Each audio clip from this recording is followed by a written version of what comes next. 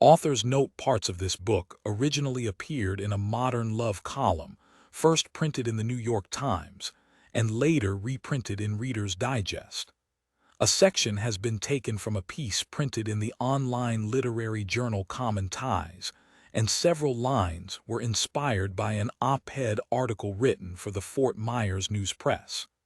This is a work of nonfiction. Some of the dialogue has been pulled from written transcripts, some is the product of recorded interviews, and some has been recreated from memory. There are no composite characters, although some names have been changed. The chronology of certain events has been altered. As with all memoirs, this story is seen through a specific lensmine. I have told everything as accurately as I can, to the best of my ability, and in the most generous way I know how. Do not mourn me dead. Think I am gone and wait for thee, for we shall meet again. Sullivan Ballou to his wife, Sarah, from a letter found in his personal effects after his death at the Battle of Bull Run, 1861. My husband Miles dreamed of his death in the fall of 2005, 9 months before he deployed to Iraq. He was 23 years old. He told me about the dream on a Saturday morning as he dressed for work at Fort Hood, and I listened from the bed while he pawed through the beadus hanging in the closet. Our helicopter crashed, he said. He took a pair of camouflage pants off a metal hanger, shook them out by the waistband, and stepped in one leg at a time. John Priestner and me. Already the Texas day was warm, and our air conditioner chugged an unconvincing stream of cool air. I squinted at Miles as he talked, trying to shake the sleep from my brain, while he disappeared back into the closet and returned with the jacket to his uniform. We floated above the helicopter, he said, while it burned to the ground. He pulled a pair of socks out of the dresser and sat on the edge of the bed. He turned to look at me, and I rested my fingers against the side of his face. He covered my hand with his, and we sat for a time without speaking. Then he pulled on his socks, laced up his boots, and walked into the living room. I heard the metallic clink of his dog tags slipping around his neck, and the front door opened and a shaft of sunlight spilled in. The door closed and I was alone. The late morning sun slanted through the windows when I awoke the second time that day. I pushed back the comforter and swung my feet to the ground, working out the stiffness in my back. In the bathroom, I brushed my teeth and leaned closer to the mirror to get a good look at the bottom row. How is it that despite a lifetime of good orthodontics my teeth could already be sliding together? I inspected where they jostled for space behind my lower lip, then shifted my eyes to the window over the shower where the light streaming in made me blink. I felt old for 24. The AC unit in the living room cranked and cranked, but the sun radiated a heat that was palpable in the small space of the apartment. I felt it on the couch as I spooned cereal into my mouth, felt it in the kitchen as I rinsed my bowl, felt it as I walked into the shadows of the bedroom to put on real clothes. When I had dressed, I turned on the television and opened the front door. A car cruised past playing Kanye West's Gold Digger. On the TV, a news report from New Orleans gave an update on the wreckage from Hurricane Katrina. I changed the channel until I found Judge Judy lecturing a plaintiff about courtroom manners. The man gripped the edge of the podium and shook his head, and I lay on the couch and wondered what to do with the long, hot hours of the day. In the late afternoon, I stood in the kitchen with my hands on my hips, surveying. I owned 4 wooden spoons, a complete silicone bakeware set, and somewhere packed away in the boxes from Collegia a laminated copy of Now's Feminist Manifesto. Because woman's work is never done, it began. After a long minute, I pulled down a set of mixing bowls. I stirred together cornmeal and oil and eggs, filled 2 muffin tins I'd inherited from my grandmother, and slipped the trays in the oven.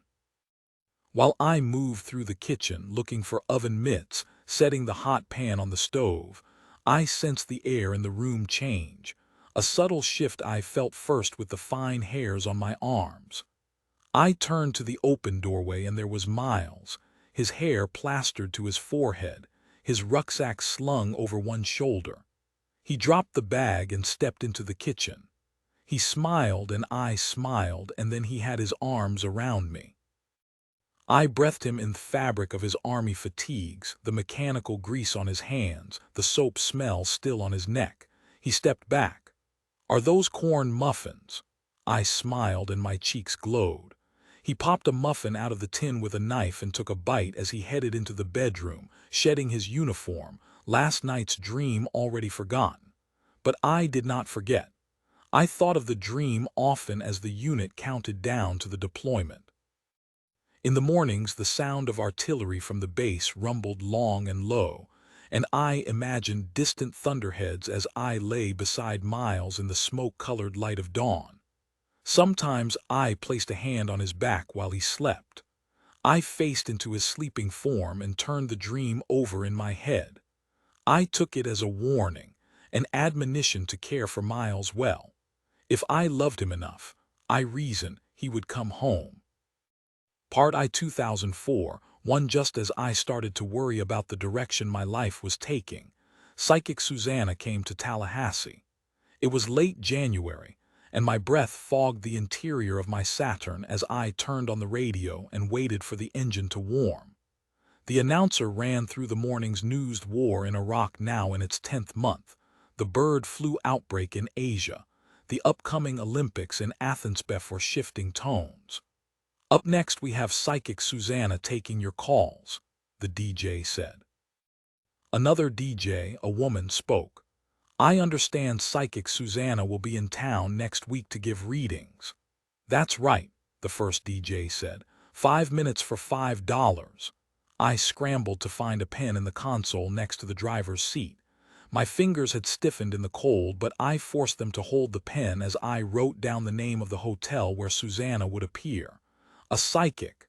Ridiculous, I know, but here's the truth. I needed some good news. I was 23, working 40 hours a week for a U.S. senator, 20 as a staffer and 20 as an unpaid intern. I was broke, or I felt broke, lonely in a new city where the only people I knew were the married women I worked with and the 3 college boys whose apartment I shared.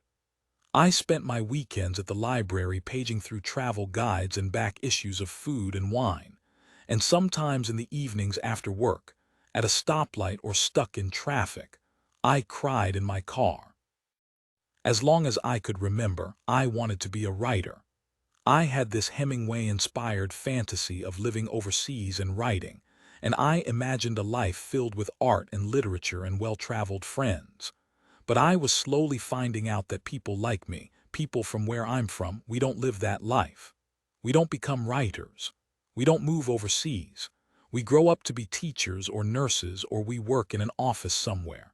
My widowed mother, a teacher, took a second job to put me through college.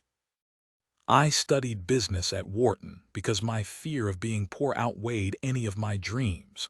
The idea was that someday I would work on Wall Street, although anyone who knew Mignon from back home would have told you that was the most unlikely place for me to end up. Many of my classmates' fathers worked in finance, and for the first time I understood what it meant to be middle class. My clothes were never right. I could never afford the expensive haircuts the other girls wore. I spent all 4 years living in a dorm. Sometimes I made furtive visits to the writer's house on campus, but the students there wore trendy glasses and discussed the finer points of books I'd never heard of. They cited the latest issue of the New Yorker and talked about all the talked-about authors.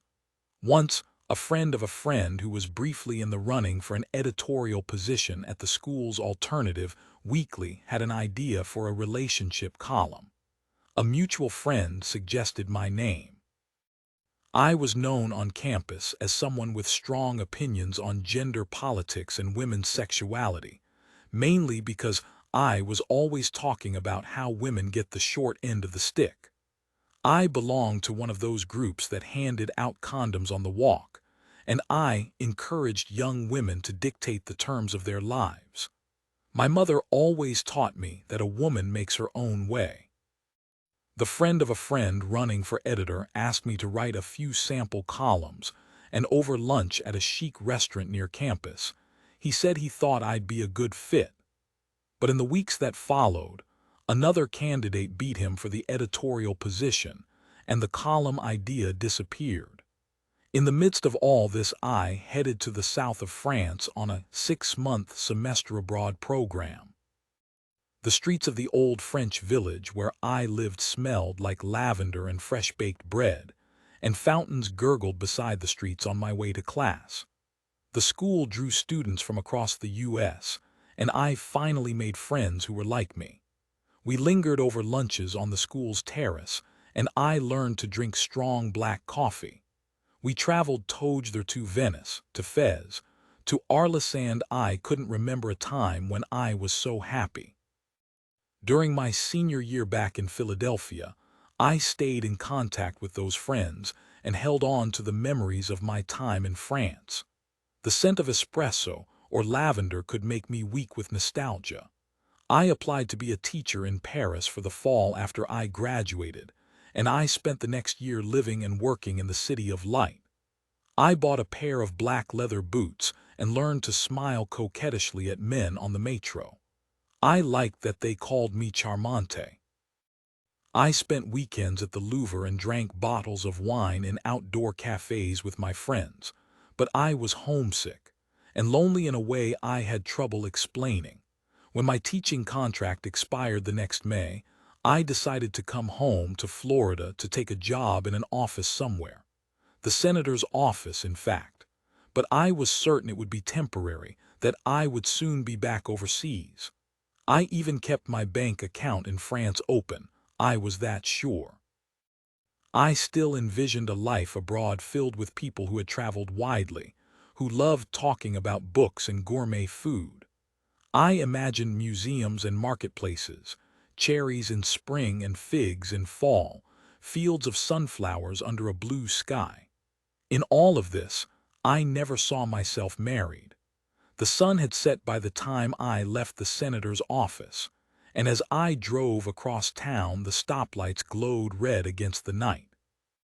People were already gathered in the hotel lobby by the time I arrived, and they sat silently, anxious and expectant, as if in a physician's waiting room. When my turn came, I approached Susanna's handler, a graying man who took my cash and pointed to a low table in the bar where Susanna sat across from an empty red chair. She looked exactly how I imagined her. A blonde bouffant, wispy at the top, large framed glasses, painted fingernails. When she said hello, I recognized her voice from the radio program, all smoke and ash, the kind of voice that comes from nicotine over many years. I imagined her vocal cords dried and yellowed like tobacco leaves hung in the fields of North Carolina. She pulled out a blank scrap of paper and positioned a ballpoint pen over the sheet as I sat. "How old are you?" she asked. "I'm 23. "Then you haven't met your daughter yet." I was surprised when hot tears came to my eyes. Children were not part of my plan. "You haven't met your son either." Her pen scrawled across the page. "You'll be married when you're 25. She wrote this down. "Better pack your cowboy boots because your life and love will be out west." At this, I laughed out loud. I had been willing to buy into a certain amount of psychic Susanna shtick, but she had gone too far. Out west. I didn't plan on getting married at all, let alone to some cowboy from the far side of the Mississippi. Susanna's hand stopped moving across the page and she refocused her eyes on the dimly lit hotel lobby. My 5 minutes were up. I hoped for some last parting wisdom, a promise of a future I could actually believe, but she was already looking toward the next customer. On the weekends in Tallahassee, I often went dancing with my roommates and their friends at a place called Chubby's, just this side of Rough. Lights flashed across the dance floor where I let sweaty college boys dance up against me, but I rarely handed out my number. They were too young, too rangy like colts set loose in a pasture. I wasn't interested in what they had to offer. One Saturday night we headed instead for late-night library, a step above Chubby's, where Florida State's frat boys prowled. It was cold for Florida anyway, and we cranked up the heat in my car. We dashed from the parking lot to the doors of the club, our arms wrapped around ourselves, trying to hold on to our body heat. The mass of sweating bodies inside had warmed the interior, and we stepped into a boozy sauna. Our group staked out a strip of territory against an arm rail before making our way to the dance floor. People crushed around us. I danced until sweat soaked my hair and my thighs began to burn. Breathless, I stepped away from the crowd and worked my way back to our railing. I leaned there, catching my breath, and saw a young man out of the corner of my eye.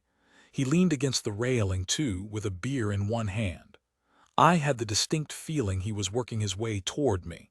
Let me say this, I'm not the kind of girl men pick up. I'm not the right kind of pretty, not the right kind of flirty. There's some reluctance in me, an unwillingness to go with their game.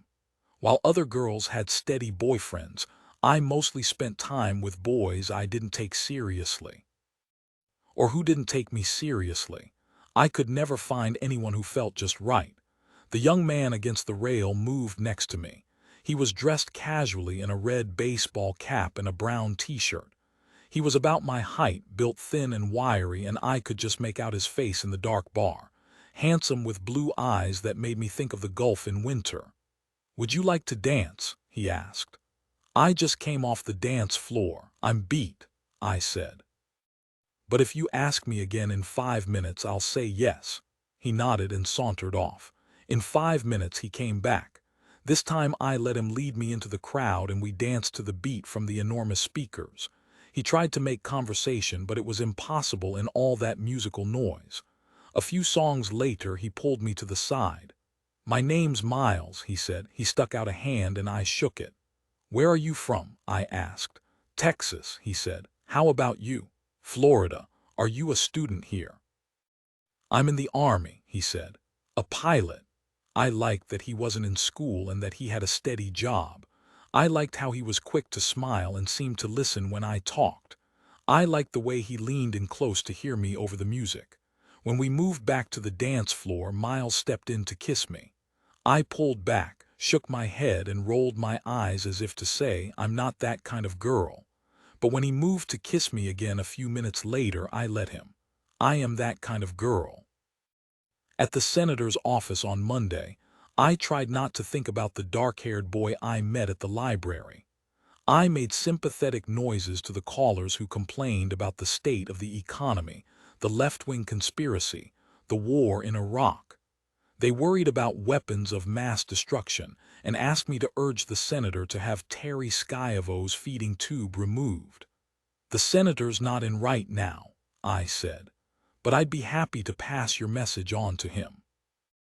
I logged correspondence from Heartsick newlyweds, men in their 60s trying to convince immigration services that their 20-something Colombian wives were not scheming for green cards. I filed letters, sent faxes, and shredded documents.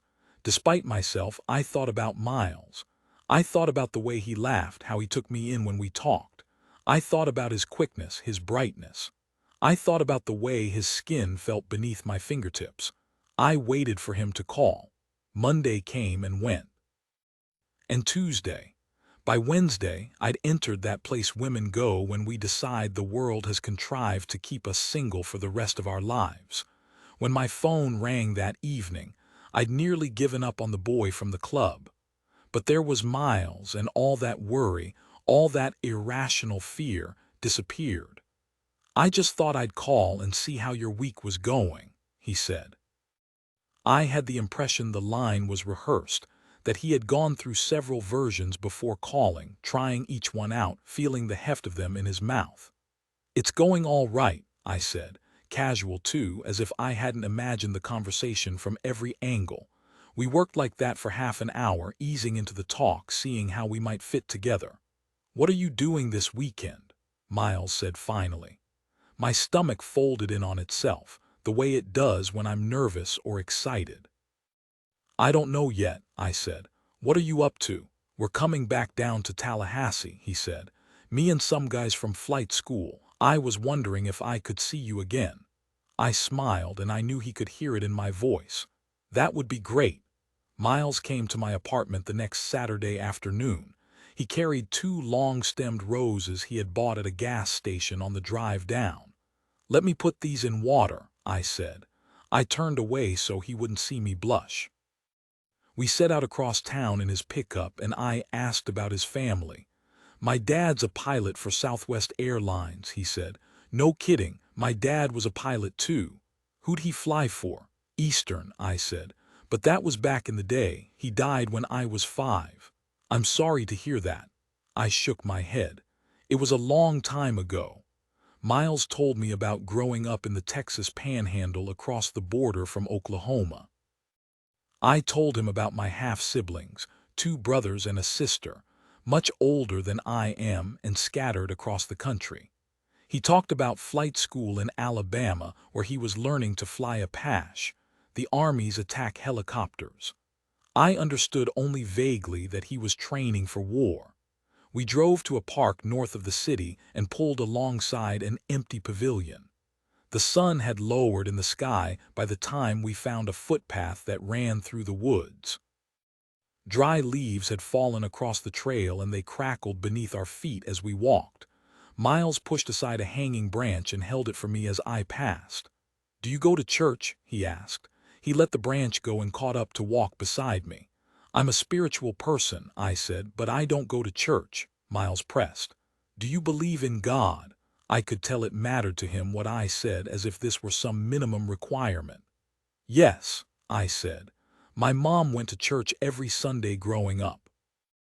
I was raised in a Christian house. A hedge, but not a lie.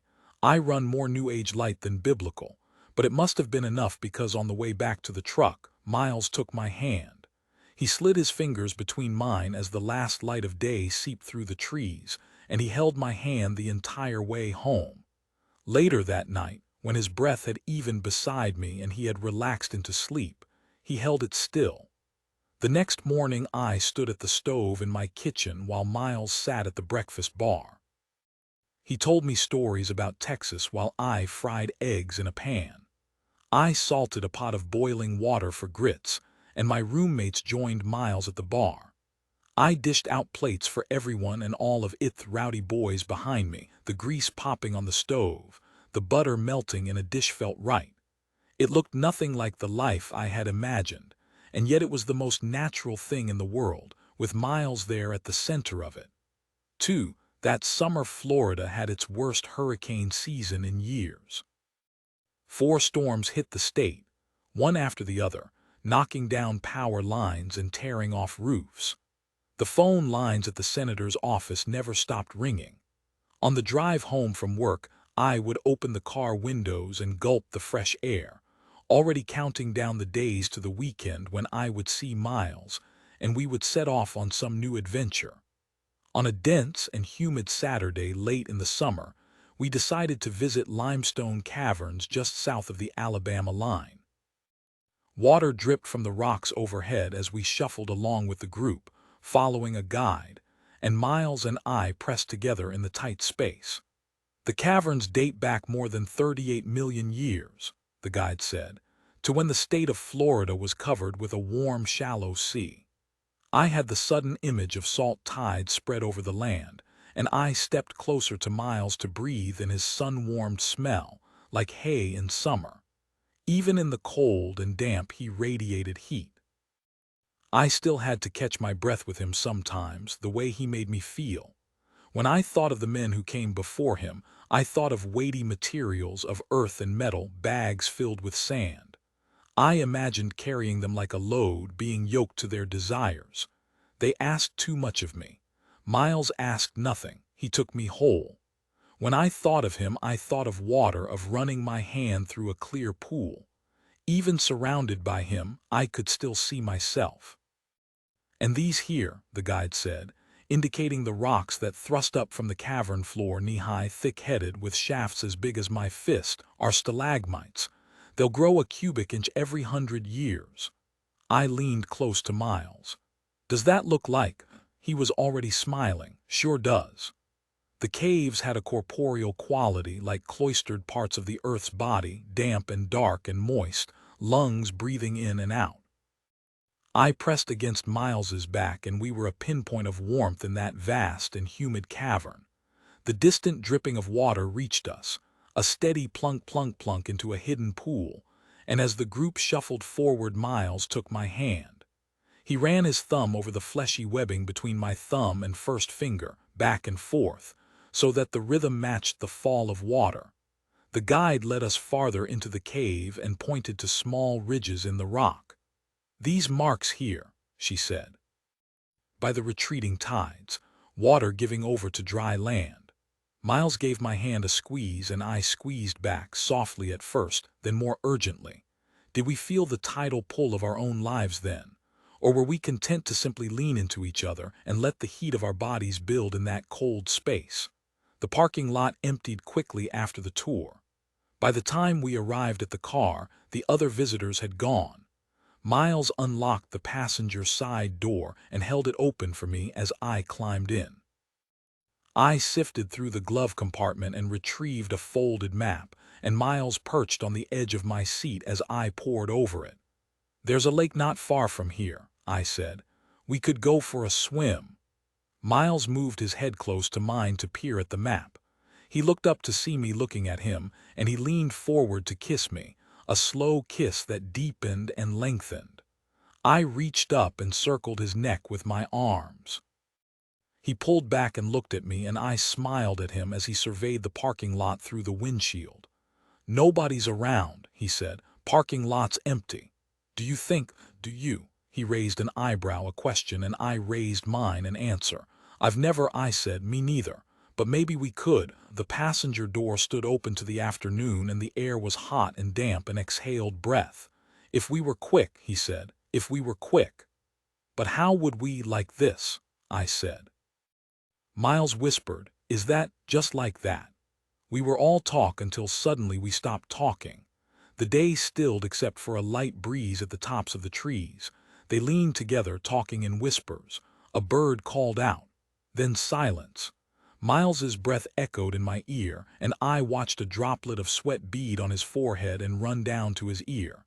It hung there for a second before falling to my chest and sliding beneath my shirt.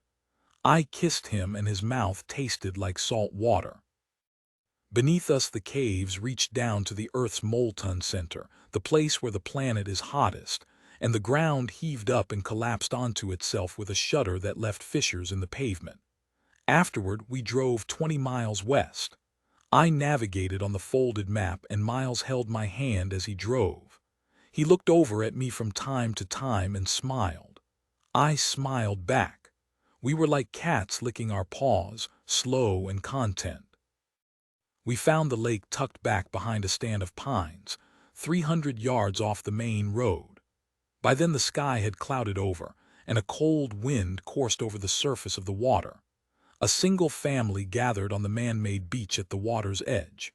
In a folding camp chair, a heavy woman with oily skin and red splotches high on her cheeks sat surveying the lake.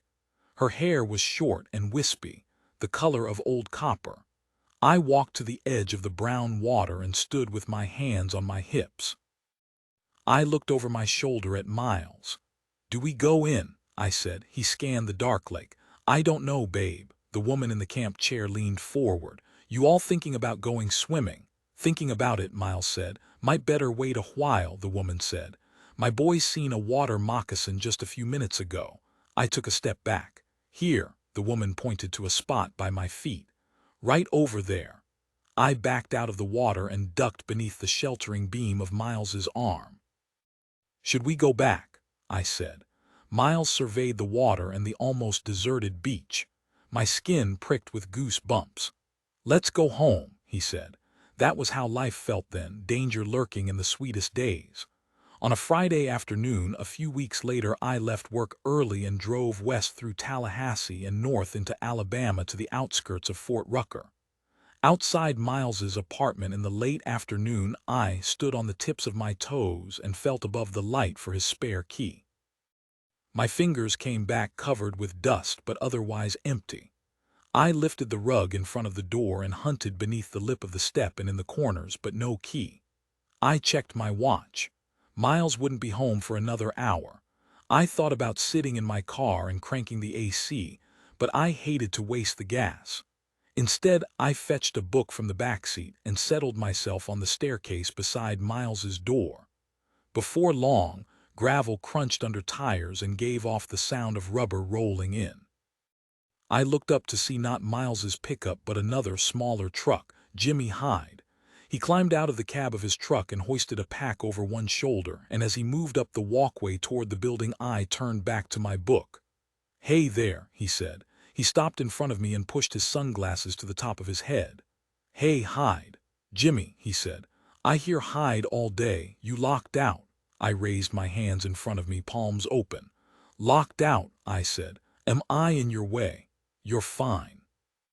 He dropped his pack to the ground. "Miles forget to leave you the key." I held my place in my book with one finger and closed the front flap. "Looks like it. He normally hides the key over the light there." I pointed, "but I can't find it." Jimmy reached above the light and felt across the flat strip of metal. "Anything?" "Nothing." He bent down to the doormat. "Did you check under the rug?" He lifted the mat by the corners and glanced to the left and right, then lowered it back in place. "Guess you're stuck," he said. I shrugged. "Miles'll be here in an hour." Jimmy leaned one shoulder against the side of the building. Sticky heat draped over the apartment complex and shimmered in pools above the pavement. "How was your drive up?" he said. "Hit traffic on I-10, just the usual." I marked the page in my book and set it on the step beside me. "How's flight school?" I said. "They work us hard." "That's what Miles tells me. You're flying Black Hawks," he nodded. "Us 60s. How do you like it?" "They're good aircraft." As a car pulled into the parking lot, I looked past Jimmy, hoping to see Miles. But a woman in cut-off shorts stepped out of a faded El Camino. She hoisted a toddler on her hip and headed for the stairs at the far end of the building.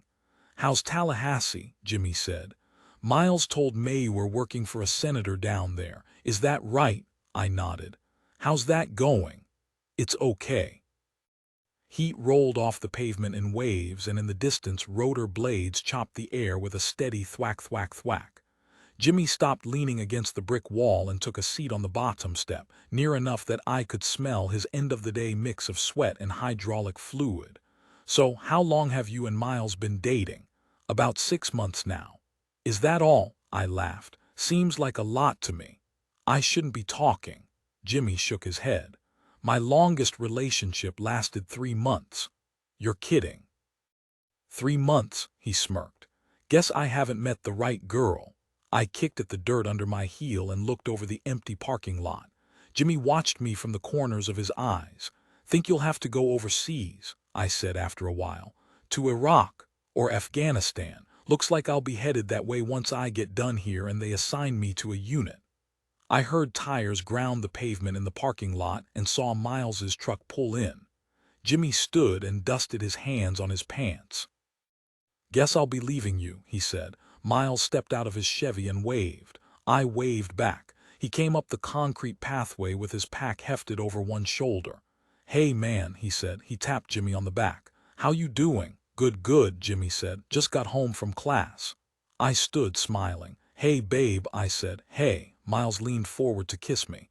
"What are you doing out here?" he said when he stepped back. "I'm locked out." "Did I forget to leave you the key?" "No big deal," I said. Hyde kept an eye on me. Miles turned to Jimmy. "Were you watching her for me?" "Yes, sir," Jimmy said. "Well, thanks, man. Anytime." Miles unlocked the front door and I picked my book up off the stoop. Jimmy hoisted his pack and headed up the stairs. "Dude," he called over his shoulder to Miles, "I love your girlfriend." That Sunday morning we drove to church on base. At the security checkpoint, I handed my driver's license to Miles and he passed it with his military id through the window. The guard inspected both cards, looked at the military decal on the windshield and waved us through. The base was deserted. The brisk hum of weekday activity ceased. Normally there were soldiers everywhere, crisscrossing streets in their smart uniforms, hurrying down sidewalks on important errands. I straightened the hem of my skirt and stared anxiously out the truck window. "Can't you drive any faster?" I said. "We're going to be late." Miles pointed to a speed limit sign as we passed. "That's as fast as I can go. If I get a ticket and it gets back to my instructors, I'm in big trouble." "Seriously," I said. "Oh yeah, and you better not get a ticket on base either." I looked across the seat at him. "Or what? Don't tell me you'd get in trouble for that too." "That's what I've heard. If a wife or girlfriend is caught speeding and it gets back to your commanding officer, then you get a stern talking to. What would they say? Control your wife. Something like that." Jesus. Miles gave me a sharp look, and I clapped a hand over my mouth. "Sorry," I said as he turned into the church parking lot. During the service, a slick preacher spoke in front of the crowded church while his done-up wife sat in the first pew, holding a baby in her lap. She laughed indulgently when he made jokes at her expense. The praise band took the stage, a mix of boys in their late teens who held their guitars with stiff arms. They were mostly the kind of young men who let the hair on their upper lips grow in thick and dark, whose palms are always clammy, who take on a wistful faraway look when they talk about doing missionary work overseas. The lead singer, though, was pure rock star. He wore a microphone headpiece and ran down the aisle during sets high-fiving parishioners. When the band wasn't playing, he sipped water from a bottle and dabbed his forehead with a towel. I made paper airplanes with the church program. When a man came around with plates of wafers and wine for communion, I declined, and on the church steps afterward I carefully avoided taking the preacher's hand. In the truck after the service, Miles loosened his necktie and cranked up the radio. I lowered my window and let the warm breeze blow in. With church behind us, the day felt suddenly light and limitless. "Where to now?" I said. Miles tilted his head as he considered. "Want to see an Apache?" He pointed to a stretch of grass in the distance. "They're having an exhibition. They've got Black Hawks, a Chinook. One of the guys from class told me he took his wife. You can climb up into it and everything." I hesitated. When the U.S. invaded Iraq the year before, I was vehemently, vocally against the war. I was angry about the politics of it and angry at the lives lost in both sides. I understood why Miles had joined the army. After September 11, he felt like it was his duty. He said he wanted to step up so that someone else would not have to. I respected that and I was proud of him. But I struggled with the realities of the Apache. The Army calls them gunships. The pilots call what they do hunting. I looked at Miles beside me and his face was radiant. "Let's go," I said. He pulled into the parking lot alongside the exhibition field and I followed him across the grass.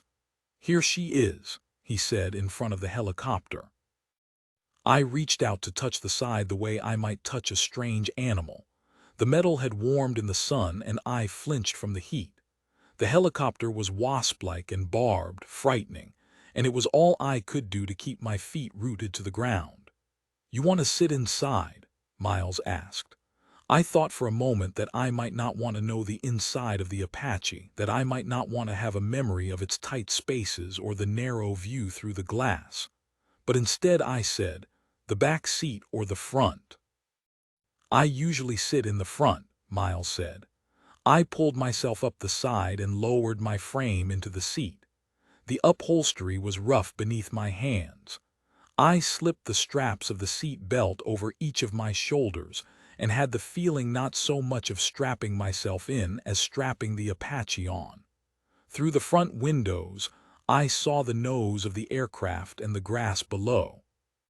I took hold of the cyclic that rose between my legs and imagined what it felt like to sit in that seat, to shoot the guns, to fire the rockets. How to understand that the man I was falling in love with, a man who almost never cussed, who went to church every Sunday, who pressed his nose to the back of my neck as we slept, would kill other men. I released the cyclic and stripped off the seat belt. I stood in the open door and Miles peered up at me from the ground, smiling. "What do you think?" he said. I held out a hand so he could help me down. "I think this is a dangerous piece of machinery." "I know," he said as he reached up for me. Isn't it great?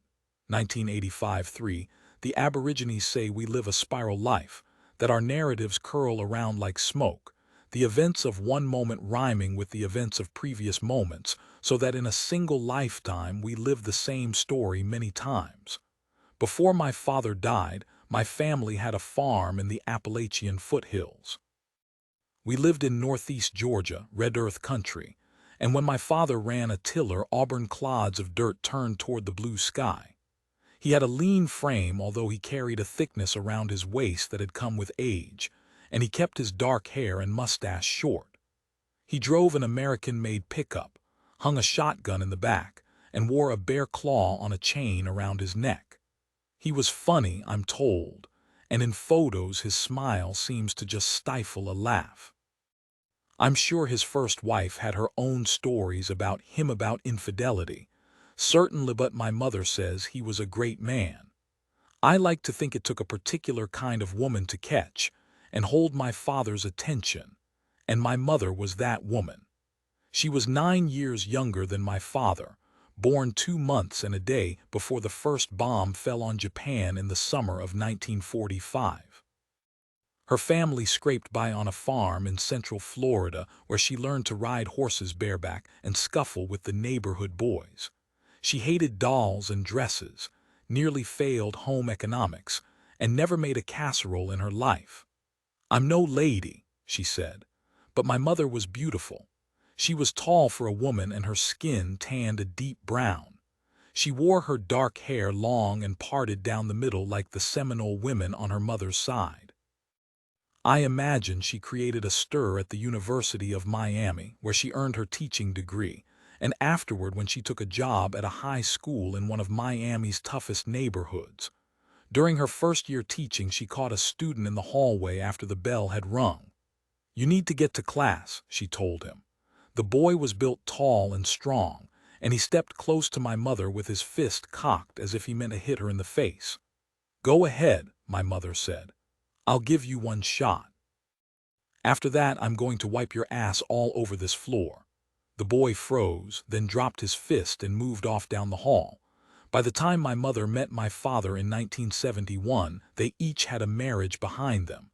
He showed up at a mutual friend's house for dinner carrying a pineapple. "Everybody brings flowers," he said. To hear my mother tell it, their relationship was special from the beginning. Sometimes it was like, could this really be happening? My mother said. Because when something feels too good, you're sure something bad's going to happen. Beside our house in Georgia, my father kept a runway where the hills sloped into flat land. He parked a single-engine Piper Cub in a hangar by our house.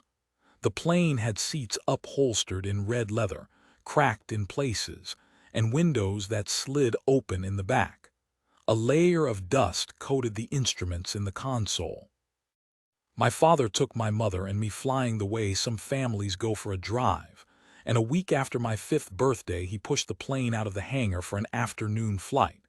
It was mid-June and warm, and the backs of my thighs stuck to the seat as my mother belted me in. She stood in the open door of the airplane and pulled the seat belt tight across the tops of my legs until the fabric pinched my skin. "It's too tight," I said. "Leave it." "You sure you don't want to come?" my father asked her. She shook her head. "No, Lamar. Come on," he said. "Get in. I've got too much to do." She stepped across the wheel of the plane and moved to shut the door, but she stopped, turned back to me, and pulled the seat belt tighter. "It hurts," I said. "Leave it," she said again. She stepped away from the plane and closed the door, and my father cranked the engine. The propeller swung in an arc and the blades disappeared in a blur of whirling metal.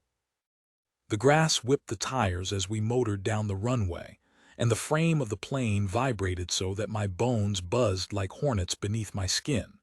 My father pulled back on the throttle and the plane surged forward, picking up speed until we lifted into the air.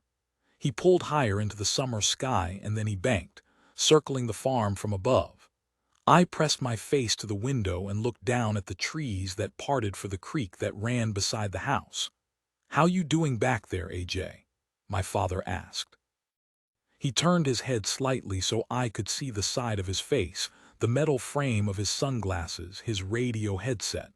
I smiled at him and he turned back to the controls. Not long after, the engine fell silent. The buzzing stilled. My father must have said something. Shithe must have jerked the yoke because I leaned close to him. "Daddy, are we going to crash?" "No, baby," he said. "Sit back down." My father almost brought the plane in. He angled for the open space of the runway and we nearly made the clearing, but the tail caught on a tree at the last second. The body pitched forward and the nose slammed into the ground. I have no memory of the impact, no recollection of the jolt that crushed my spine or the strike to the head that left a shallow indent on my skull. My father was thrown against his seat belt, and the force separated his veins from his organs. They call this bleeding out. He was dead before anyone reached the plane. My mother's parents were staying at the guest house on the farm for the summer and they had come out to watch us take off. They followed the plane with their eyes as it cruised across the sky. They watched as we fell. They were the first ones at the crash site and my grandfather pulled me free. "I know I shouldn't have moved her," he told my mother later, "but I smelled gasoline. I thought it was going to blow." My grandfather stayed beside the plane and looked to my father while my grandmother carried me to the ambulance that was already turning down the dirt road. The freshness of morning had given over to thick afternoon heat, and as I looked back at the plane, I saw everything through a film of stirred yellow dust. At our house, my mother was in the kitchen when her mother-in-law, who lived up the mountain, called. "There's been an accident," she said. "What? An accident?" "Is it the plane?" my mother said. "You need to come down here." My mother didn't even put on shoes. She ran to the car barefoot and drove to the county road that traveled parallel to the farm. She followed the blacktop until she could see the crash site in the distance, threw the car in park and dashed across the field. My grandfather met her at the plane. "Where's AJ?" she said. "In the ambulance. They need to take her now." "Where's Lamar?" "In the plane. I need to see him." "He's bad," my grandfather said. "There's nothing you can do for him."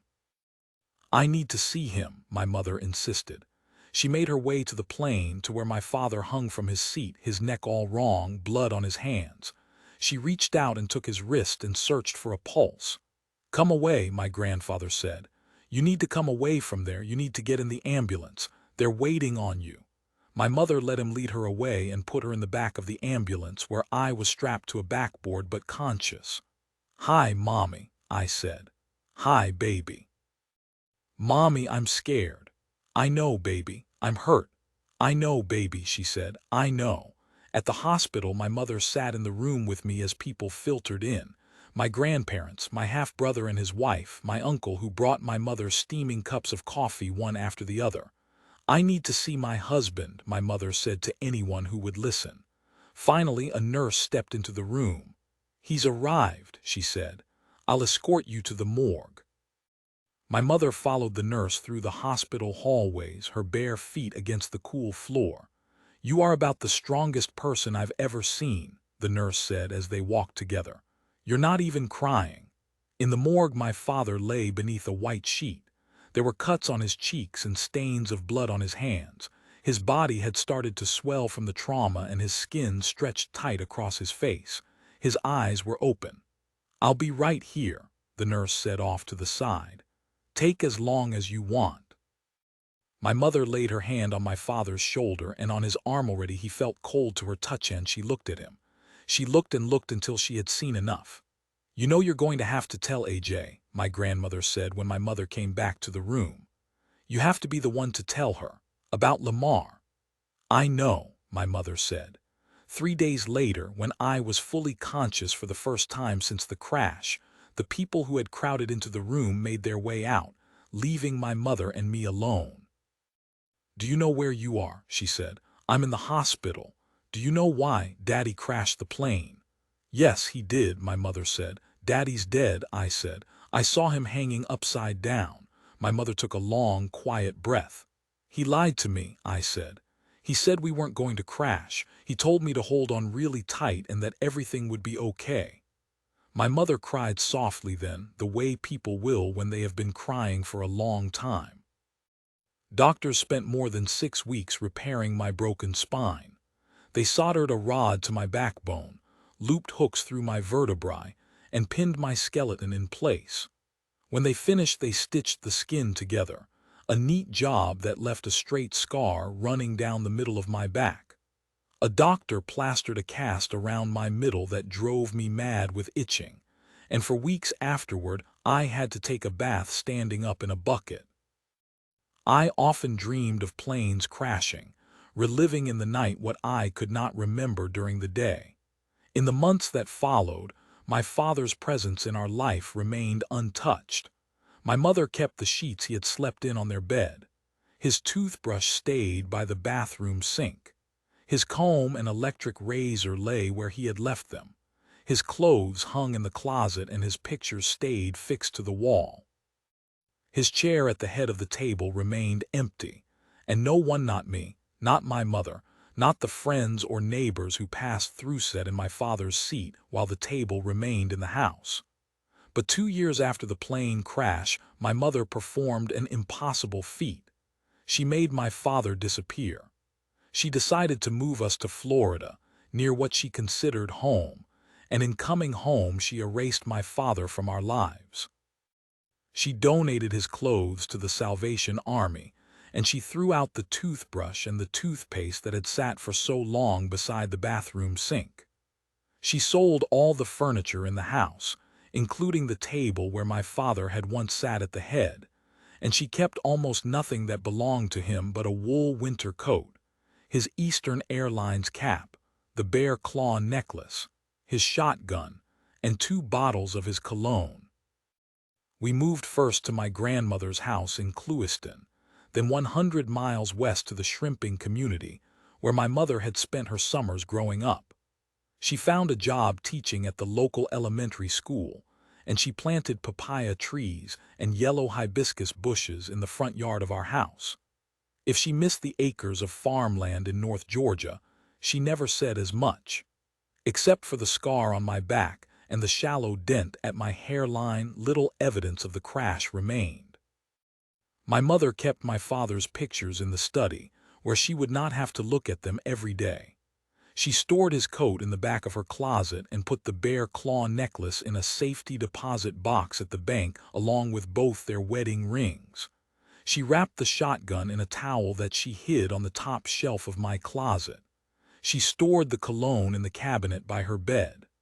By silent agreement, we never talked about my father.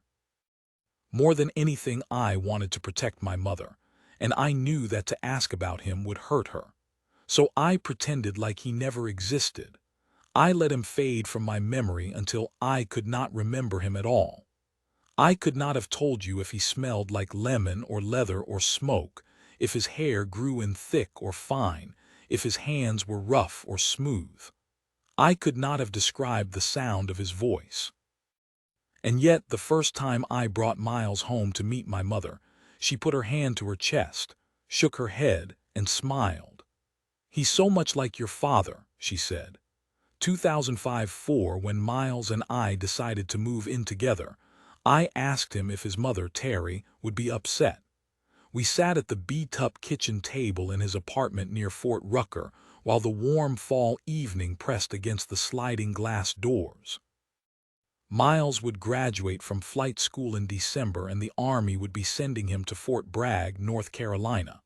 The senator was set to retire and the office in Tallahassee would be closing around the same time. The move felt right to both of us. "Don't worry about it," he said. He leaned back in his wooden chair and propped a foot against the leg of the table. "She'll probably want to send us a housewarming gift. Go ahead and think of something." I thought placemats would be nice. While Southeast Asia reeled from the tsunami that had washed ashore Christmas Eve, and Iraq prepared for its first free parliamentary elections in almost 50 years, Miles and I left for Fort Bragg. A cold front had worked its way across lower Alabama in the night, and heavy clouds hung above the cotton fields. We slipped on roads patched with ice as we headed east, but the front stayed behind us as we made our way north. We pulled into the flatlands of central North Carolina, and I nervously held my breath as we followed the exit to Fayetteville, wondering how I would weather Army life. The cold front caught up to us by the time we signed a lease on a house. We unloaded our U-Haul beneath a rain that fell without pause, and my knuckles were rubbed raw in the chill and damp as we towed it in our combined life. Kitchen utensils and bed linens, spices in glass jars, jugs of olive oil turned cloudy in the cold. The house had yellow paneling and hardwood floors scuffed with age. The rooms filled with a heavy animal smell when we ran the gas heater, and I imagined geological strata of dog fur collected beneath the vents. My mother had given us her old washer, and we stuck it in the kitchen. We paid $50 for a second-hand dryer at the flea market in Dunn. At a thrift store in Fayetteville, we bought a gold brocade couch, a battered coffee table, and a bureau with a rough paint job. By all accounts, our place was shoddy, but I loved it. I loved having a house of our own, furniture that belonged to us, a backyard surrounded by trees that leaned together in the wind. Miles's mother came for a visit 3 weeks after we moved in. She did not bring placemats. She was tense and unsettled, and she refused to stay in our guest bedroom. She stayed in a hotel across town instead. In our home, Terry was cordial. She cooked dinner, churning out Miles's favorites like burnt steak stew, meals with a history that reached back to their hometown in Texas. She made the sugar cookies Miles liked, the kind I could never get right, and she talked about home and church and family. On the second day of her visit, after Miles had put on his uniform and left for the base, Terry suggested we drive to the mall in Raleigh. Spring unfolds slowly in North Carolina, and the air was cool and damp even as the first daffodils pushed through the wet earth. We climbed into her rental car and drove through Fayetteville, where rhododendrons bloomed pink against the gray morning. The rain started when we reached the interstate, and Terry launched into the reason for her visit. "You know, Brad and I don't approve of you living together," she said, referring to Miles's father. She called it living in sin. Her hands gripped the steering wheel, and outside it poured and poured. "When Miles has sex with you, he's disrespecting you." I thought about telling her that he sometimes disrespected me on the couch, once in the kitchen, but I said nothing. She talked for an hour and a half without pause, without my input, but when we reached the shopping center in Raleigh, the space between us seemed somehow lighter. We spent the afternoon shopping, inspecting sales racks, and eating Chinese takeout in the food court. At the Macy's makeup counter, Terry tried on lavender eyeshadow. "That looks nice on you," I said. She smiled shyly into the hand mirror, and when the saleswoman asked if she'd like her to wrap up the makeup, Terry nodded. She was strangely tentative about the exchange, as if she wasn't used to buying nice things for herself. The drive home was easier, and I imagined a time when Terry and I might be close. I quickly found out that the city of Fayetteville lived in breath Fort Bragg. Most of the businesses in town catered to a military lifestyle. Barbers, laundromats, boot repair shops, storage units where men locked away their lives while they headed overseas to fight in battles whose political underlayers they could not always explain. Strip clubs with names like Victoria's Cabaret and Bottoms Up. There were used car joints, too, where $100 gets you riding, and pawn shops for the end of the month when the money runs out. But on the base itself, none of this existed. No pawn shops, no titty bars, no used car hucksters. Everything was neat and organized, the grass cut short, the streets clean. Even the soldiers themselves looked fresh with their trimmed hair and polished boots. There was such vitality about them, it was easy to forget they trained in war. Clouds covered the sky for days, and a smell like burning rubber or wet animal fur, unidentifiable and vaguely sinister, hung over Fayetteville. People said it came from the tire factory outside town. Others pointed to the chicken processing plant. Either way, the smell filled my nose and clung to my skin. I needed a job. My savings were running low and I was obstinate about splitting everything. Miles offered to pick up the rent, to pay for utilities, to cover groceries, but my mother had always warned me about depending on a man. I was afraid that if he paid my share, I would owe more than I wanted to give. At an interview at a call center for a major cell phone company, more than 20 of us looked to fill a handful of spots. A woman thumbed my resume and asked, "Don't you think you're a little overqualified for this job?" I looked at her squarely. "Are you hiring for other positions?" I said, because I didn't see any advertised. Most jobs in Fayetteville didn't require a college degree. I applied to be a secretary, a bank teller, a receptionist, but it was always the same response. My savings disappeared, and when I saw an ad in the paper for a waitress at a nightclub, I slipped on my Parisian boots and headed to the seedy downtown district. The club appeared stark and dingy in the daylight as I waited for my turn to speak to the manager. He looked me over as we sat on a pair of low chairs in the bar. "Do you have a problem working in an all-black nightclub?" he asked. "Do you have a problem hiring me?" I said. The manager smiled, stood, and shook my hand. I never heard back, which was all the answer I needed. I spent my mornings in bed and my afternoons at the public library. I checked out books and drove home to read on the back porch until the light faded into evening. I began to worry about what it would mean to be tied to the military. How would I navigate this life for the long haul? Where would my own dreams and ambitions fit in?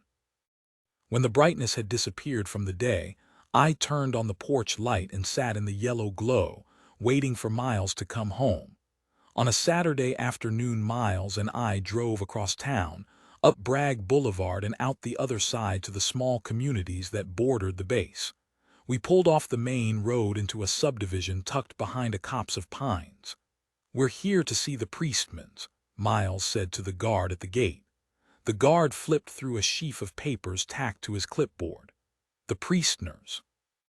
Miles knitted his eyebrows together, considering. "It could be the Priestners." The guard waved us through. "Follow the road around the lake to your left," he said. "Take the first road on your right." We pulled past the guardhouse and onto the road that wound toward the water. "The Priestmans," I said. Miles laughed. "I thought it was Priestman. Who is this guy?" "Another pilot, a CW-4, his wife's Alpha Company's FRG leader." FRG, Family Readiness Group. For the wives of the soldiers in the unit, not for the girlfriends like me. When we'd first gotten to Bragg, Miles had handed me a sheet of paper with the emergency contact information for the wives. "In case something happens," he said. I looked over the printout. "Would you mind giving whoever's in charge of this list my number?" Miles said he would. But later he told me the FRG refused to add me to the list, even as a courtesy. Unless we were married, I was discovering, I had no status in the unit. We followed the lake into the subdivision. Wood frame houses lined the street and leafless dogwoods waited for spring in yards laid with pale yellow grass. In the driveway at the end of a cul-de-sac, Miles nosed his truck between the pickups already parked alongside the road. When we rang the doorbell, we heard the scratching of nails from the other side and an excited yipping. "You get back," a woman's voice called. Miles and I looked at each other. The door opened and a woman shooed away a miniature collie. "That's Captain," she said. "Don't worry about him, he's just happy to see you. Aren't you, Cappy?" The dog pranced in the doorway, looking from the woman to me to Miles. "I'm Teresa," she stuck out a hand, "John's wife." "Nice to meet you," Miles said. "John's told me all about you, the new CW-2. "That's right, straight out of Fort Rucker, trying to get the hang of things." "Don't worry. John will show you the ropes," Teresa said. "Come on downstairs.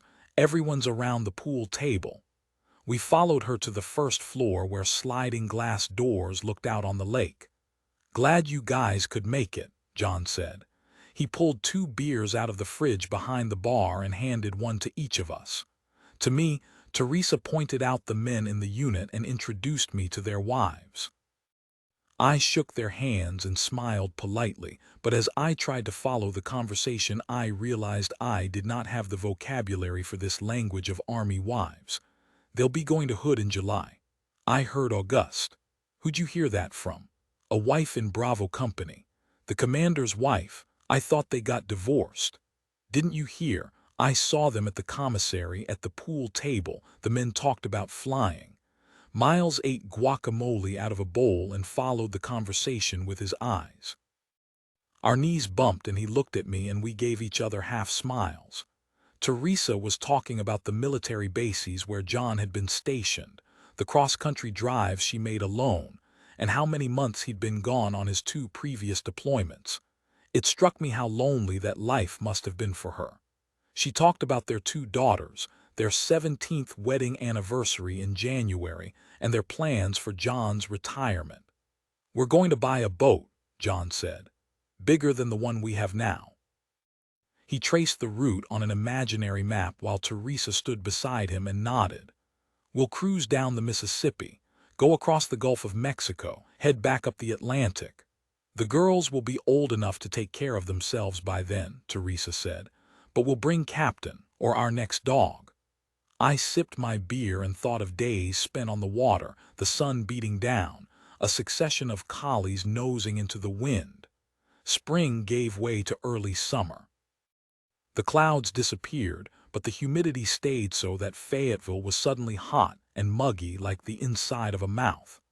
Our neighbor sent over bags of cucumbers and tomatoes from her garden, and I baked loaves of zucchini bread that Miles ate standing up in the kitchen, still in his uniform. He told me about the guys in the unit and the funny things they said during the day. One of them claimed that 75% of all warrant officers have 2 of 3 things: a pickup, a boat, and an ex-wife. We laughed and ran through the pilots in the unit, and sure enough, the statistic held true. We agreed that the military must be hell on marriage. That summer theater showed Tom Cruise's War of the Worlds. Every radio seemed to be playing Mr. Brightside, and the cover of Time explained why we're going gaga over real estate. I was hired in the marketing department at the local sports arena, and they gave me free tickets to hockey games and dirt bike shows. I decided to close my bank account in France. Miles and I were invited to pool parties and backyard barbecues with the other families in the unit, and I finally met Scott Delancey, the company commander. "Captain Delancey," Miles yelled when the captain showed up. Everyone looked to the far end of the deck where the captain stood. He was tall and broad-shouldered, a bear of a man. Recently divorced, I'd heard. From the way Miles talked about him, I could tell he genuinely liked and respected him. "I want you to meet my girlfriend," Miles said. I stuck out a hand as the captain walked over. "I've heard a lot about you," I said. "Oh, yeah." The captain took my hand briefly, but he was already turning away to clap Miles on the shoulder. "Let's get you another beer," he said. Miles put in an application for CRC, a 3-week survival and evasion course staged on the outer reaches of Fort Bragg. The 1-week intro version, CRB, had been required in flight school in Alabama. The soldiers killed rabbits and navigated by compass, went without food and forded a lake at night. The experience left Miles thin and hollow, and he didn't speak much about what happened during those hungry nights in the woods. CRC was the next level.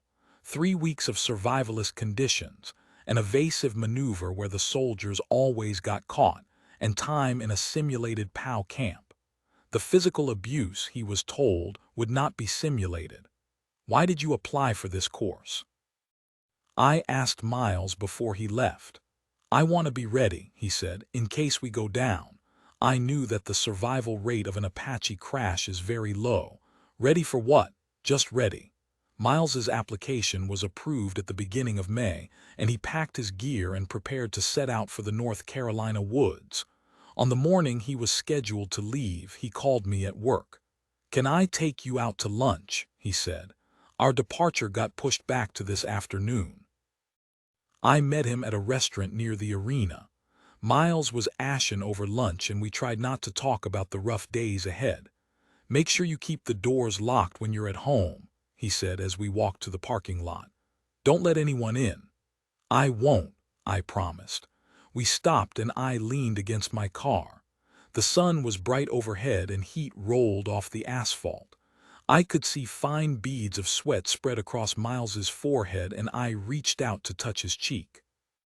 I wanted to hold on to the moment, but already it was slipping away, running like sand through my fingers. "And you have plans," Miles was saying. "You'll stay busy on the weekends." I nodded and squeezed his hand. He kissed me the way he used to kiss me at the end of his visits to Tallahassee. "Be safe," I said. "I'll see you in 3 weeks." For the next 21 days, I worked during the day and read in the evenings. Sometimes I rented a movie. I drove to Greensboro one Saturday and to the coast to visit family the next. Time opened up, wide and empty as an airfield, and the weeks that stretched in front of me were airless and oppressive, time spent holding my breath. The day Miles was scheduled to return, I heard the front door open while I was in the shower. I wrapped myself in a towel and stepped out of the bathroom. He stood in the living room with his rucksack at his feet, thin and pale, bruised in places, but wholly himself. He sat on the couch, and I sat beside him, touching his face, his hands, his knees. I ran my fingers over the fabric of his uniform, still cool from the morning air, and traced his jaw and the tops of his cheeks. I imagined this was how he would look returning from war, and for a moment I let myself consider that distant future date when he would deploy. The 3-week stint had felt like an eternity. Later we would ask ourselves how we would ever survive the 15 months he'd be gone to Iraq. "Can I get you something to eat?" I said. He leaned his head against the couch and closed his eyes. "That would be wonderful," he said. Miles told me over time some of what happened, bits and pieces that came out during dinner late nights while we watched TV on long drives across the state. But he never told me all of it. Just stories, brief peeks into the experience, like peering through a window covered by Venetian blinds. A breeze would blow, and a panel would shift to show what lay beneath. Then the gust would die down, the blind would drop, and that part of Miles would seal off again. He told me they had been made to strip down when they first arrived at the POW camp, and they were hosed off and forced to roll on the ground. Miles laughed when he talked about the cold water and biting gravel. They made him remove the laces from his boots, and the chafing left raw welts on his heels. He went for days without food. Once he banged on the door to his cell and yelled until his throat went raw. "I want some peanuts," he said, "and a Pepsi." He yelled and banged until they brought him peanuts and a cup of soda. "I want some for the guy next to me too," he said. They brought more peanuts and another cup of soda for the soldier next to him. Miles wanted me to believe it was one grand adventure, a 3-week camping trip with the guys from work. But he told me later about a soldier from an earlier group who ran into one of the SEER instructors afterward. The soldier almost killed the instructor in the middle of a restaurant in Fayetteville. The effects of the course were that enduring. Miles just shrugged his shoulders and laughed. CRC was no big deal. But in the night he would thrash in his sleep, and I would have to lay a hand on his chest. "Miles," I'd say. He would open his eyes and look at me, and I would feel his confusion in the dark room. Then he would remember and relax back into sleep. By the time we settled into Fayetteville, it was time to move again. Only 6 months after we arrived, the unit received orders to Fort Hood in Texas to train for the coming deployment. Most of the soldiers would go to Hood alone without their families. What was the alternative? Pull their kids out of school, uproot the lives they had built, only to do it all again in 9 months. I was learning that there were no good options. Miles and I had a yard sale and sold most of what we owned for less than $300. What remained we packed into boxes. A summer storm raged the night before we left, and thunder cracked as Miles loaded the boxes into his truck. He came in soaked after each round, water coursing down his neck and collecting in the collar of his shirt, while I swept around his wet footprints, erasing any trace that we had ever lived there. 5 the morning we left for Fort Hood dawned cool and gray, and we pulled out of town before the sun had a chance to burn off the clouds. We wound through the mountains of western North Carolina, along roads shaded by towering trees, with steep rock embankments that dropped to the green forest floor below. We cruised past Hickory and Asheville, through the Great Smoky Mountains, and onto the sun-covered plains of Tennessee. We drove through Knoxville and Memphis before crossing the churning blue-gray waters of the Mississippi. Then it was west to Arkansas, humid and crowded with mosquitoes. We reached Oklahoma and continued through the pointing finger of the Panhandle until we hit North Texas, where Miles's family owned 320 acres. We pulled off the highway on an afternoon in late July, the heat so intense it sucked the air out of my lungs. Acres of scrub brush stretched across the dry land, and a plume of dust rose behind the truck as we rattled over the dirt road. Cows grazed alongside a barbed wire fence, their coats ruffling in the breeze. I was finally out west, as psychic Susanna had predicted the year before. Miles spent the days of our visit outside under the big Texas sky. He rode horses and worked the ranch with his father while I stayed inside with Terry. She showed me how to make her meat loaf and wrote the recipe for her sugar cookies on an index card for me to take to Fort Hood. She talked endlessly, hardly pausing for breath, as if she wasn't used to having an audience and needed to unload the things she carried in her heart. Mostly she talked about Miles, about how long it took to conceive him, about the miscarriages that came after. She numbered her lost babies among her children. She talked about breastfeeding, sleepless nights, and Miles's sweet baby smile. She cornered me once about the move to Texas, but before she could get to the sinful parts, Brad and Miles tromped into the kitchen. We stayed just a couple of days before heading south to Fort Hood. The night had only begun to give over to dawn when we left the Panhandle. The sun sent up angry red fingers that turned the sky a mottled pink like a bruise. Blue filtered in as we drove southward, and by mid-afternoon the light had hardened, all sharp edges that made me wince as I stared through the windshield. By the time we hit I-20, the day had given way to pale twilight. A violet light split the air, smoky and flint-tipped like Indian arrowheads. I thought of ambushes in that vast and craggy country. We parked at a rest stop overlooking a valley fringed in red rock and sat beside each other in moody silence. "What's the matter with you?" I said after a time. Miles scowled. "Me? What's the matter with you? I'm not the one in a bad mood. You've been a pill all day, ever since we left this morning."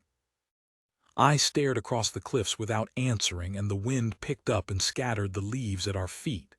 "I'm just worried," I said. "About what?" "That Fort Hood will be like Fort Bragg, that I won't be able to find a job, that I'll be sitting there every day waiting for you to come home, that you'll always be gone. Don't make this my fault.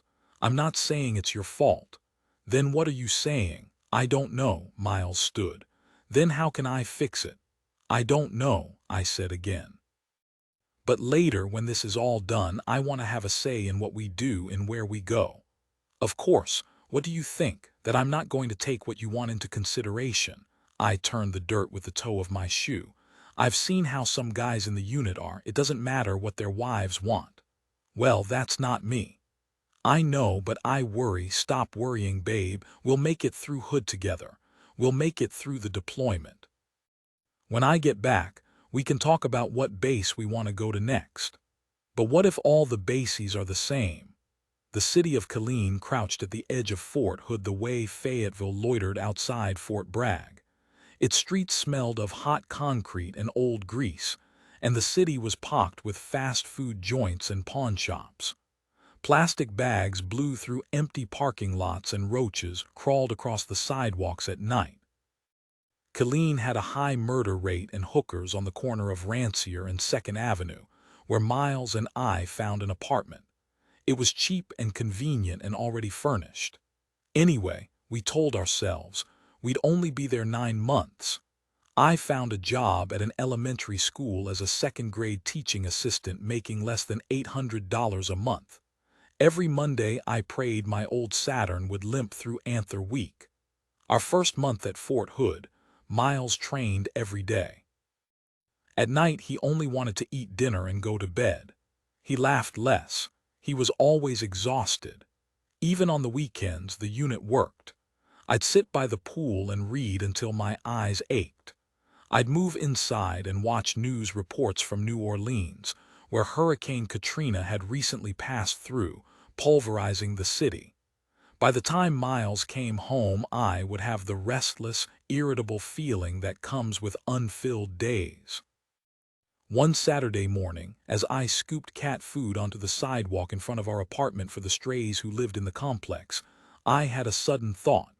I stood and dusted my hands on my shorts. "You know what?" I said to the scattered cats. "I don't have to stay here today." I traced the route from Killeen to Austin on a map. I showered, brushed my hair, and dressed in my nice clothes. The morning was clear and fresh, and I cracked the windows of my car on the drive to let the air blow through. In Austin, I parked downtown and walked the empty streets. I ate lunch in a small Korean cafe and listened to the sound of my footsteps echo off the marble floors of the Capitol building. It was lonely in a way, but I'd forgotten the joys of discovering a place on my own. Miles called as I headed back to the car. "Hey," I said. I smiled into the phone.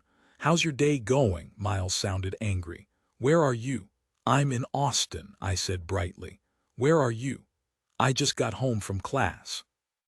I looked at my watch. "Already? We got done early," Miles said. "I thought we would spend the rest of the day together, but I guess that's not what you want to do." "I'll come back right now." Miles sulked. "No, take your time." "I'll be home in an hour," I said, the day suddenly spoiled. At school one afternoon during cafeteria duty, I sidled up to another aide, Kelly, who wore her red apron over tailored clothes. She had just turned 40, sported an athletic build and perfectly highlighted hair, and was in every way the kind of woman who makes other women say, "I hope I look like that when I'm 40. "Ready for this day to be over," she said. "Been ready." 3 tables away, a hand shot up in the air. "I got this one," I said. A girl lifted a milk carton and I pulled out the snub-nosed scissors I carried in my apron pocket. After I cut open the cardboard and passed the milk down to her, I walked the length of the table. Small hands reached out to pat me on the way by, leaving sticky handprints on my pants. When I got back to Kelly, she started up the story she'd been telling me all day. We talked like that in fits and starts, picking up threads where we could. Her husband had come home from Iraq over the summer, she told me. And do you know what that bastard did? I scanned the cafeteria, trying to look busy. He told me he was leaving me. I looked at her, all pretense of work gone. He did what? He told me he'd met someone else. In Iraq, one of his soldiers, a young woman. Shit. Guess how old she is? Tell me. She's 25. Jesus. On the far side of the room, Ms. Walker ushered her second graders through the line and waved at me across the cafeteria. "How are you doing?" she yelled. I gave her a thumbs up. "You coming by my classroom later?" "This afternoon," I said. "Good. I got a bulletin board I need you to hang." In the opposite line, a tall girl with her hair in braids whacked the boy behind her with a tray. He leaned forward and karate-chopped the girl in the stomach. "Second grade," Kelly shouted across the cafeteria as she strode toward the pair. "Cut that out." I circulated through the back tables and she eventually worked her way over. "She's pregnant," she picked up. "The soldier. She got pregnant while they were over there." I shook my head. "Kelly, that's unbelievable." We stood side by side, our backs to the painted cinder-block wall, surveying the open space of the cafeteria. "You know the worst part," Kelly said. I looked away from the racket and directly at her. "I went to college. I studied art history. I had plans for my own life, but I gave them up for him. In the military, you know, his career would always come first." She pushed her hair behind her ears and tucked her hands into the front pocket of her apron. "Now look at me." I did. She was beautiful and smart, overeducated and working a dead-end job. She turned and laid a hand on my arm. "Don't let this happen to you," she said.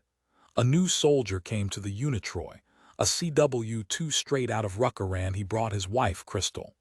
She had black curly hair and beautiful skin, and she peppered her conversation with Spanish words from her Panamanian mother.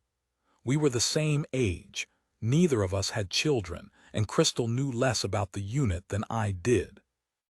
In the ways that counted in Army life, we were practically the same person.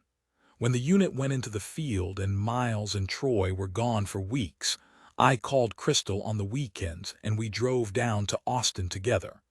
Sometimes we played tennis at the courts on base. When Crystal sprained her ankle, I was the one who drove her to the emergency room. When my car broke down, she was the one I called for a lift to the mechanic. We took a country western dance class together at the local community college, and Crystal turned out to be a graceful dancer. She picked up the two-step in one night, and because the class was always short of men, sometimes the teacher paired us together. She led and I followed, spinning around the dance floor, both of us laughing. I thought of the other wives from the unit, the ones who had stayed at Bragg, and I realized why they were so close. With the men gone, we would only have each other to rely on. On a Friday evening, I sat on the bed in our apartment, still in the house clothes I'd changed into after work. "I don't see why we have to go," I said. "They can't tell you what to do when you're not on the clock." Miles slipped the top half of his beadus over his head and started unbuttoning his pants. "You don't have to go," he said. "But I do." I crossed my arms over my chest. "They can order you to go to a bar." He stepped into the bathroom and I could hear the faucet on the shower crank on. "It's mandatory fun," he said over the pounding of the water. I followed him into the bathroom and lowered the seat on the toilet. I raised my voice to be heard over the shower. "But I'm tired, babe," I said. "I was hoping we could just go to dinner, maybe that Thai place, or the good Mexican restaurant you were talking about." Miles pulled back the edge of the curtain to look at me and steam billowed over his head. "I'm tired too," he said. "You think I don't want to stay home? Look, this is how it is. I have to go. If you want to come, you need to hurry up." I almost managed to wipe the sour expression off my face by the time we made it to the officers' club on base.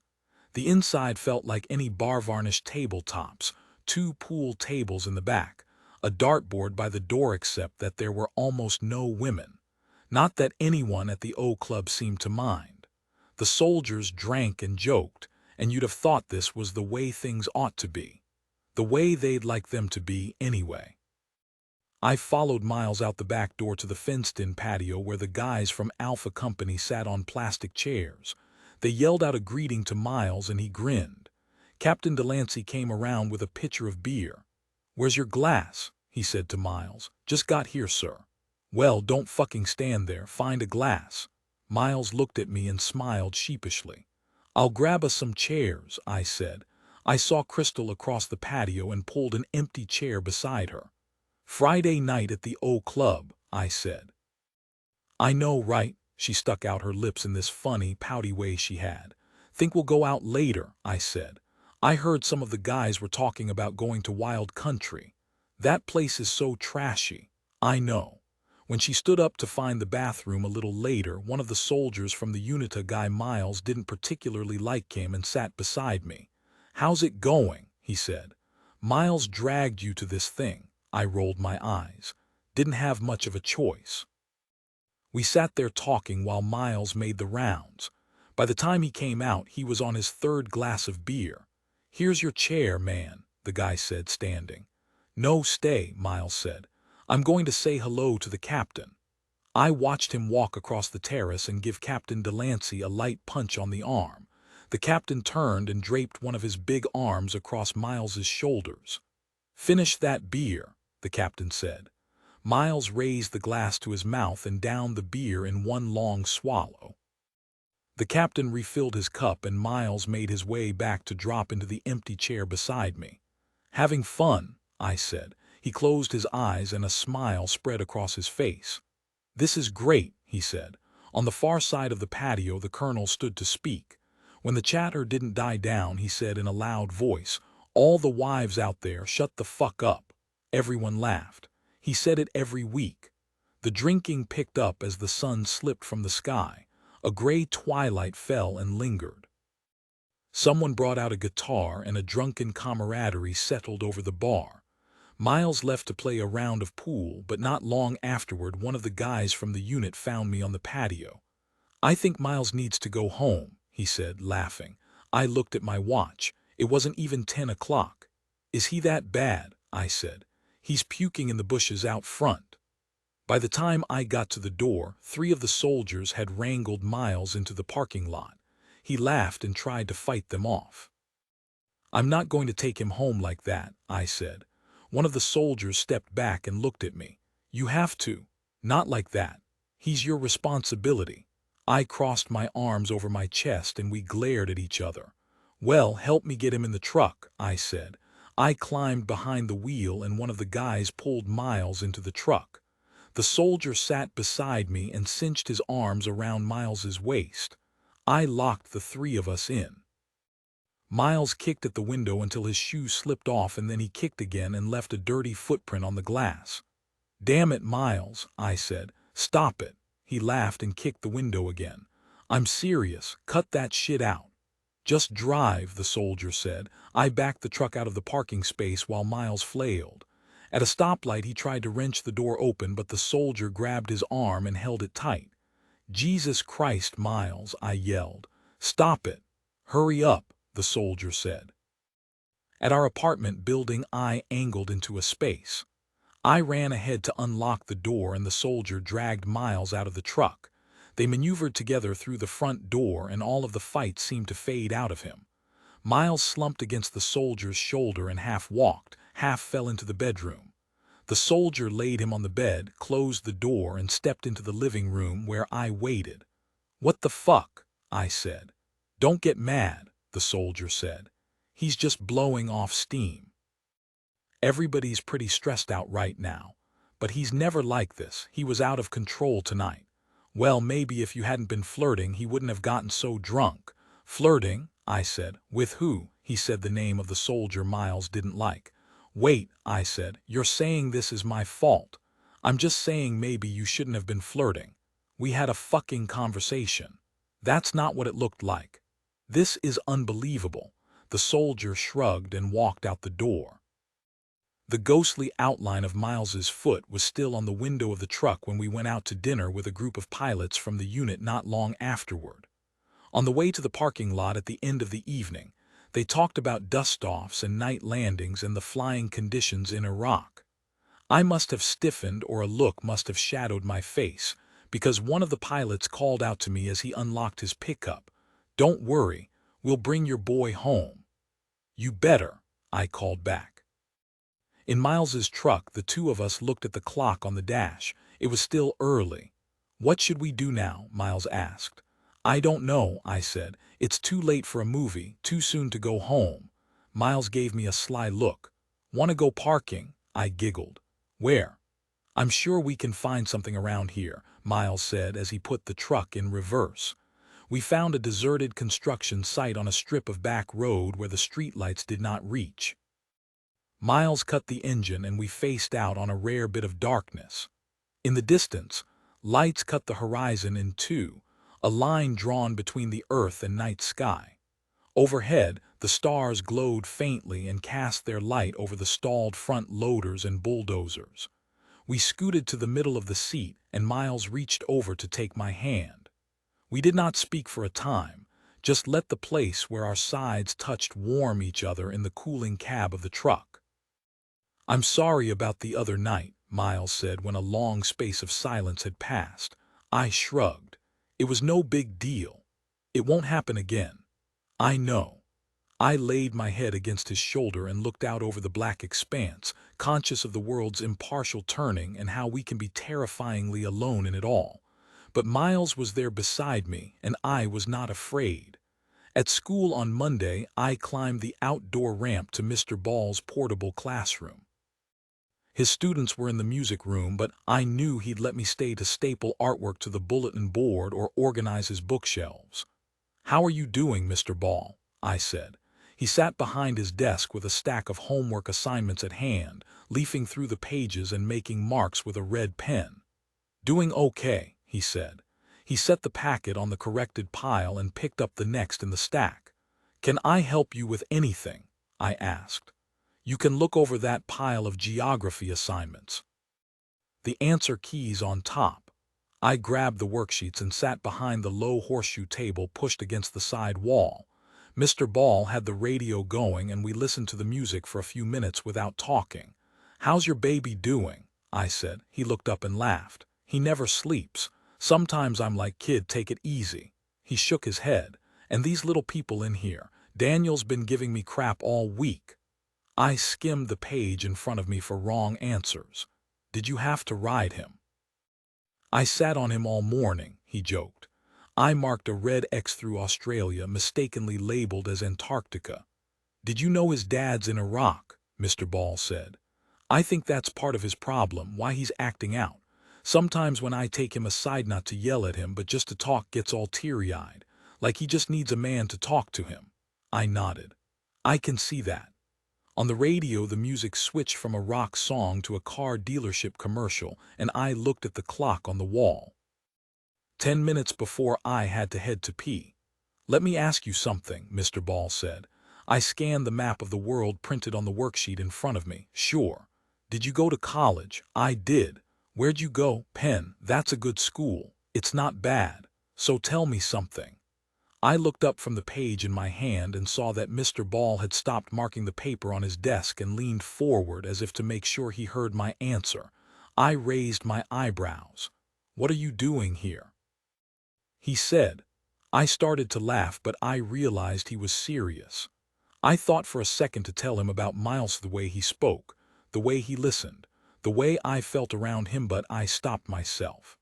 How could I tell him that Miles was what I had been looking for my entire life? That the great lonely space inside me, deep and wide as a canyon, shrank to nothing when Miles stepped into the room? That even in that shitty job in that god-awful town, I still considered myself a lucky, lucky girl? Instead, I shrugged my shoulders. "I ask myself that every day," I said. I try to imagine the sacrifices my mother made to mold her life to my father's. I think of her days in the mountains of North Georgia, where clouds covered the sun much of the time, and the winter snothing like blue-skied South Florida, winter shung heavy and gray for months.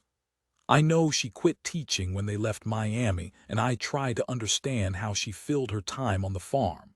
She must have cooked for my father.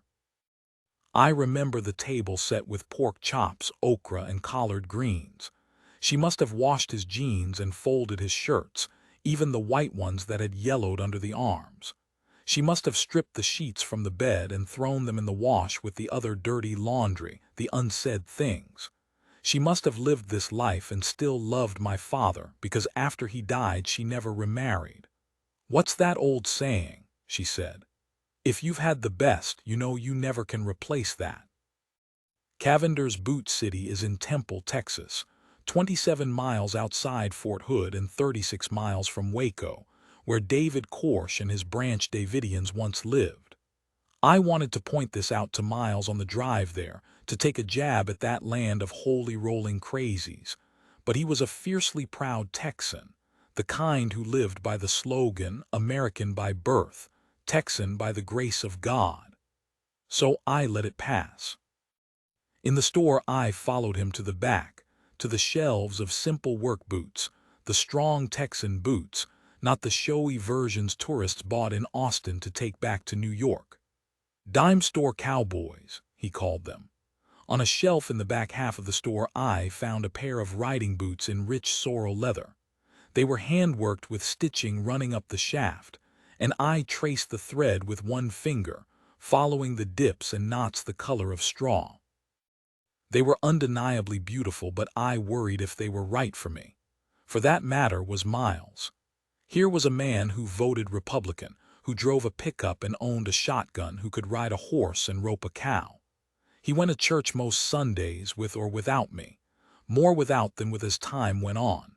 He tithed from every paycheck. He prayed before meals, even in restaurants, and we became the sort of couple hands held, heads bowed over our plates in public that used to dismay me.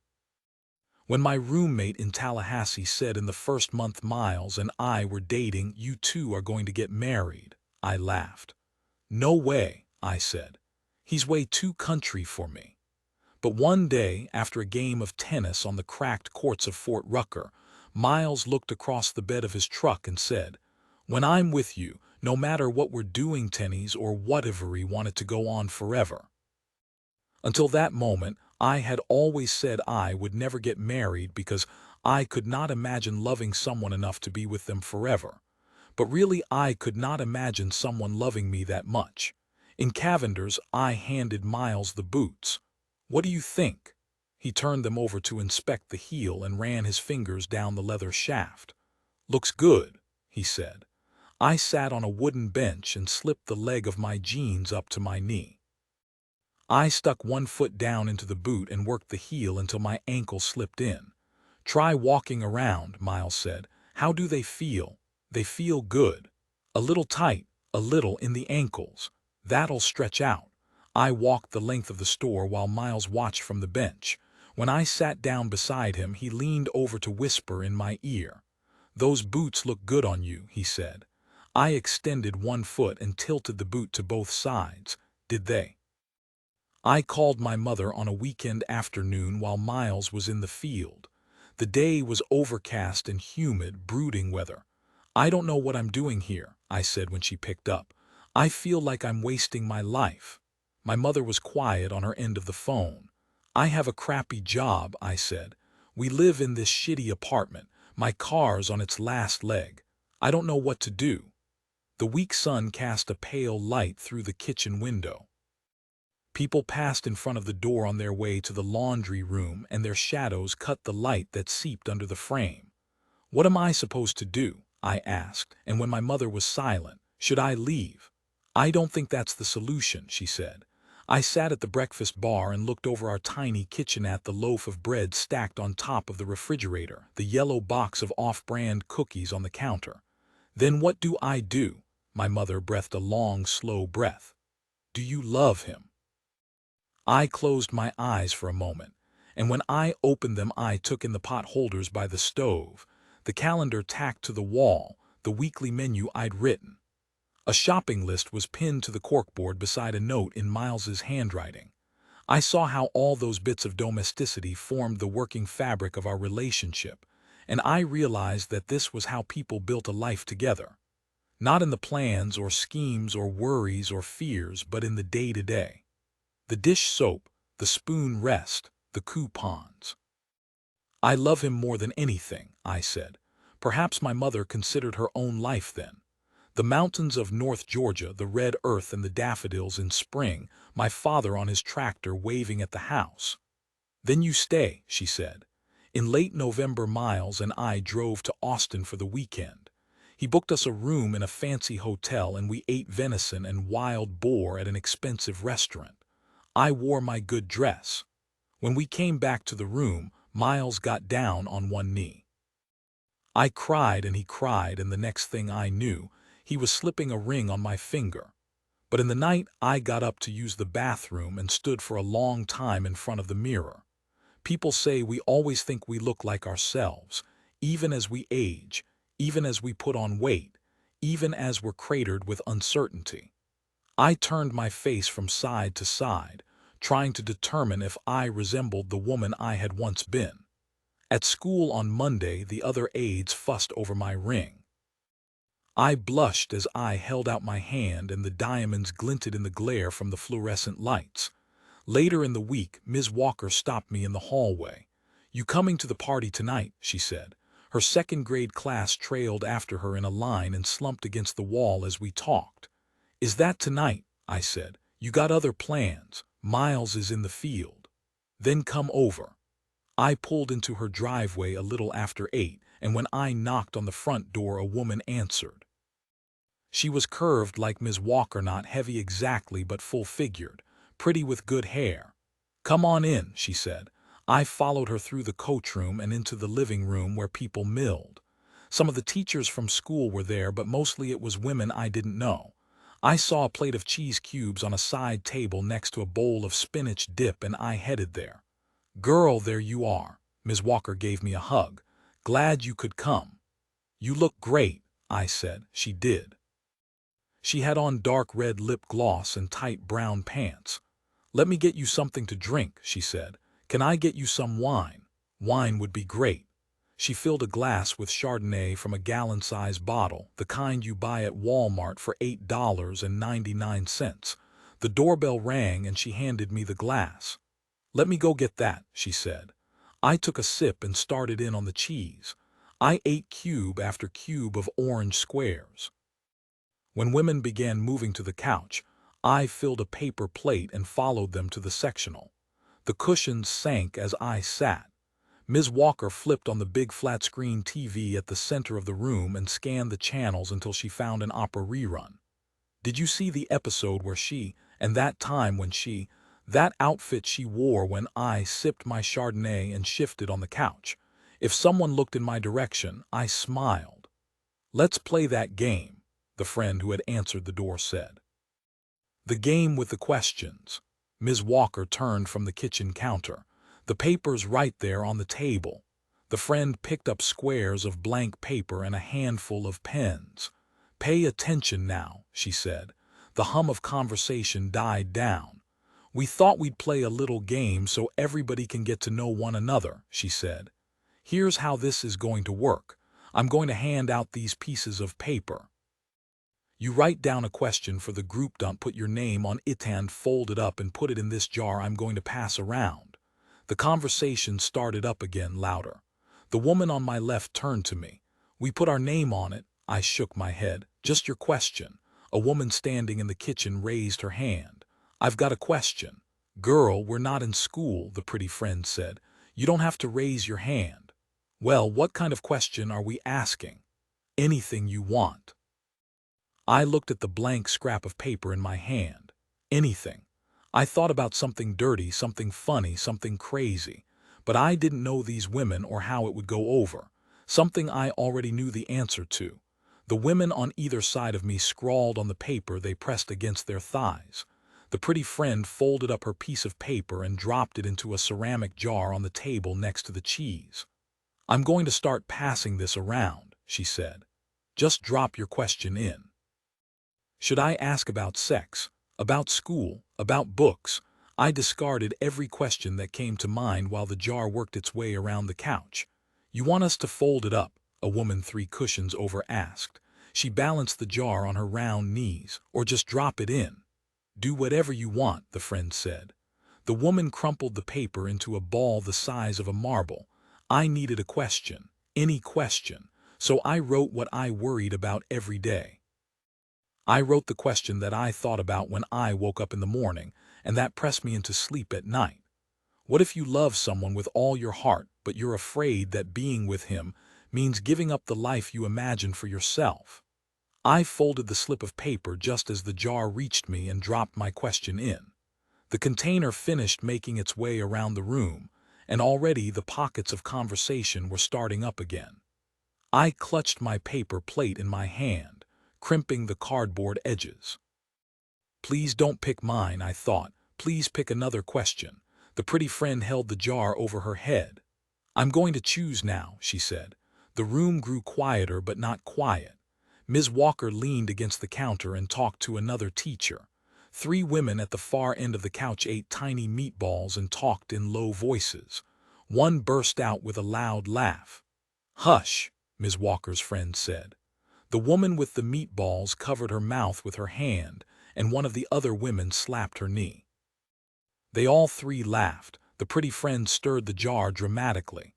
Come on, pick one, Ms. Walker shouted from the kitchen. I'm getting there, the friend said. She gave her hand a final swirl and then with her perfectly manicured nails lifted a folded slip of paper. Not mine, I prayed. She unfolded the paper and skimmed the question. She cleared her throat and the room waited. What if you love someone, she paraphrased. but being with them means giving up your own life. There was a lull as people considered the question. I looked at the floor. The meatball women started talking again in low voices, their feet pushed close together. And I said, "If you're not going to bother to treat me like a lady, then don't bother." The woman next to her nodded vigorously.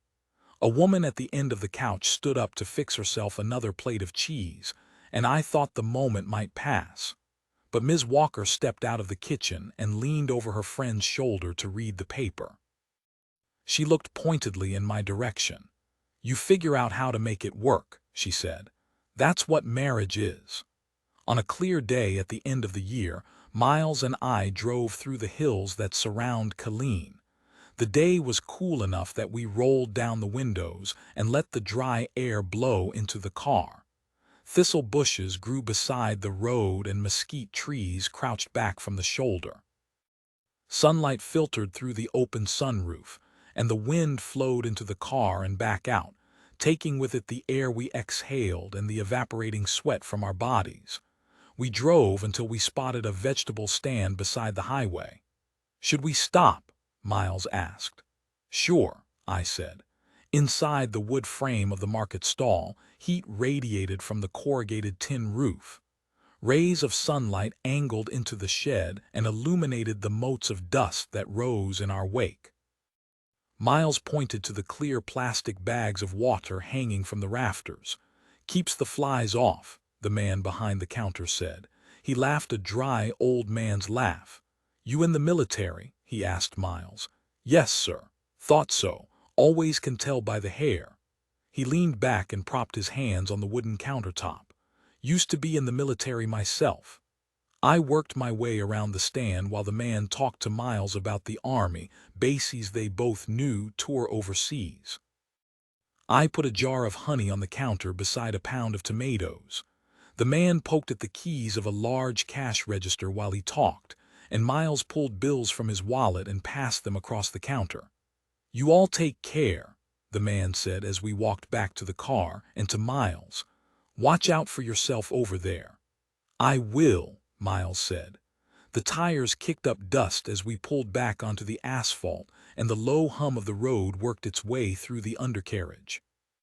"You going to sell vegetables out of the back of your pickup when you get done with the Army?" Miles laughed. "Nah," he said.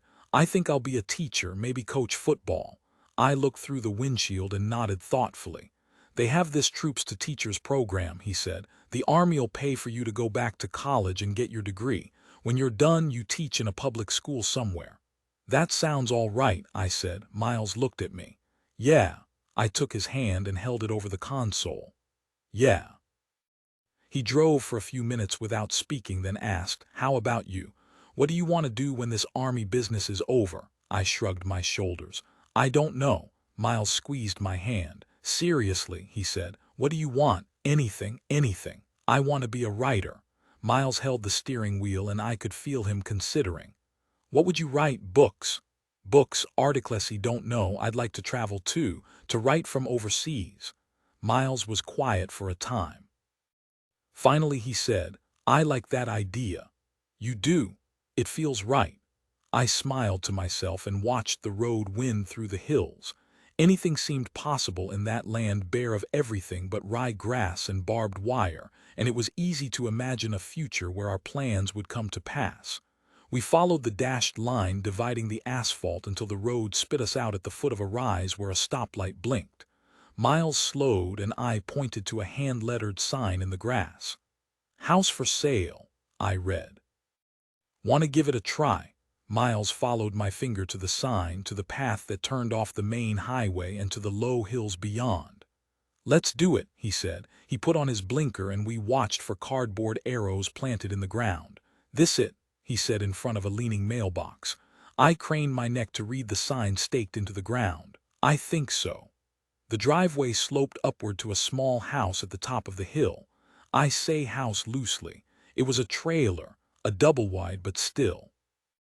Pale grasshoppers skittered from beneath my feet as I stepped out of the car, and a breeze combed through the knee-high weeds.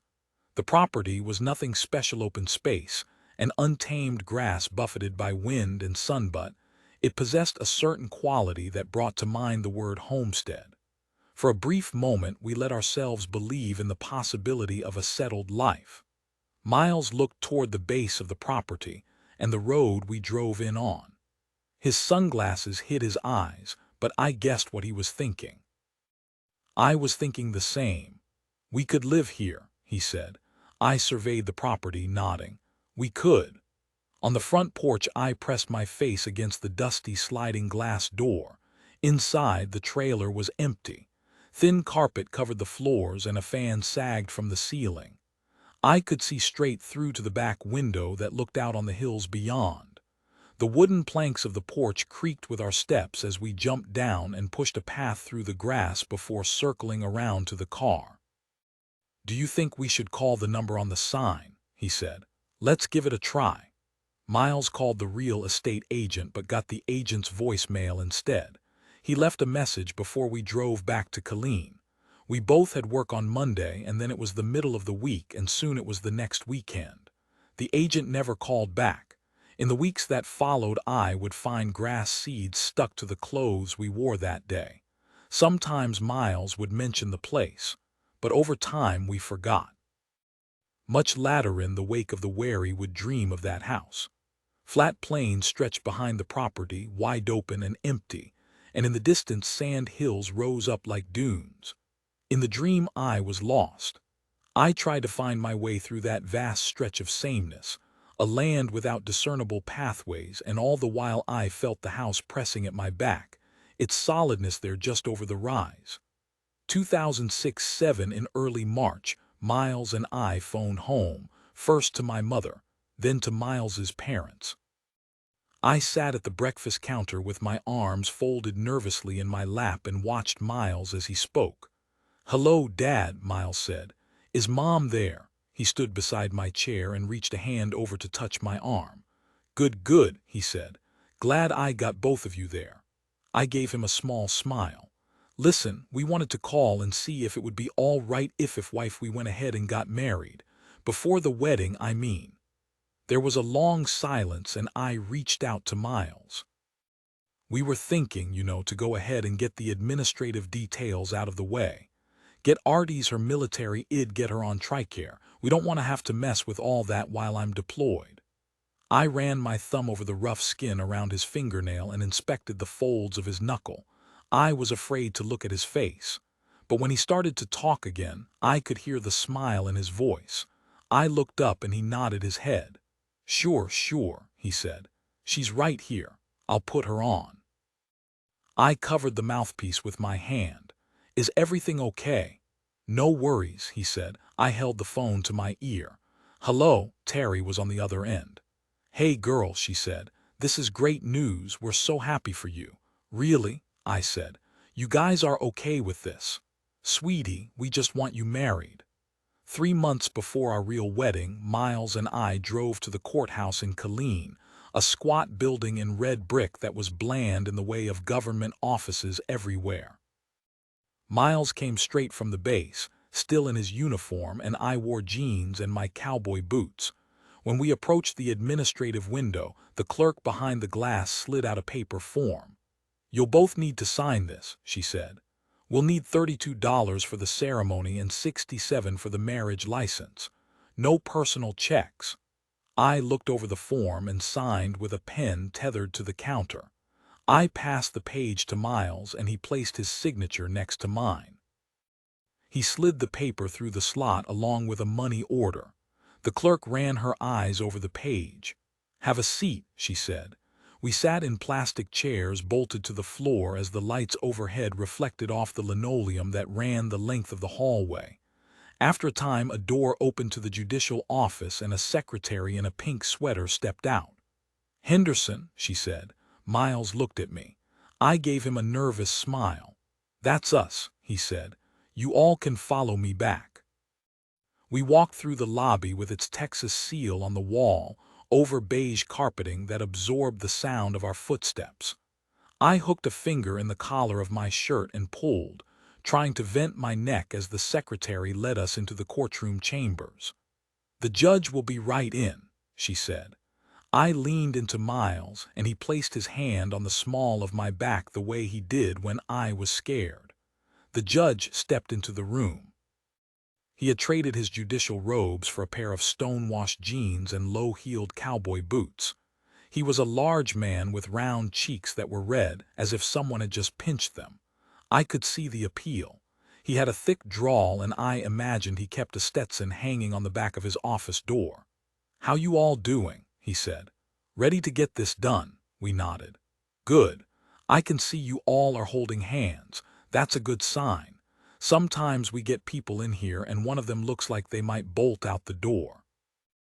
It's good to hold on to each other, keeps you both here." Miles gave my hand a squeeze. "You all want to go ahead and face one another," the judge said. "I'm going to run through this. It'll be quick. You got rings?" "No, sir," Miles said. "That's all right. Don't need them anyhow." The judge covered all the bases and asked if we agreed to the terms. "Yes," I said in a tight voice. "Yes," Miles echoed. "Then by the power vested in me by the state of Texas, I now pronounce you husband and wife. Go on and kiss now." We gave each other a chaste peck and the judge shook both our hands. We walked out the way we had come in and the secretary handed us our marriage certificate. We left the carpeted office and followed the linoleum back to the front entrance, walking without speaking, dazed as if we had just survived a wreck. On the steps to the courthouse, we stopped and looked at each other. "Holy shit," I said. "We're married." Miles pulled a camera out of his uniform pocket and stopped a man walking into the building. "Would you mind taking a picture for us?" We stood together in front of the courthouse wall, and the man took a close-up shot as we smiled big brave smiles into the camera. When the newspapers ask for a photo of Miles, this is the one I send. They crop me out so that Miles is alone, looking unaccountably happy on the courthouse steps. Spring gave way to early summer and we were finally done with Fort Hood. We loaded Miles's truck and hitched my car to the back in a drill we were starting to perfect. I sat beside Miles in the cab of the pickup and we both felt free. Free of Killeen, free of Fort Hood. Yes, we were headed back to Fort Bragg and all the coarseness of that place, but in the interim, the liminal space between one base and the next where the future was stacked, with limitless possibilities, we were free. Or I was free, and Miles beside me with his uncomplicated air and easy laugh, I think he was free too. Our second time at Fort Bragg, we stayed out of Fayetteville. We rented a trailer north of the base off a dirt road that ran beside a cornfield. The earth had been newly planted when we arrived, and young seedlings pushed out of the dirt in neat rows. Insects hummed in the fields during the early afternoons when the heat set in and the trailer baked beneath the sun. Our place had brown carpet that had once been plush, old furniture that had seen generations of tenants, and pink toilet seat covers that made me think somebody's grandma had once lived there. We unloaded the boxes we had packed in Killeen.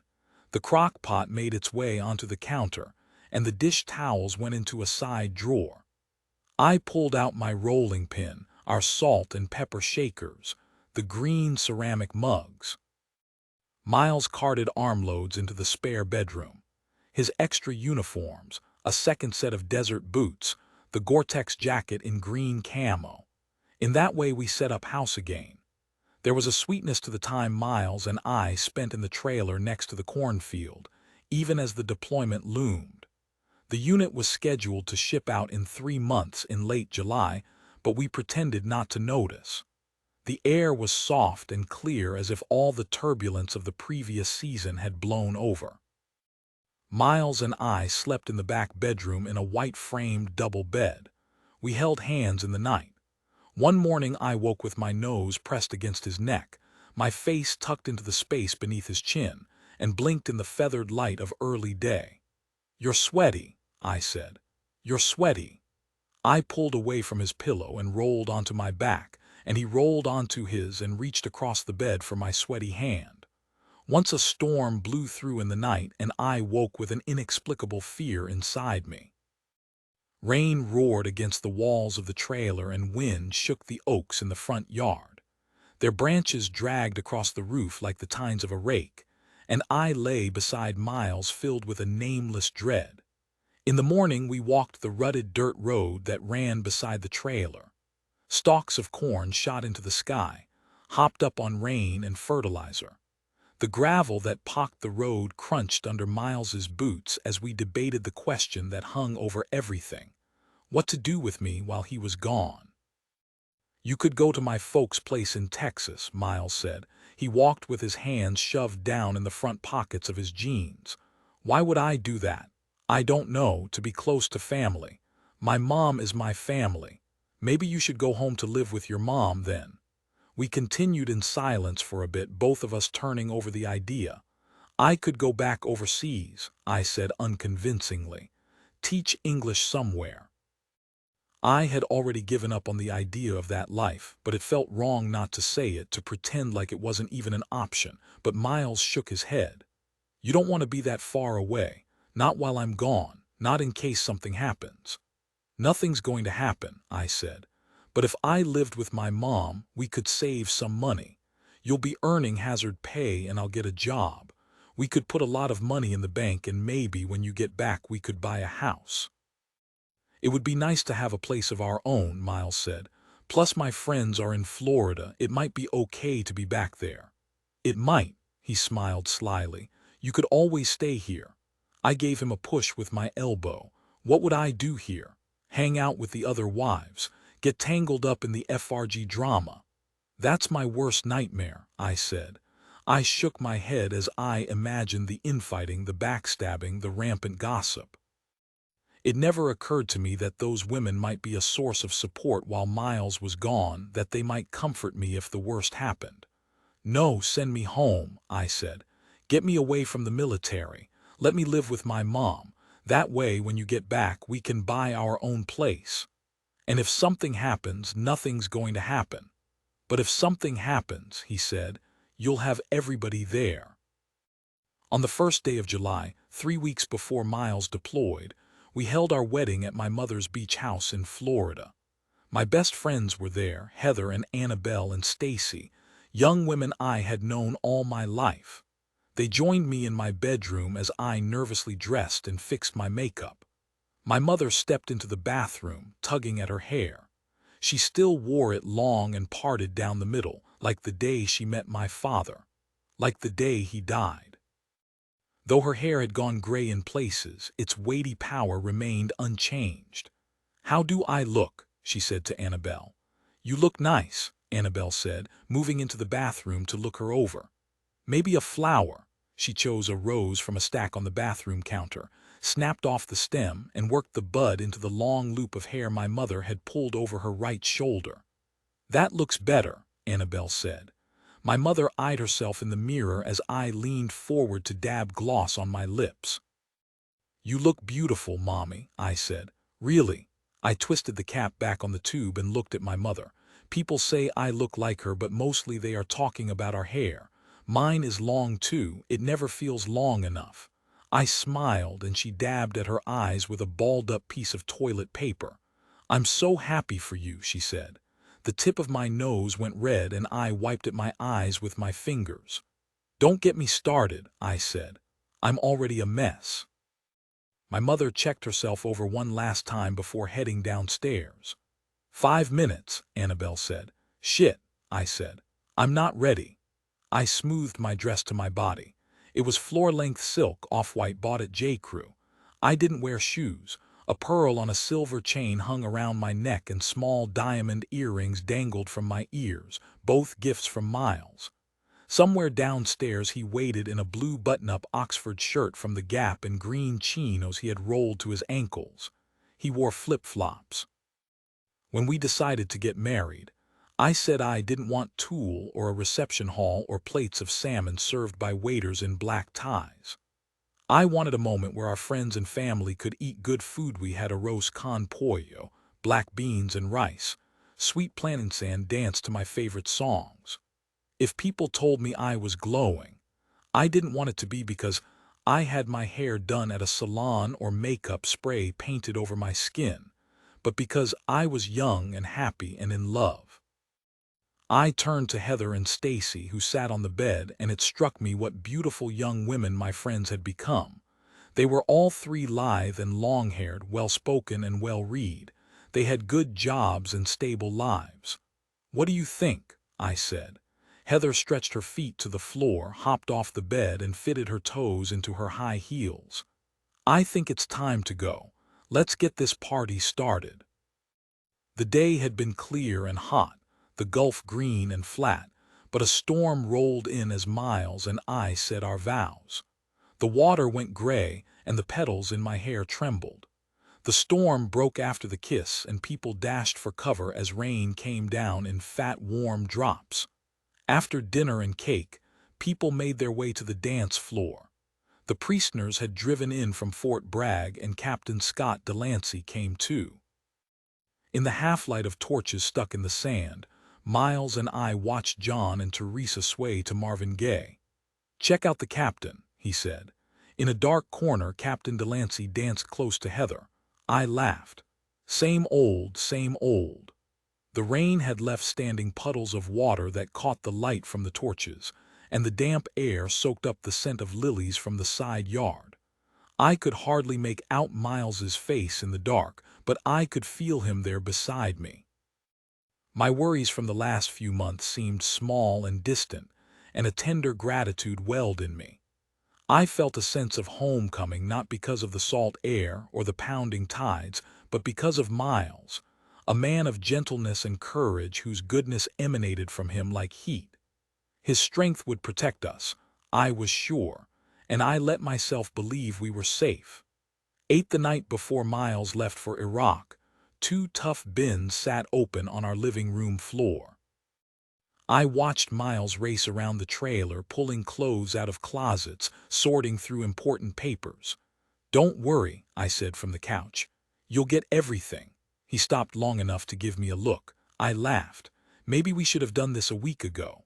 When Miles moved into the bedroom around midnight, I followed. I climbed into bed and opened a book in my lap while he pulled another shirt out of the closet and threw it in a pile on the floor. "That's for R&R, he said.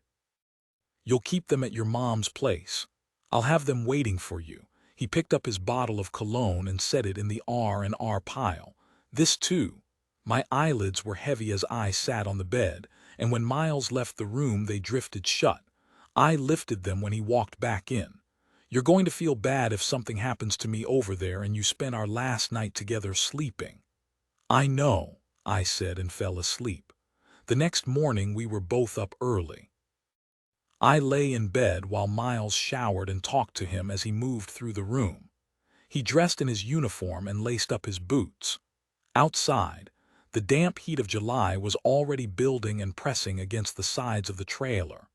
I wished that a breeze might sweep down and blow the cornstalks in the fields, that a wind might stir the leaves and send up clouds of black dirt. But the air remained without moving, saturated and suffocating, hard to breathe.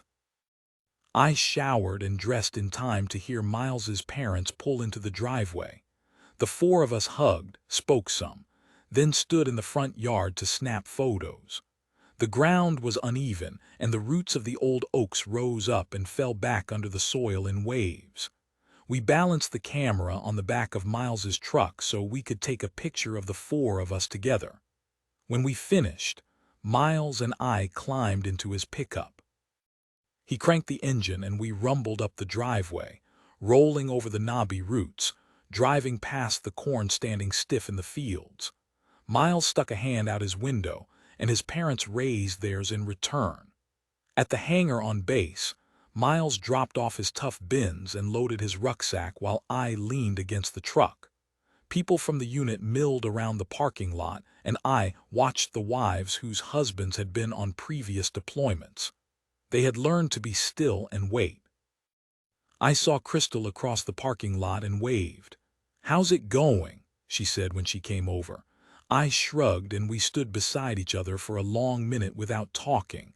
Across the parking lot, Troy called out to her. "I better go," she said. "I'll come find you when the buses leave." Miles came back to the truck and I followed him into the hangar.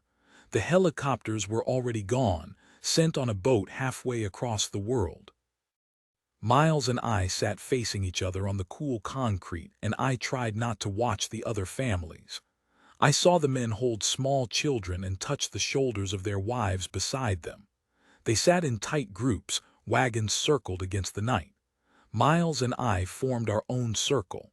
He ran his fingers along my arm in a way that made me shiver, and I rested my hand on his knee. We hardly spoke. When the buses rolled up outside, Miles stood and I stood with him. We made our way back into the parking lot. I wrapped my arms around his neck and felt his body beneath my hands, the muscles of his back, the hardness in his shoulders, and realized this would be the last time I would touch him for a long while. Fear filled me then, hot and raw, and swept through my body, leaving me shaken and hollowed. Miles held me close before he turned and stepped onto the bus. He took a seat near the back beside a window while I waited on the ground outside. Crystal stood to my right. With the men gone, the wives had regrouped. Miles waved to me from his seat and I waved back, waved the entire time the bus rumbled away. When it had disappeared around the corner, I thought to myself, not all of them will come home. I hoped it would not be anyone I knew. In the month after the unit deployed, buyers everywhere paid too much for property they couldn't afford. Police arrested Mel Gibson in California, and readers cried over Marley and Me. An article in The Atlantic discussed the possible pullout of troops from Iraq, and the death toll reached more than 2,000. I did not hear from Miles for more than 2 weeks, and then one afternoon my phone rang with a number I did not recognize. My mother was driving us down Daniels Parkway, a strip of land that once was scrub brush and palmetto hammocks, but like most of South Florida had given over to strip malls and subdivisions. "Hello," I said. "Hello, babe. Oh my God." My mother looked at me, at the road, back at me, and she was already slowing down and putting on her blinker. She turned into a new housing complex, past the ornamental landscaping at the entrance, and put the car in park. I pointed to the phone and mouthed I'm sorry, but she shook her head and waved me out of the car. "Go. How are you?" I asked Miles as I opened the door. "Doing all right," he said. I sat on the smooth lip of the concrete curb and watched waves of heat roll off the asphalt. There were plumbago bushes at my back, their tiny purple flowers vibrant, and red blossoms on the ixora plant. Round-bottomed clouds billowed across the blue sky. "How was your trip over?" I said. "Did everything go okay?" "Everything was smooth, no problems getting here." "And now you're there in Iraq. We're here. Where are you staying?" "They have us in barracks, 2 to a room." "Who are you rooming with?" "Troy," I laughed. "No kidding. Chow's pretty good." "What are they feeding you?" "The normal stuff. We had pecan pie the other night." "Not bad," I said. "How's the weather?" "Pretty hot. But listen, babe, tell me about things there. How are you doing?" "Me," I said. "I'm fine, missing you." "I miss you too." The phone line lagged and we were both quiet, waiting for the other person to speak. How are we?" laughed and the phone went silent again. "You talk," Miles said. "I want to hear what's going on with you. How are things going with your mom?" I glanced at the car where my mother flipped through a newspaper. It was 95 degrees and she had the engine off but kept the windows rolled up to give me space. "Great," I said. "We're doing great. It's been surprisingly easy to be back home." "Good, good." A line of ants marched out of the cracks in the pavement and into the recently laid mulch. One crawled over my painted toenails and tickled the skin there. The traffic on Daniels hummed past and I pressed my ear to the phone. If I closed my eyes and shallowed my breath so that the damp air didn't come too close, if I ignored the fragrance from the narrow-throated flowers at my back and the acrid pinch of the tar in the pavement, if I focused just on the phone in my hand, not on the road, not on the plants, not on the thunderheads gathering in the east, just the phone, it was almost as if Miles and I were together. The phone line stuttered and cracked. "Miles, I'm here but I have to go. Already. My time's up." "I love you," I said. "I love you too. Be safe." "I will." A car pulled into the subdivision and turned into the loop where my mother had parked. She waved the driver around, but he honked his horn, and she had to put the car in gear and pull forward. She gave him the finger as he drove past. The fronds of the cabbage palm behind me hung limp, and a gnat hovered close to my face. I held the receiver for a full minute before realizing the line was dead in my hand. Not long afterward, I applied for a PR position at a research farm north of town. It was a good job, with decent pay and nice people. I'd handle the tour of the property, scheduling the groups of students and international aid workers who came to examine the tropical agriculture grown on the farm. The place had chaya and moringa and jicama, pomelos twice the size of grapefruits, and a staff that had traveled the world. My office would have a window that looked out on a pond stocked with tilapia, and in the high season I could take home bags of mangoes and avocados. They told me I could even drive the golf cart. Another month passed. The Dow Jones hit stratospheric levels. It turned out war was good for business. The housing boom started to look like it might go on forever. I got the job. Miles called to tell me, laughing breathlessly into the phone, about a jog he had taken around base. I wanted to get in a quick run before we went to the chow hall, he said, and everything started out all right. But then as I was coming in for the last leg, I saw this other guy running ahead of me. I could hear him smiling across the ocean between us. He looked back over his shoulder at me and stepped up his pace. By now he's sprinting. He looked back again with this scared look in his eyes, and I'm thinking, I'm going to nail this guy. I laughed into the phone. So we ran like that for another 20 yards, and I started closing in. The guy looked back 2 more times, and every time he had this worried expression. Miles laughed to himself on the other end of the line. By now people were gathered at the barracks watching us come in, he said. It was like chariots of fire. I put on an extra burst of speed and bam, I surged past him at the finish. Everybody's high-fiving me and slapping me on the back. Then I turn around to shake this guy's hand, and I stopped. His voice dropped to a whisper. It was like nothing I've ever seen, a wall of sand. A sandstorm had come up during the last leg of the race, and the men from the unit had come outside to see the squall move in. They saw Miles and the other runner heading to camp at a breakneck pace. I thought they were all out there to see me, Miles said, and I could hear him shake his head. But they thought I was running for my life. The soldiers had a few seconds of open-mouthed wonder before the fury of the storm overtook the camp, obliterating the sun and pushing red dust into every crevice. Miles and his crew hustled inside as the first abrasive blast shook their hovel.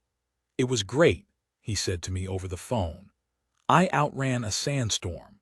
When we couldn't speak on the phone, we talked in letters. I told him about leading tour, managing docents, and growing food in the tropics. I sent him photos of me behind the wheel of a golf cart. He wrote back, "Everything is going all right over here. We had some rockets shot into the airfield the other day, but they were so far away we could not even hear them. I am so excited that power bars and pumpkin pie are being served in the chow hall now. I have already gathered tons of snacks for my room. I bet I have already stored up 15 power bars, 2 travel bowls of cereal, and 1 package of oatmeal raisin cookies. If we come under siege, I want to be ready. Not much real news to talk about. Nothing new anyway. I guess that is a good thing. Just the same old crap as always, continuous comma problems, trouble getting parts, mission planning, and of course flying is keeping everyone busy. I sent packages once a week. I figured out how to make a video of myself sitting on my bed, monologuing for 5 minutes and burned the short clip to a CD that I mailed with a bad batch of cookies. I wrote just a quick note to tell you how very much I love you and miss you. You are the light of my life. If I were a redneck town, you would be my gun and knife show.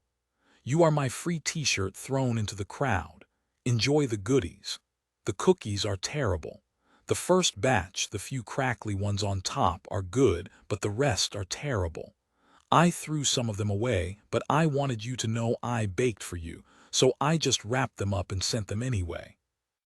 My mom actually suggested I stopped baking and said she'd throw in $5 so I could buy cookies.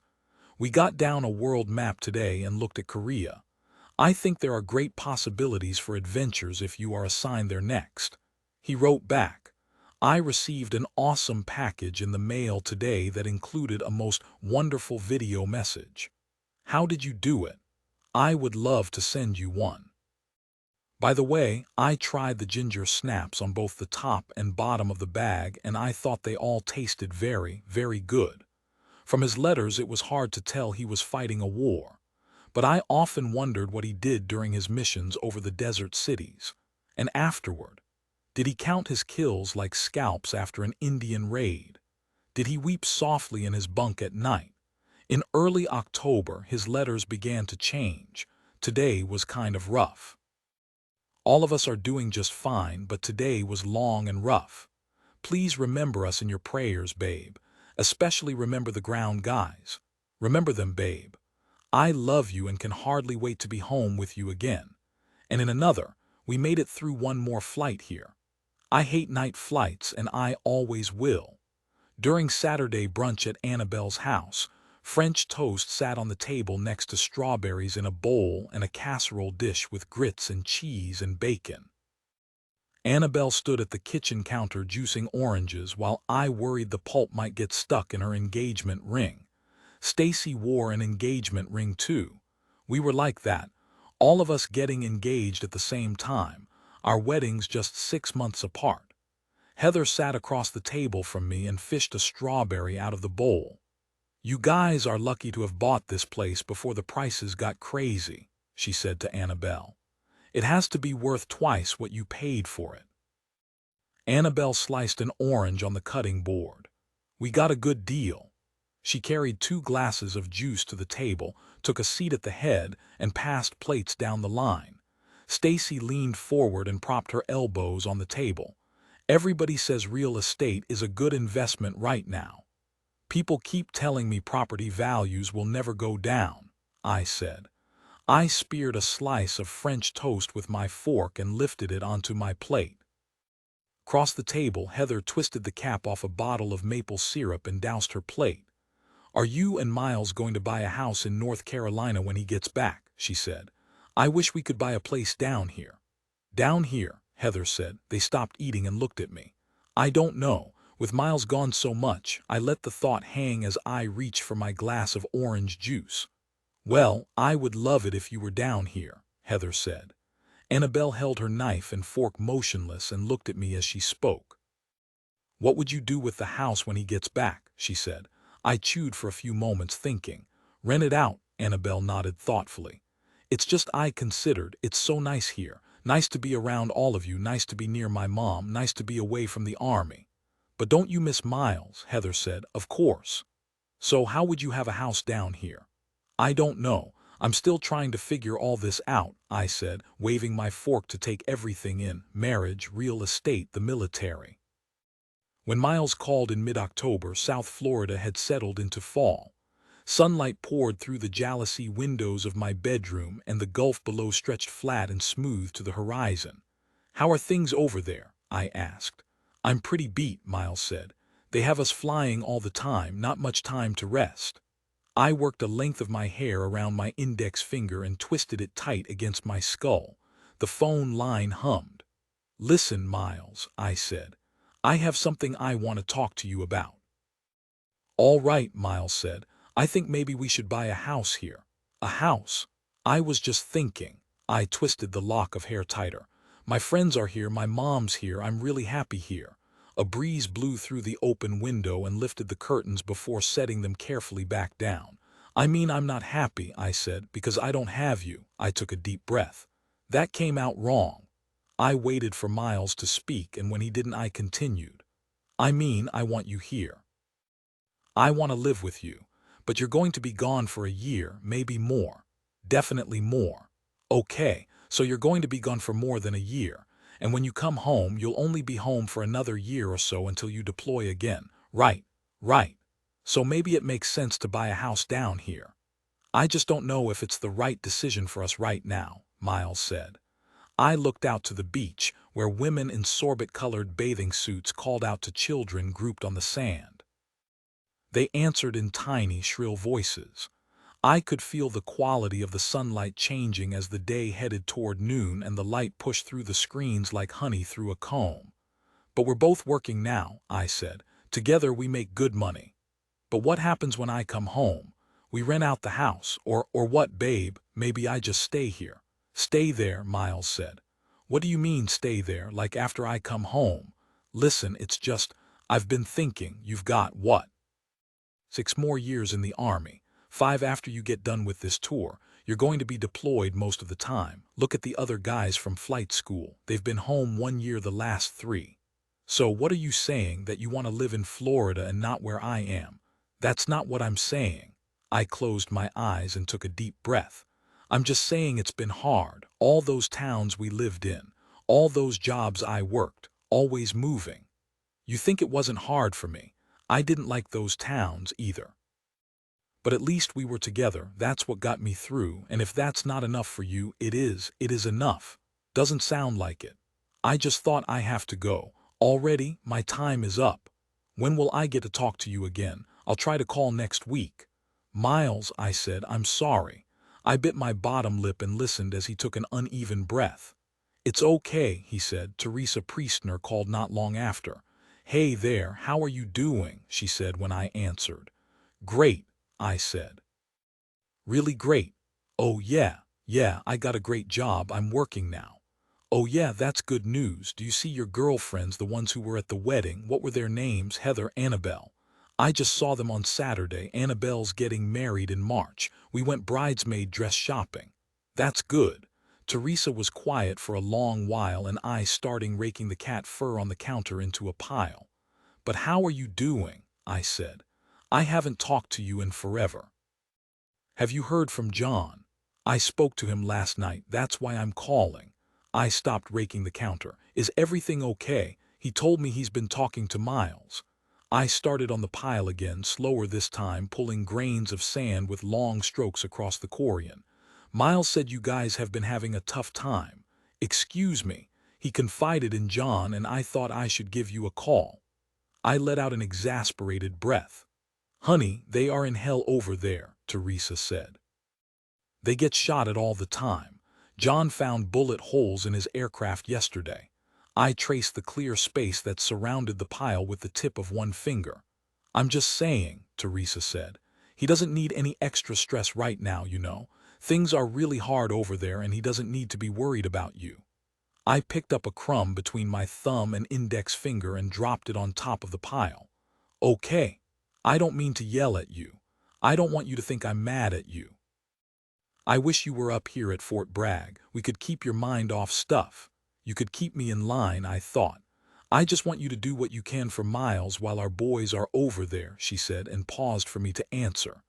I held the phone in my hand and stared at the white countertop. All right, honey, she said after a while. You hang in there. How's your mom? She's fine. Tell her I said hello. Okay. Take care, sweetie. I hung up the phone and looked up to see my mother coming down the stairs. You are not going to believe who I just got off the phone with, I said. She stopped walking and put her hands on her hips. Who? Teresa Priestner. My mother's eyebrows pulled together and the muscles along her jaw tightened. Is everything okay? No, nothing like that. She called to yell at me. I waved an indignant hand, incensed at the meddling of army wives, blind to how hard it must have been for Teresa to make that call. Yell at you, my mother said. About what? About not being a good wife. My mother stood quietly and looked away toward the sliding glass doors and the beach beyond. Can you believe that? I said. Like I'm not supposed to talk to my husband, like since he's in Iraq I have to be sweet to him all the time. Do you think maybe it's bullshit? I said. Right. I don't know, my mother said. But to call me like that, to reprimand me. I waved my hands angrily in front of my face. She thinks because her husband outranks Miles that she can boss me around. No one but me seems to realize that I am not in the military. My mother stayed with her hands on her hips, and when I could tell she wasn't going to say anything, I turned and stomped to the back room. "It's bullshit," I said again over my shoulder.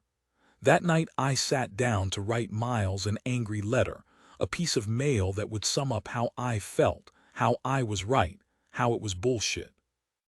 But I thought back to something we had said months ago when we were both new to Army life.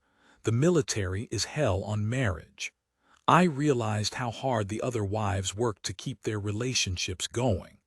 Tara Saho had already seen John through 2 deployments, knew exactly what to do. So instead of my angry letter, I wrote a love letter in its place. I put down all the things I loved about Miles. The freckles across his shoulders, the way his skin smelled after a shower, the calluses on his hands, how we talked before falling asleep at night, his breath in my face in the mornings. I stopped bringing up the house. Teresa was right. He was in hell. Miles wrote back, "I find myself dreaming about your hair. How I love to touch it and run my fingers through it. How, when you sit beside me in bed and bend your head down to kiss me and your hair falls around me to where the only thing I can see is your face. Your hair acts as curtains blocking out the world so that all I can see is you and all you can see is me. I wish that we could wrap your hair around both of us and block out all of this." Afterward, there was a long silence from him, and then, "The internet has been down for a few days. It sounds like you know why." His name was SPC, Timothy Adam Fulkerson. He was hit by a landmine while providing security for the rest of us in the entire base. I didn't know him personally. Just knew who he was, the guidon bearer for DCO. Most of our enlisted knew him, though. Some were good friends. It really sucks to see these men hurting, and I can only imagine what SPC, Fulkerson's family, is going through right now. Also keep in your prayers the family of CPT, Matthew Mattingly. He was the 58 driver that was shot and killed a few weeks ago.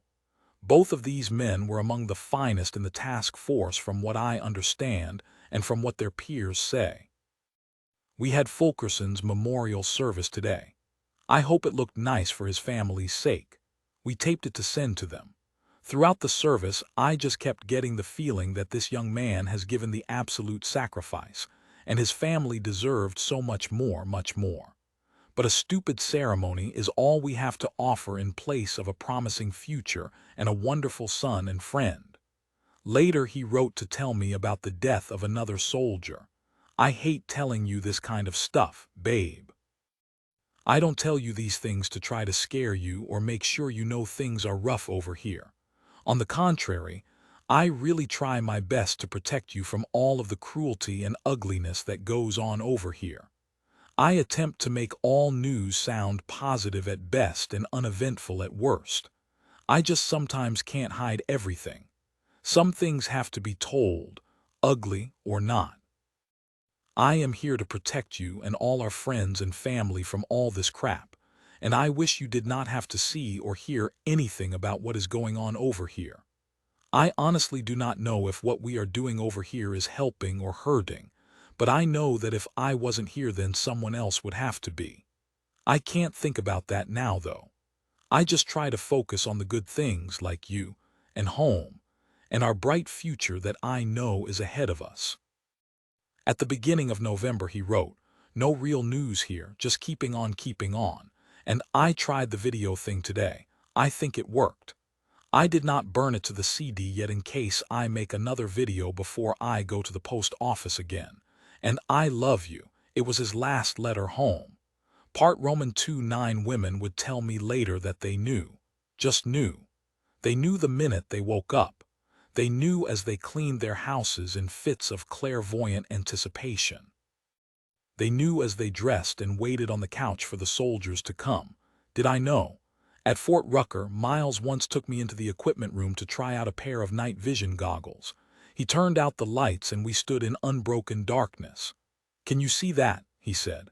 I felt his fingers brush the air in front of my face. "Nothing. Put these on." He placed the goggles in my hand and showed me the strap with his fingers, guiding me as if I were blind, and I strapped the bulky headset over my face. "Holy shit," I said. I could see everything. The countertop, the shelving units, miles next to me. The room glowed in shades of incandescent green as if someone had flipped the switch on a powerful floodlight. I saw in emerald tones what had been there all along. Looking back to the notification and, even earlier, to the time of impact, he recognized this knowing that the other women describe. As Miles was making a hard left bank over the sands of northeastern Iraq, I threw my car in reverse and ran straight into the bed of a parked pickup. "Damn it," I said. I gritted my teeth and climbed out to check the bumper. A 3-inch puncture cut into the black rubber. The car was brand new, our first big purchase together, bought the week after the wedding. I ran my finger over the gash. "Shit," I said. I checked the truck for damage and drove home angry. That night I couldn't sleep, and the next morning arrived fogged over with feelings of guilt and anger, and there it is, in vibrant green foreboding. At work I called a docent about coming in early. I scheduled a group tour for the following Thursday. I had promised to make crepes the week before, and I had brought in sugar, flour, and eggs. But the plan seemed more interesting than the execution, or I was too busy, or I forgot. And at 5 o'clock, I put all the ingredients back into my tote bag and lugged it out to the car. I drove home with the seed of unease stuck like a stone in the back of my throat. The lights in the garage were turned off when I pulled in, and the feeling was deeper there, thicker, murky like the waters of a slow-moving river. I made my way up the stairs with my purse in one hand and the heavy tote bag in the other. I set the sack of ingredients on the top step and put my key in the deadbolt, but the door was already unlocked. I pushed it open with my free hand. A doctor friend once spoke about a diagnostic technique used during his medical school days in the 1960s. A resident would walk past a patient's open door and try to make a diagnosis from those brief moments of passage time it took to step from one doorjamb to the next. The doctor said the residents were often successful at diagnosing an ailment in those few seconds. They could even tell you the likelihood of survival. "It's true," the doctor had told me. "You'd be surprised at how quickly you can assess a situation." I swept my eyes across the room. My mother in a dining chair in the middle of the living room, nowhere near where it should be. The living room lights turned off, 2 soldiers in dress uniform filling the space. I felt a drawing in at my navel, a great coming together of all the esoteric parts of me that are neither flesh nor blood nor skin. A silver cord slipped free, pulling from that central place, the part that keeps me whole. I imagined my soul draining out of me like liquid mercury, disappearing into the ether of my suddenly intangible existence. I hesitated on the top step and thought about turning and walking back down to the garage. If I stayed on the far side of the door, the soldiers could not tell me what they had come there to say. If they didn't say it, it wouldn't be true. But I am too rational, too predictable. I am a rule follower. I opened the door wider. I stepped in. In the living room, I went first to where my mother sat and bent stiffly down to put my arms around her. "Everything will be okay," I said. I straightened and the soldiers were beside me. One, a chaplain. The non-chaplain said, "On behalf of the President of the United States, I regret to inform you that your husband, Miles Henderson, has been killed in Iraq." I looked at him numbly. This was not the way it was supposed to happen. Every military wife imagines this scenario, and in my visions the soldiers always came during the day. I would be in the kitchen and I could see them through the sliding glass doors. The sky would be deep summer blue, the Gulf green at their backs. I would be wearing my house clothes and I would duck down on the opposite side of the breakfast bar, embarrassed that they might see me that way. I would hide until they left. But this was an ambush. I never imagined the soldiers there after dark, already in the house where I could not hide, could not turn them away. I asked the non-chaplain if he knew what had happened. "We don't have many details," he said. "Did he crash?" "Yes, ma'am, that's what we're hearing." "Was he shot down?" "We heard maybe weather." "Weather? A sandstorm may have brought them down." I crossed my arms over my chest as if to shield myself from this information, already understanding that there were some details I would not want to know. "Who was the second pilot?" I said. "The second pilot? In the helicopter, who else was killed?" "We're not at liberty to say." "Do you know?" "No, ma'am." I faced the soldiers for a long moment. No one spoke. "Would you like us to stay?" the chaplain said. "No, thank you." When the door shut behind them, I turned to the dark living room. Neighbors, a husband and wife, stepped in off the porch. I realized they must have seen the soldiers when they first arrived, and they had been sitting with my mother all that time, waiting. "Do you want to sit down?" the wife asked. "Yes," I said. Outside, waves folded against the sand, and the salted humidity of the sea pushed against my skin as we sat on the deck. I turned my eyes upward to the night sky, where clouds scudded across the knit darkness, and then dropped my face into my hands. A whale worked its way up from my belly and pushed past my lips, sweeping back in waves across my chest and down my legs. The tender parts of me that are soft and unprotected like the flesh of a crab met the night air. I was all hurt. "What do?" I said to the wife. "Do I take down his photos? Do I give his stuff away?" She patted my hand. "You don't have to think about that right now." I turned to my mother, who has a road map for this grief, who might have shown me the way, but she looked at her lap and said nothing. Much later my mother would say about this time, "You were so angry at me, at the world." She was right. I was suddenly furious at everyone. The soldiers in Miles's unit, the ones who had survived, the government, whose political decision-makers ordered men overseas but would never send their own sons to die, the American public whose support our troops' bumper stickers faded and peeled, while everyone turned their faces from the war and forgot. Saddam Hussein, Osama bin Laden, George W. Bush, who years later would hold my fingers between his soft, damp hands, and when my escort told him of Miles's death would say, "That's disappointing," who wouldn't even have the gumption to say, "I'm sorry." I was angry at all of them, but more than anyone I was angry at my mother who knew exactly how I was feeling, who had also lost a husband, who I rarely saw cry after my father's death, and who had done such an effective job of erasing him from our lives, from the reality that he had been lost to me.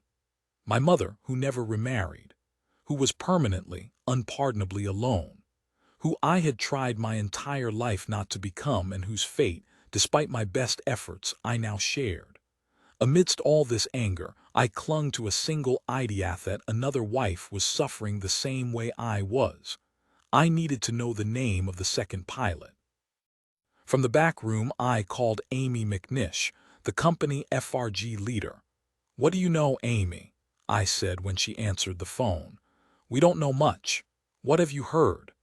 I realized that she did not yet have the names of the pilots, that she did not know Miles was one of them. The Army waits until the next of kin has been notified before releasing the names of those killed. The other wives in the unit had heard about the crash on the news. They knew an Apache had gone down, but they did not know who had been lost. "They came to my door today," I said. Amy was silent as she sat down hard, the phone still in her hand. "I need to know the name of the second pilot." "I'll find out," Amy said. "I'll call you back as soon as I know." The next day people poured into my mother's house. My half-brother from D.C., my uncle from Virginia, Heather, Annabelle, Stacy. If my mother stepped close to speak a kind word or touch my hand, I turned away. The only private moments I had were in the bathroom, where I would sit on the toilet with my eyes closed, bow my head, and speak to Miles. "I miss you," I said. "I miss you so much." They seemed like the only words that mattered. Outside, the sky hung low and gray. Florida had entered the dry season, a period of blue skies and flat water, but a rare autumn storm had moved in overnight. The Gulf churned in the wind as I sat on the deck with Heather and Annabelle. Stray gusts lifted our hair, and we were mostly quiet as we watched the waves. The collapse of the offshore rig Deepwater Horizon was still 4 years away, but I see now what an apt image that is for those first hours after the notification. I remember watching the news as the underwater well pumped oil into the Gulf, and how it seemed arterial, as if the earth itself should collapse from the loss. But the well continued to gush with no sign of stopping, in the same way hurt pumped out of me, slick and black as oil. I imagine it covering the deck, dripping down the pilings, pouring onto the beach as the tide rolled in. I hurt and I hurt and I hurt, and still there was more, a limitless tonnage. I knew I could bleed hurt forever. In the early afternoon another soldier arrived, my casualty assistance officer. "Your cow," he said. Already we were talking in military shorthand. I offered him a seat at the dining room table, and he placed a stack of papers between us. He took a pair of wire-rimmed glasses out of his shirt pocket and placed them on his nose. "My wife says these make me look more intelligent," he said. I smiled, amazed at my politeness. "I'll be helping you with the administrative details." He handed me a heavy black binder stuffed with notebook paper. "In case you want to take notes." I didn't. I left the unopened binder on the table in front of me. "Of course you know you'll be receiving the death gratuity," he said, "the payout from the military if a soldier is killed overseas. Miles had mentioned it once in passing. Don't let them try to give you the 12,000, he said. If I die over there, make sure they give you the full 100,000. To the casualty assistance officer I said, "Don't let them give me the 12,000. He laughed. "No," he said, "you'll get the full 100,000. I learned that I'd have health insurance for another 3 years. Dental too.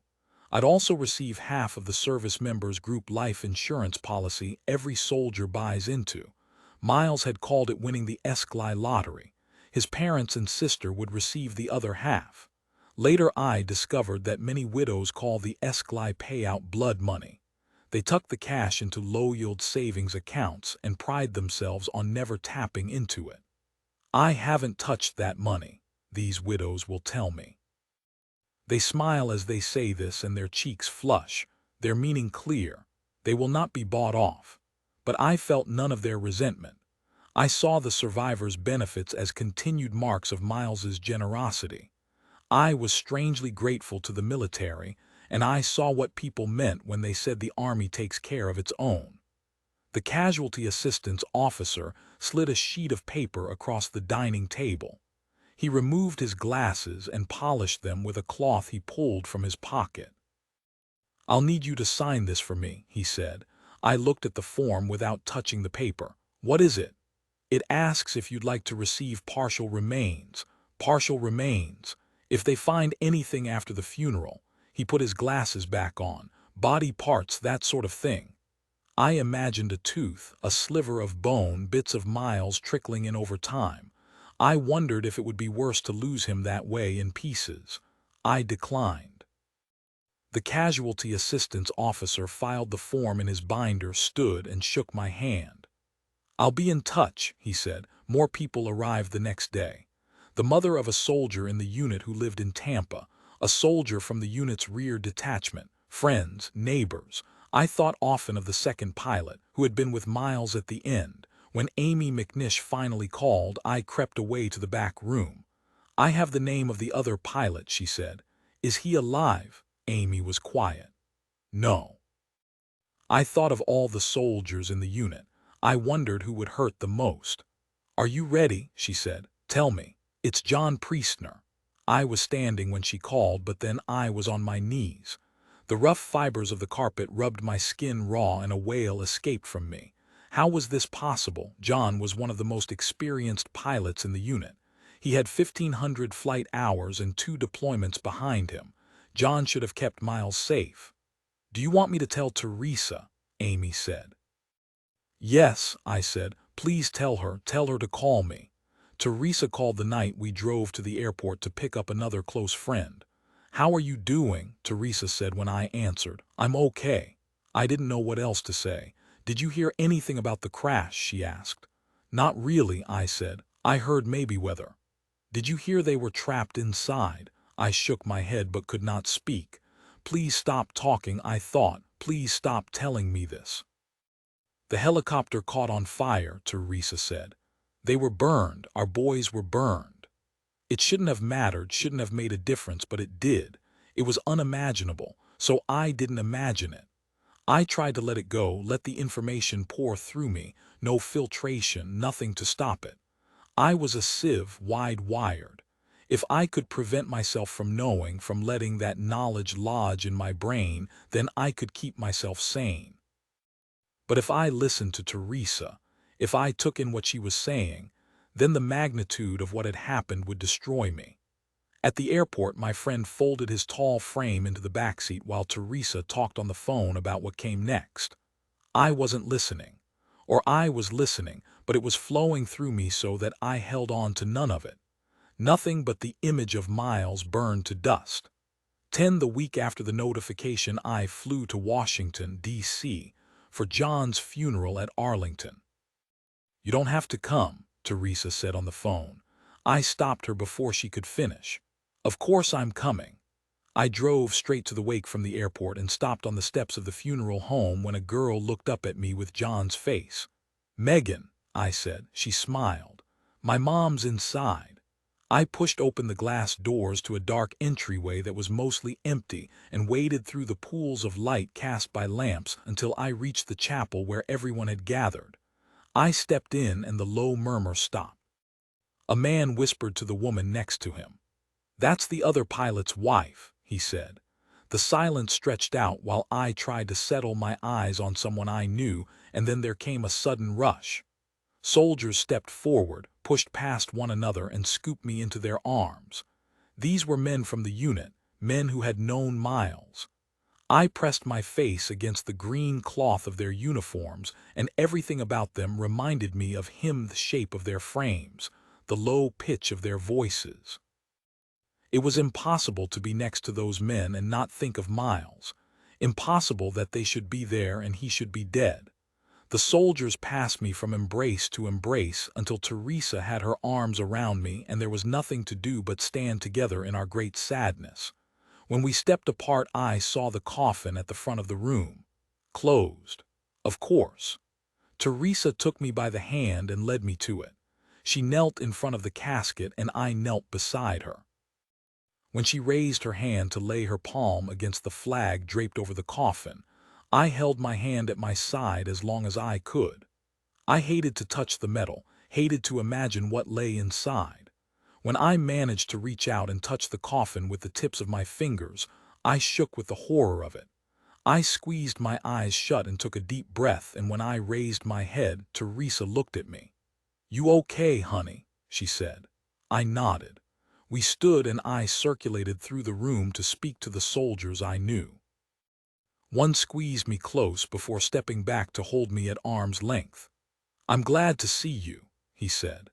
I could feel the heat that radiated from him and I wanted to step away, but I did not know how.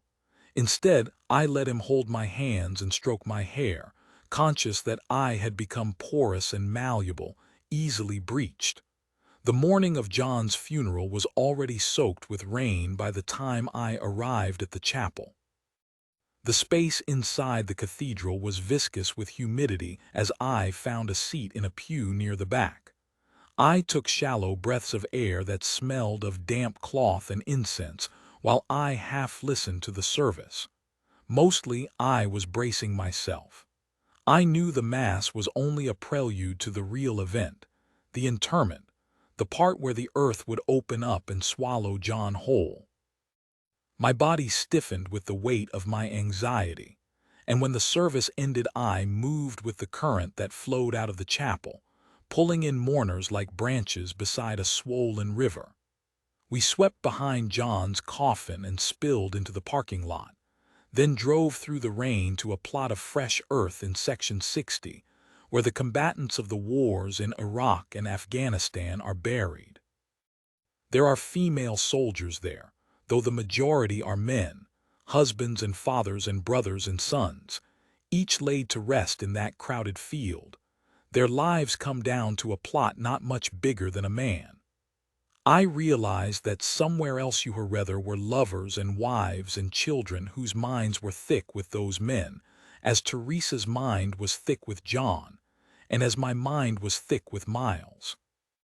The memories of those men existed even though their bodies lay beneath the autumn fog, and it occurred to me that one day when the details have faded, when I can no longer recall if it rained the day we buried John, or what shoes I wore or the color of my coat, Miles's memory will still be in me, fresh and alive and fully formed. I thought of my mother, to whom I had imagined my father was forgotten, and I knew in a way I had never known that she must still carry his memory tucked inside her, just beneath the skin, beating with the rhythms of her own heart. They buried John with full military honors. The sound of rain pinged off the white tent stretched over our heads, and I shook as the guns fired the final salute. Teresa stood by the coffin, her arms around her daughters, and I watched closely so that I might know how to behave when my turn came. The first time I flew into the Amarillo airport, the smell of manure hit me at the gate. I followed Miles to the baggage claim, trying to breathe through my mouth. "What is that smell?" I asked his aunt on the way to the car. "That," she said, "is the smell of money." It was there again when I arrived for the funeral smell of money, fresh and green and processed through the gut of a cow. I met my mother, Heather, and Annabelle in Dallas, and when we reached Amarillo, Miles's mother hugged all of us. She hugged me last and longest, as if we were two unlikely members of the same team. I was silent on the drive away from the airport and up the Texas Panhandle, too stunned by my sorrow to speak. In the distance, I saw the lights from oil rigs that pump all night. They flashed on and off, signaling in the dark, as we followed the route Miles's casket had taken earlier in the week, carried in the back of the Hendersons' pickup. People had lined the highway along the route, waiting in the cold autumn night for the coffin to pass so that they might welcome their Texas son home. The day before the funeral, a neighbor who rode in the rodeo circuit brought horses to the Hendersons' ranch to take us riding. He hoisted Heather into the saddle first. "I hope I don't fall off this thing," she said. He gave Annabelle a boost and then heaved me up. When we all sat squarely in our saddles, he led us through the pasture and across the far hills. I surprised myself at the easy way I sat in the saddle. I had always been a nervous rider. I clung tightly to the saddle horn and jerked the reins. I kept my legs stiff and my back too straight. "Just relax," Miles told me the first time we rode together. "Show the horse where you want to go." Here he kicked back with his heels, and here he gently tugged the reins. But that day before the funeral I was fearless. I worked the reins deftly. When the horse beneath me wanted to gallop, I let him open up. The ground pounded under his feet, and I tipped my head back and tilted my face to the sky. I felt Miles everywhere, in the wind that streamed past, in the grass that bent below the hooves. He was there in the alfalfa smell of the horses and the smooth leather of the reins. He was in the open land and the wide expanse of the sky. I turned and faced into him like a wildflower following the sun. "There were times that week when you weren't there," Annabelle said later.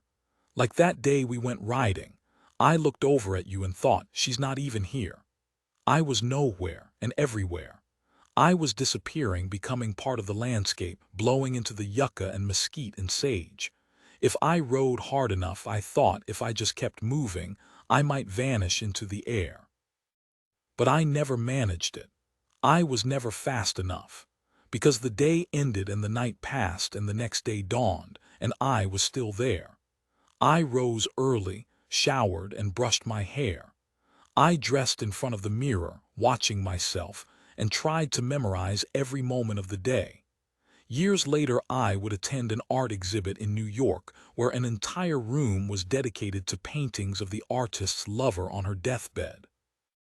I would immediately recognize the impulse not to chronicle the grimness of the lover's death, as the exhibit implied, but to hold tight to her, not to let her go. Though in a way, I had already let Miles go.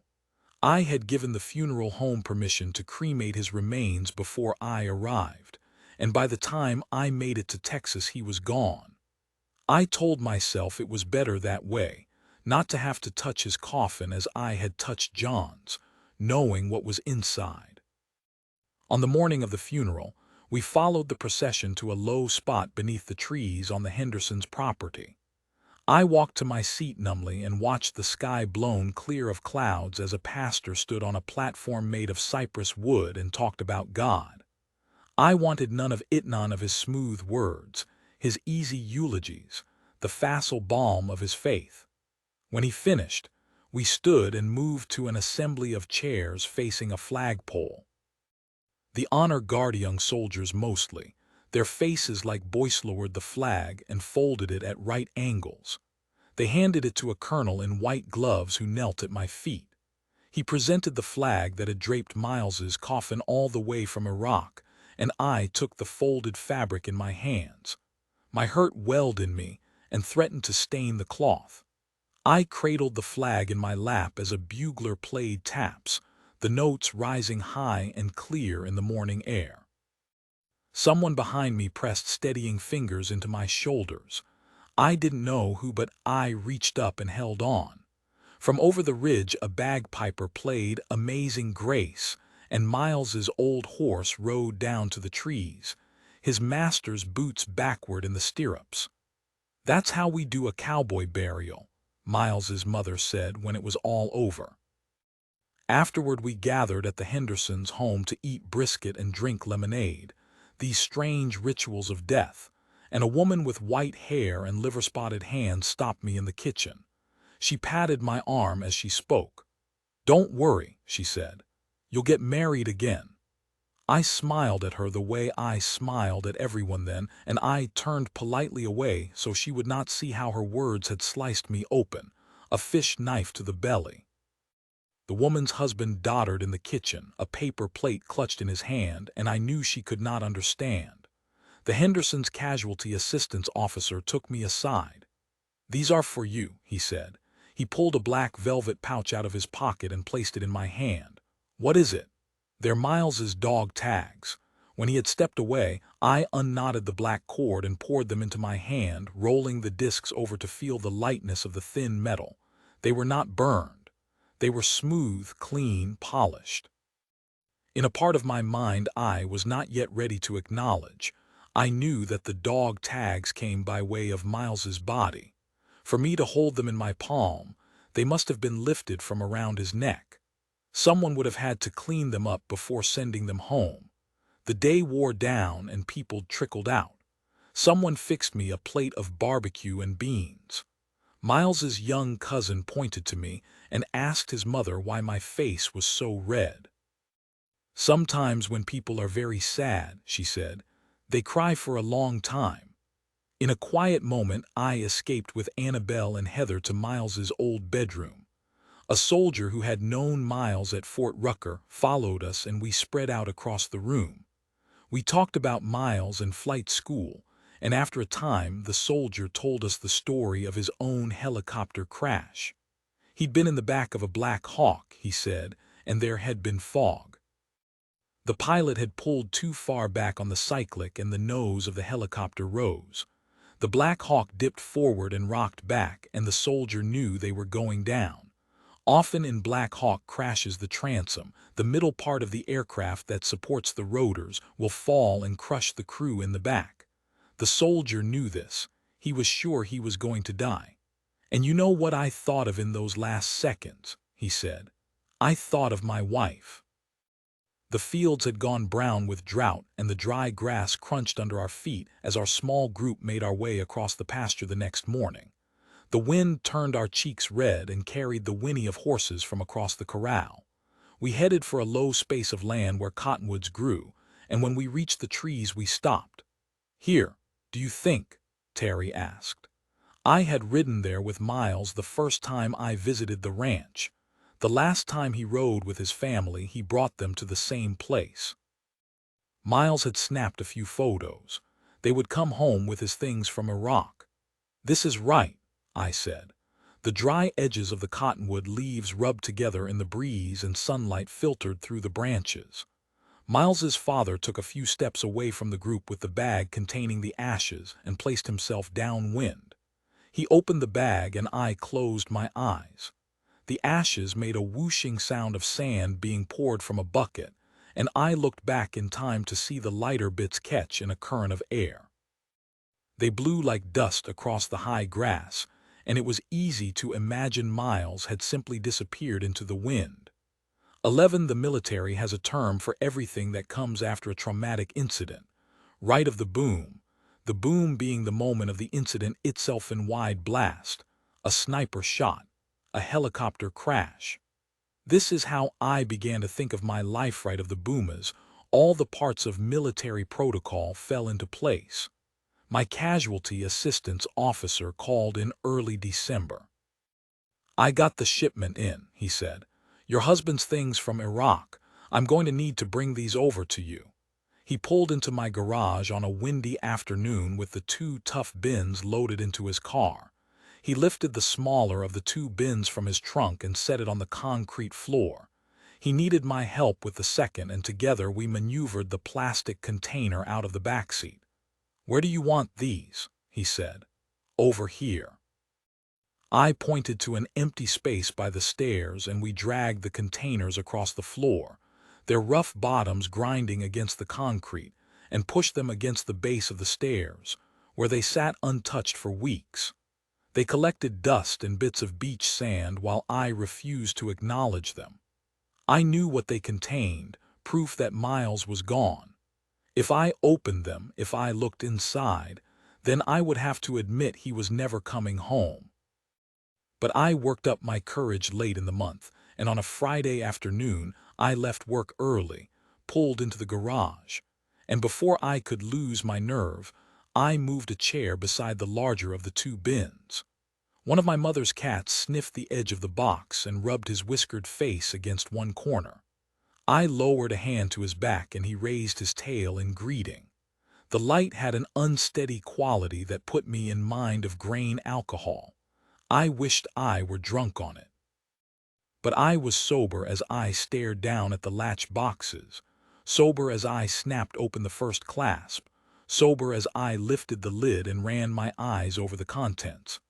There was everything Miles had taken when he deployed, neatly stacked and covered with a fine dusting of Iraqi sand. I quickly realized there would be no surprises in the tough bins, just a perfect ordinariness. Miles's folded undershirts, his socks rolled into balls, his uniforms arranged in ordered stacks. I pulled a t-shirt from the top of the pile and pressed the fabric to my face, but when I breathed deeply the scent was all wrong. They had laundered his clothes before sending them home. I saw that some of the items had come back in black velvet pouches, a pair of sunglasses, a yellow rubber bracelet, the mechanical pencils he used to mark flight charts, his metal nail clippers, a flathead screwdriver, a key wrench. I pulled open the black drawstrings on each bag and let the items slip into my hand. I held them and felt Miles in every piece. I thought of him using them and wearing them. He kept the pencils tucked into a pocket on the sleeve of his uniform. He stashed the tools in a different velcroed compartment. He kept the nail clippers in his right front pocket. I looked over the pieces and ran through Miles's routine, and I realized that these were the items taken from his body. These were the possessions he had on him at the time of the crash. I cradled the sunglasses in my hand. They were unharmed. I thought of Miles, bruised and broken, and his sunglasses coming through without a scratch. The world is without reason. I put each of the items back in their black velvet bags and set the pile to the side. I pulled out more from the trunk. A yellow reflector belt, a set of metal handcuffs, a DVD of Dr. Strangelove, past issues of Men's Health, 2 cigars, a newsletter from Miles's church in Texas, an empty ditty bag, his patrol cap, boot blousers, a carabiner. Near the bottom of the tough bin I found the wooden box Miles once kept on the nightstand beside our bed. Inside were tucked his wallet and his wedding ring. I picked up the band, slipped it onto my right ring finger and cradled my hand in my lap. "Miles," I called out to the empty garage. "Why aren't you here?" A yawning ache opened in me. It would have hurt less if I had been cleaved in two. I set the wooden box on the ground next to the velvet bags, and I continued to search until I found a Ziploc bag filled with miscellaneous items, paper clips, pens, pieces of notebook paper. I pulled out one of the papers and read the list printed in Miles's handwriting. "Send Nana a birthday card," it said. "Study." He had crossed off some of the items, the completed tasks, but others were left undone, lost in the vast and open space of anticipated life, the days he imagined he had left to live. "Damn it," I said. "Damn it, damn it." I placed the list back in the bag and pulled out a letter handwritten on notebook paper. I read the first line, "My dearest Artis." My heart seized. A breeze blew through the garage and caught the back side of the page so that the paper bowed out like a sail. I pressed the letter flat against my leg as I read, "My dearest Artis, I love you. I love you so very much. Oh babe, I don't think that I could ever convey just how much I love you and how blessed I felt to be with you, no matter how much I wrote. You are the love of my life. It was such a privilege and pleasure to be your super friend, your teammate, and especially your husband. The joy you brought into my life was immeasurable, and the adventures that we shared were beyond my wildest imagination. The few years that we were able to spend together were absolutely the best of my life, and I owe that all to you. Despite a job as a soldier that was so demanding on both of us, despite living in places that left much to be desired, and despite some of our adventures turning into near catastrophes, mostly due to me, and most turned out to be fun anyway, being with you made it worth it all and kept me looking forward to every day. I greatly regret that I had to go so soon when I know that we would have continued to grow together and share our lives with each other every day, enjoying adventures like only the two of us can. I died doing something that I believe is very honorable, worthwhile, and necessary.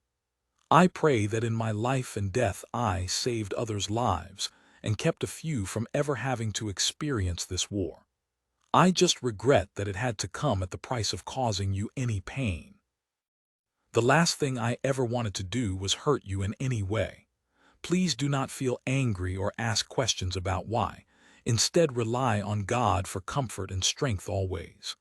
Live your life to the fullest, and know that I will be looking upon you always and doing everything I can to smooth your way.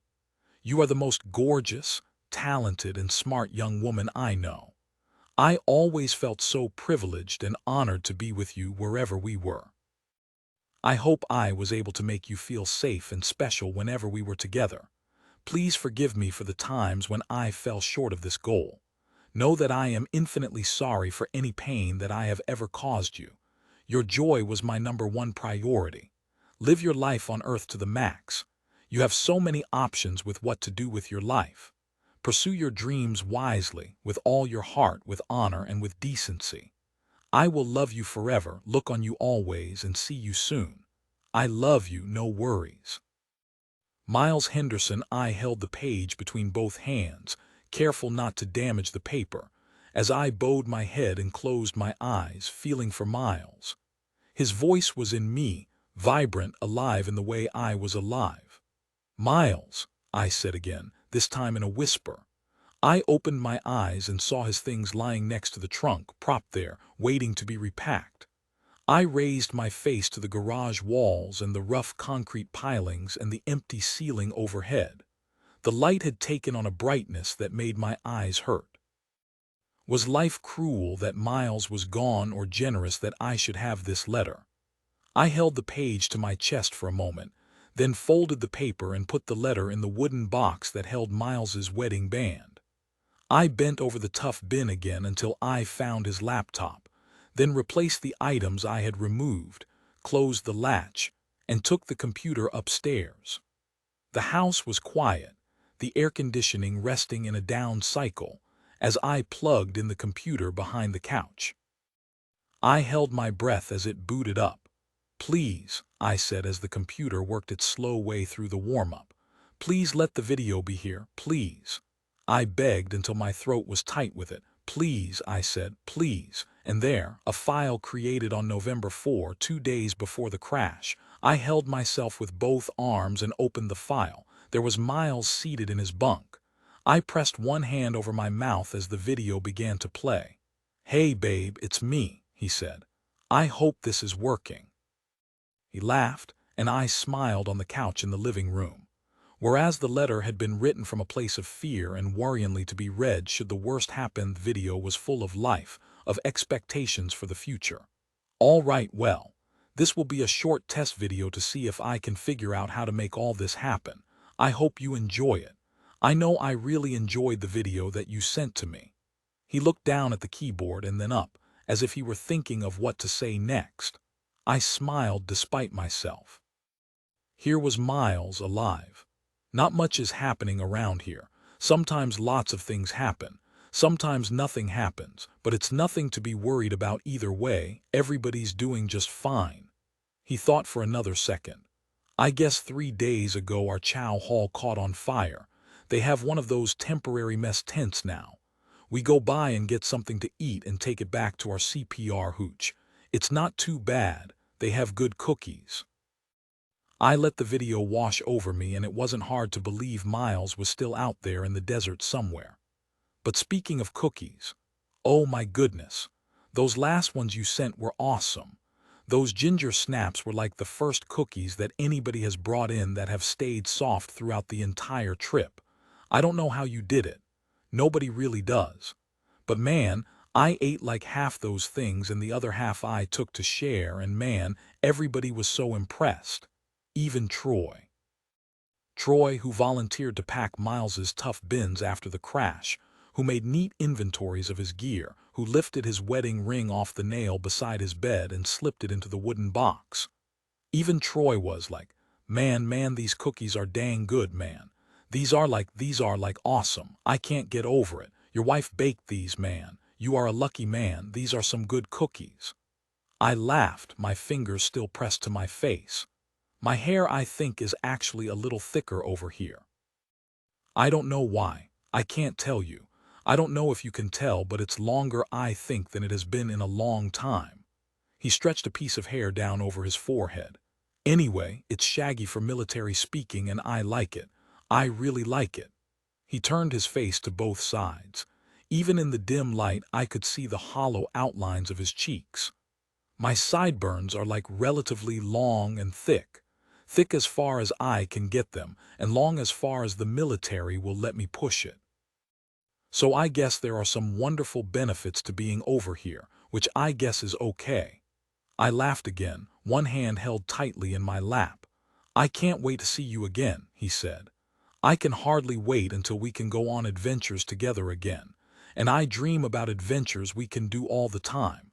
Big ones, small ones. I think about being together, and I think about you."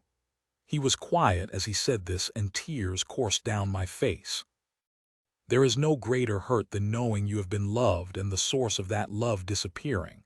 I looked at the counter on the screen. We had just 2 minutes left. "Really, I can't think of anything else," he said. "Flying here honestly at times is kind of scary, but at other times it's been really fun." I reached out and touched the screen the way I had once touched his face.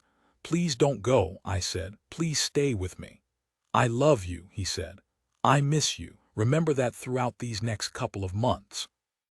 We've got like 3 down now. 3 months down. We're working on number 4. Every day is a day closer. Just keep on keeping on." He laughed, and I knew this would be the last I heard from him.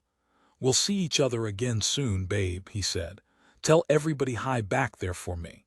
His hand hovered over the keyboard. "I love you very much," he said, and his image froze on the screen. 2007-12. After a soldier is killed in combat, the Army performs an official death investigation, and the report of the findings is presented to the soldier's next of kin in a formal military briefing. I asked that Teresa and I might have our briefings together given the circumstances of our husband's deaths. Also told Thurand in the spring I flew to Fort Bragg for the presentation. Teresa drove us to the base the morning of the briefing, and I was relieved to have her with me, in the way Miles must have been relieved every time he flew with John. When we stopped at the security checkpoint, I handed over my military ID, the new one I had to carry after Miles's death. My status read URWA, unremarried widow. I smiled in the picture, a big smile that looked genuine.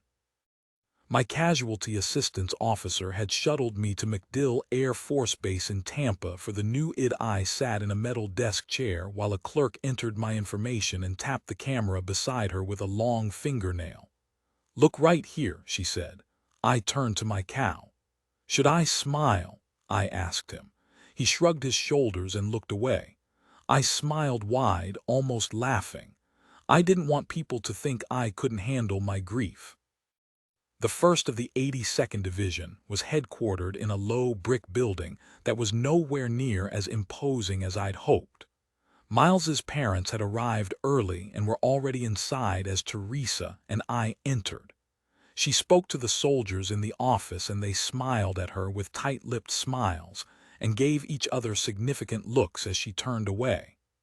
I mostly hung back, wanting to disappear into the walls, to shield myself from what was to come. Before the briefing, I had been careful to protect myself from the details of Miles's death. When Teresa would start in on it, I would make her stop. No talk of burning, no talk of the bodies. When Miles's death certificate arrived in the mail, I opened the envelope and scanned the page to make sure it was the right form, but I refused to absorb any of the information printed there. I briefly saw the box labeled cause of death, and before I could stop myself, I read multiple blunt force trauma. I flicked my eyes away and slid the sheet back into the envelope. It seemed a great injustice that my memories of Miles should be clouded with the circumstances of his death, so that even now when I think of his face, I must ask myself what approximation of him came home. A colonel led us into a conference room outfitted with a polished wooden table, chairs on wheels, and a projector for the PowerPoint presentation. I had the sense that the military trains for these things. Everything would be by the book. But here's what was not by the book: the brownies on the table. They were home-baked from a mix, but still, someone took the time to make them. I saw a female soldier in the office when I first came in, and I thought perhaps it was her, or maybe the wife of the colonel giving the briefing. Sexist, I know, but I was probably right. Either way, it was a touching gesture. We took seats around the table.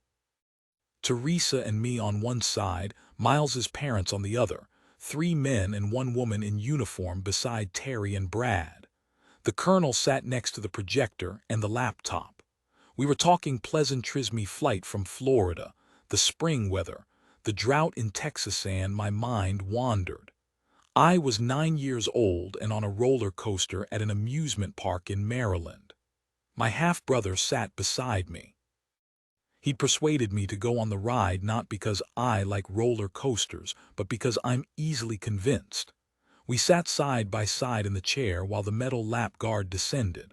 When we were secure, the line of cars pulled forward with a jerk and then crept out of the boarding area to climb the first steep hill.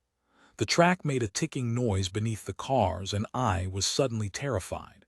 "This is not so bad," my brother said to reassure me. I believed him as the car ticked up the tracks. The first few slides of the PowerPoint covered broad military information. Who was on duty the night of the crash, where the helicopters were headed. The slides had the unit's emblem in the corners, a wolf's head for the wolf pack, and much of the information base names, Army units, Citus was written in military shorthand, as if to name them in full might dangerously bridge the distance between the war and everyday life. It was not so bad. But as the colonel continued to talk, I had the growing sense that we were balancing on the edge of a steep drop. In my mind, I was in my bedroom in Tallahassee. Miles was there. It was a Sunday evening and he had to leave soon to drive back to Fort Rucker. We lay on my bed and I leaned over him, my hair in his face, over his chest, on his arms. It was early in our relationship, before we moved to North Carolina, before he had said "I love you." I could feel it welling up in him. I could feel that he felt it, that he wanted to say it. The light in the bedroom was silver, and outside the sun had set. Time pressed on us, and we both knew he had to go, but we stayed like that a moment longer. In the conference room, we were suddenly at the crash. Time of impact, 12:31 a.m. The colonel showed a photo of the crash site taken from above so that we could see the path the helicopter cut through a lemon orchard. The gash was wide and brutal, the kind of damage caused by something hurtling very fast. My stomach dropped as we fell over the edge. On the night of November 6, 2006, the midnight sky stretched wide to the horizon, unraveling blackly toward Syria in the west and Iran in the east. A full moon shone overhead and illuminated the palm groves and the black waters of the Tigris, and the blades of the Apache hummed as soldiers came out to gas up the birds. Warhorse was tight, 2 concrete landing pads with just enough space for 2 helicopters. Most dropped in, fueled up and pulled out, never powering down their engines or shutting off their blades. The rotors from the 2 helicopters beat in tandem, so close they almost seemed to touch. Miles and John were in the trail aircraft of a 2-helicopter team, and John was the pilot in charge of the mission. He sat in the backseat of the Apache, behind and slightly above Miles in the front seat. A small round mirror sat to the left of Miles's shoulder, so that the forward pilot could see the pilot in the rear. But the Apache's interior was too dark to see much. The only light came from the faint glow of the computer screens on the instrument panel. The helicopters had stopped to refuel after a night mission and would press on, first 25 miles west toward the forward operating base near Balad, and then 50 miles north to their home base at Spiker outside Tikrit. John let Miles fly the helicopter into Warhorse with its tricky approach and cramped landing space, coaching him on how to pilot the bird in. It was not Miles's best parking job. The soldiers on the ground struggled to maneuver the fuel line over to the Apache. "Let's see," John had said to Miles over the aircraft intercom system. He came up. "I think they got it hooked up, but now there's nobody to give the wave." "Give the signal," Miles said. "They're going, Miles Henderson, huh?" "He's causing trouble in FARPs everywhere," John laughed. "I think what we'll do is we'll continue to march. Visibility is 10 miles here. We'll continue to march toward Balad and we'll take a look at how it is." "Okay," Miles said. "The only thing would be," John stopped and chuckled. "It probably wouldn't happen, but if you call in and the weather was below visibility minimums, that would be bad." "That would be really bad," Miles said, but he laughed too. The ground crew connected the gas line to the helicopter and began fueling. "We're getting gas now," John said. "See, it all worked out." "Yeah, it worked out. It took like 3 people 20 minutes of pulling and shoving." "You want everything easy," John radioed to the second aircraft. "Hey 16, this is 08. "This is 1608, the second helicopter radioed back. "Did they actually get you gas?" "Yeah, Mr. Henderson really made it tough for them." "Awesome. What do you want to do? Do you want to try to push it, see if we can get home? Or do you want to hit the pad here?"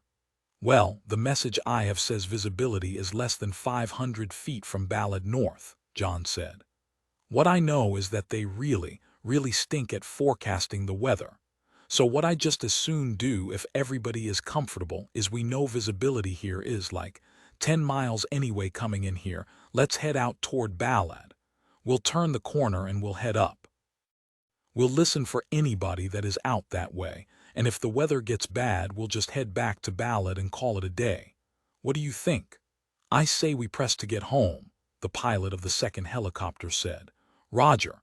And the reason I'm saying that is because the weather reporting is so bad here that, it could be a lot better than they think it is." "I agree. The Fleur might be able to see through it. On top of that, it might blow out and we've got nothing but good weather behind us. So yeah, I'll go with that. I'll give you a call when we're Redkin 1 and we'll push out." "Roger, I'll do that," John said. Then he had said to Miles, "Okay, power levers shift to fly." The colonel showed us the scene of the crash up close. The torn and bent rotor blades, an engine flung off to the side, fragments of the aircraft strewn around a crater in the earth. I had been well behaved until that moment. I watched the presentation with tears leaking from my eyes, and I politely wiped at my dripping nose. I hardly spoke, yet seeing the crash ripped a sob from me. Miles's mother moved to stand behind my chair, and she pressed her small hands into my shoulders. With my own hands, I held tight to Teresa. We cried together in great heaving gasps. The colonel paused, and in that moment I wanted him to cry too. I mentally dared him to show that he was hurting behind the ordered military procedures. I wanted to see from him some of the unruliness of grief that Teresa and I were spilling all over his sanitized conference room. But the colonel did not flinch. When we had quieted, he started again. The next slide showed where they had recovered the bodies, and an X marked where each man was found. Miles's seat had come unhinged with the force of the impact, and he and it were thrown from the cockpit. He was not burned. I tried not to imagine him slammed through the front window and into the ground, but of course I did.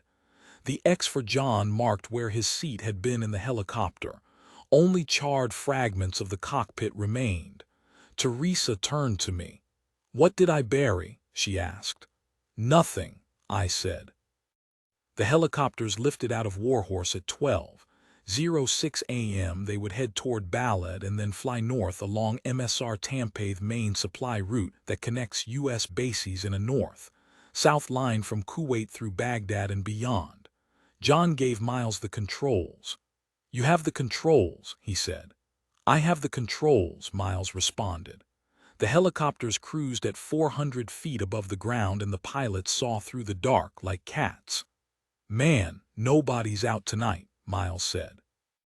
"Air, ground know her. Everybody else knows the weather blows," the second helicopter radioed. "Did you guys just get that message?" from Scott Delancey, the battle captain.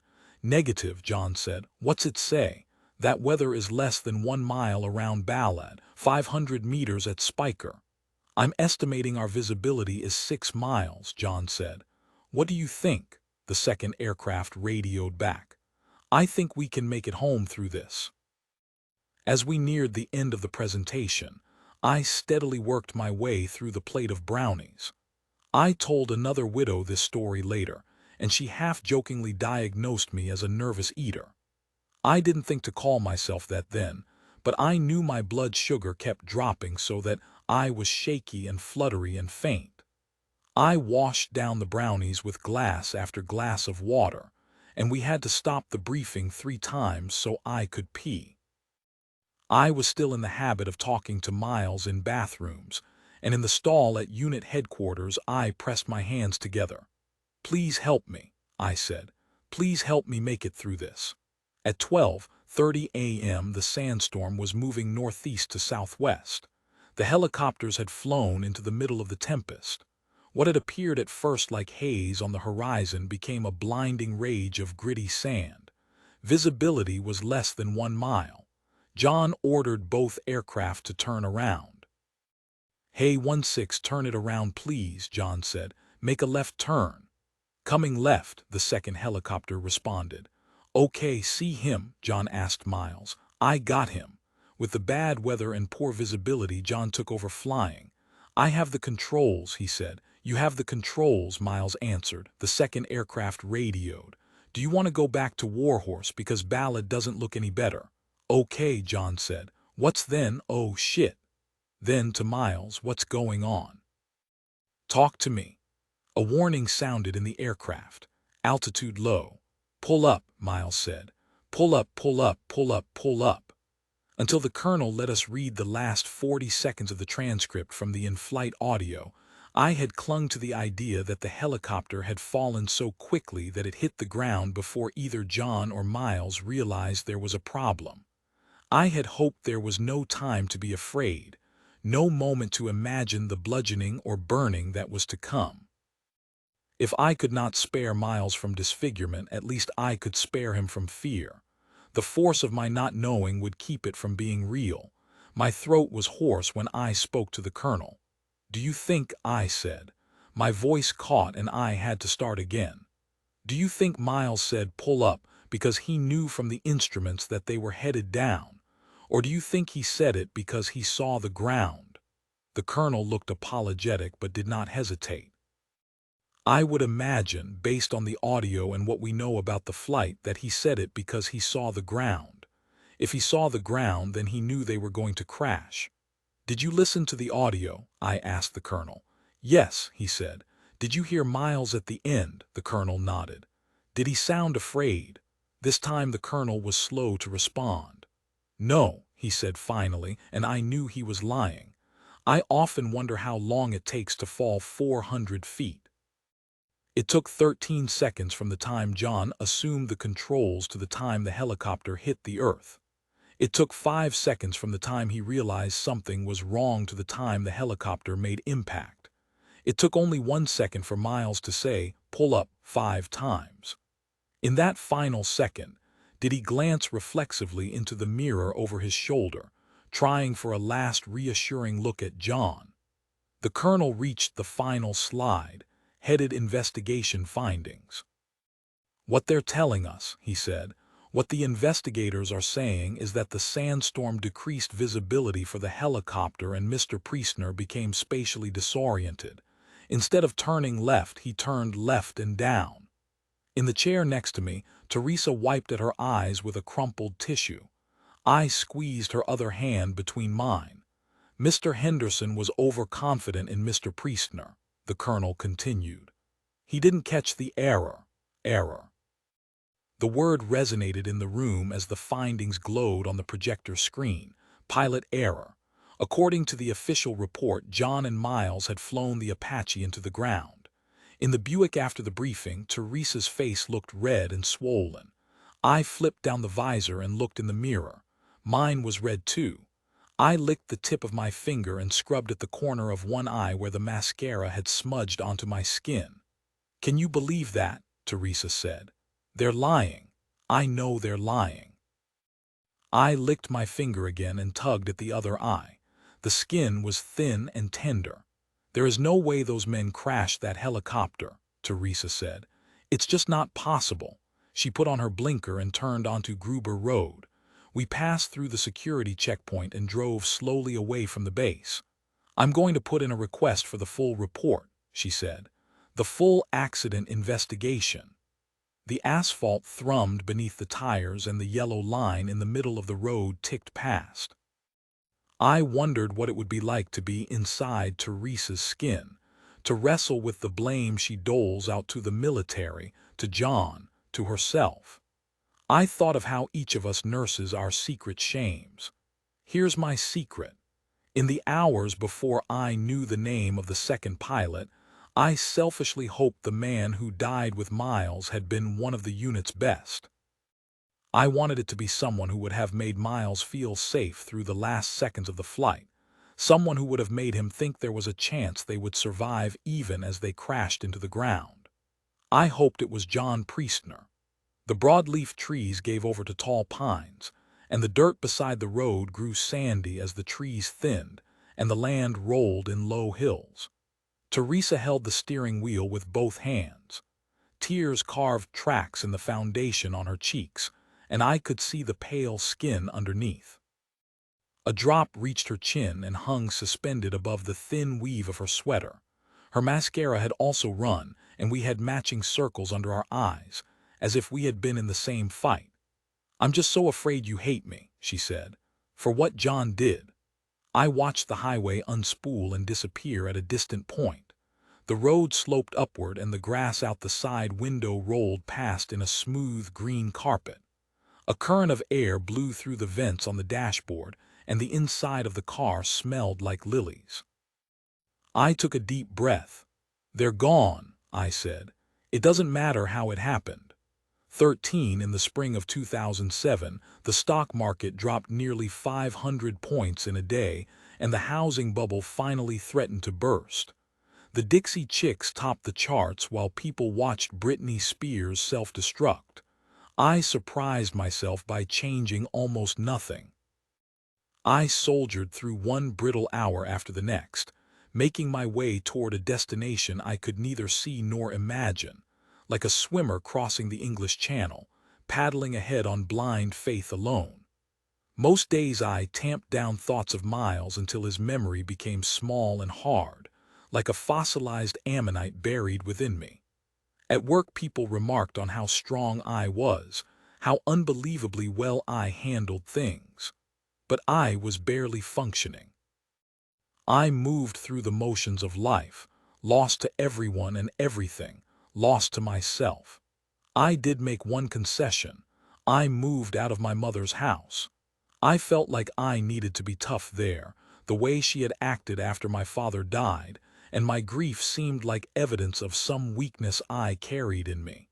It was too much to make it through the teeth-gritting days without weeping. I couldn't make it through the after-work hours, too. I needed a place to be alone, to let my grief spool out, to unstopper myself. So I rented a house in the east part of town, a rundown neighborhood that felt reassuringly familiar. The house was yellow with purple trim, and it had laminate floors, a large backyard, and neighbors who didn't know me. There I could let myself disappear day by day until one day, if I was lucky, I would disappear into nothing. Soon after I returned to work, the farm manager came to my office but didn't step in. He knocked gently on the open door, took off his hat and worked the brim between his fingers. I looked up from my desk at his ruddy face and rough hands. "I haven't seen you since," he said. He looked at the empty space between us for a time, and when he raised his eyes to mine, it was my turn to look down. I stared at the metal grommets on his work boots and the potting soil caked to the toes. "I just wanted to acknowledge it," he said, looking at the top of my head because I could not meet his eyes. "I wanted to acknowledge your husband's death." I stared at the frayed cuffs of his jeans and looked briefly into his face. I wanted to thank him, but I could not speak. He nodded once, a quick jerk of the chin, and then stepped out of the doorway and was gone. I sat at my desk until I could stand to shut the office door. People kept giving me space, all of us hoping my grief had a half-life, but I didn't need space. I needed people to say Miles's name out loud. I needed them not to flinch when I said it. I needed them to ask about him. Weren't they curious about the color of his eyes? I needed them to acknowledge not just that he had died, but that he had lived. That he had lived and loved me, and for a space of time we were whole. But I am lying. Even now I struggle to tell the truth of what I needed. I needed Miles. I looked at my scattered desk highlighters, paper clips, pens, loose change and business card holders. A mug half filled with tea, and I swept it all aside so that I might lay my head down and weep for the things I needed and could not have.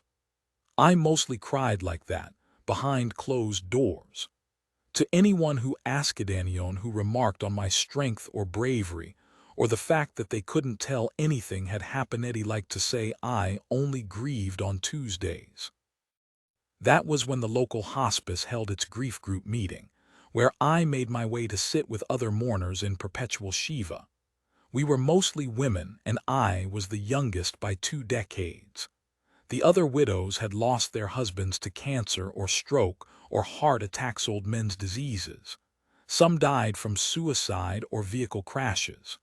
We were unalike in most ways and alike in the only one that mattered. On my first night with the group, I hesitated on the sidewalk for a long while before opening the door and crossing the threshold. On the back counter, coffee brewed beside a scattering of pink sugar packets, and a stack of name tags sat beside a red magic marker. I looked around the room. Chairs shouldered against one another in a circle, and someone had placed boxes of tissue on the outskirts of the ring. I imagined they would become a commodity as the night wore on. I stuck my name to my chest and reluctantly took a seat in a spot with a good view of the door. That way I wouldn't have to cut through the center of the circle if I decided midway through that the grief group was not for me. The chairs slowly filled, and not long after I sat down the counselor, Richard, opened the meeting. "How's everyone feeling this week?" he said. A woman with a black dome of hair and gold-rimmed glasses twisted a bracelet on her wrist. Her lacquered nails glinted in the hard light. I read her name tag, B. Across the circle, a small woman with dark hair and a delicate frame clutched a tissue. Linda. They each spoke about loneliness, which stemmed from aloneness, about sitting down to dinner at a table set for one. I kept my arms crossed over my chest and my eyes fixed on a spot in the carpet just in front of my feet. I refused to look at anyone, just soaked up the sadness in the room. I let their grief draw close to mine until, near the end of the session, Richard turned to me. "Would you like to say anything?" he asked. I had my eyes fixed on the ground, and I felt more than saw the circle's attention as everyone waited to hear what I would say. I knew as they knew that I did not belong there. What had claimed their husbands could not have been what had claimed mine. I opened my mouth, but the words caught in my throat. Finally, I managed. "My husband was killed in Iraq." A woman across the circle covered her mouth with her hand. Someone took in a sharp breath. "How did it happen?" someone asked. "A helicopter crash," I said. I raised my eyes to the people gathered around the circle, and they looked back at me with such gentleness and compassion that I lowered my head to my hands and cried with relief. The literature on mourning agrees that grief can be exhausting. Here's what's exhausting: holding yourself steady. I had to steady myself the way a person steadies a broken arm to keep from knocking into the hurt. And still, despite my best efforts, I often bumped against the pain. In my office one afternoon, I looked up from the newsletter I had been editing to see Holly, the receptionist, standing in my doorway. "Want to go to the deli for lunch?" she said. "I don't know." I looked at the pile of work on my desk. "I brought a sandwich." "Come on," Holly said. "It's Friday." I flicked my eyes to the half-finished letter on my computer, to the square of blue sky through the window beside my desk, to Holly with one hand on her hip. She smiled. "I'll drive." I pushed back my chair. I didn't want to eat that sandwich anyway. The deli was a tiny, sweaty place that served homemade iced tea and fried bologna. Steam from the griddle hazed the dining room, and I had to use a pile of napkins to soak up the grease from my lunch.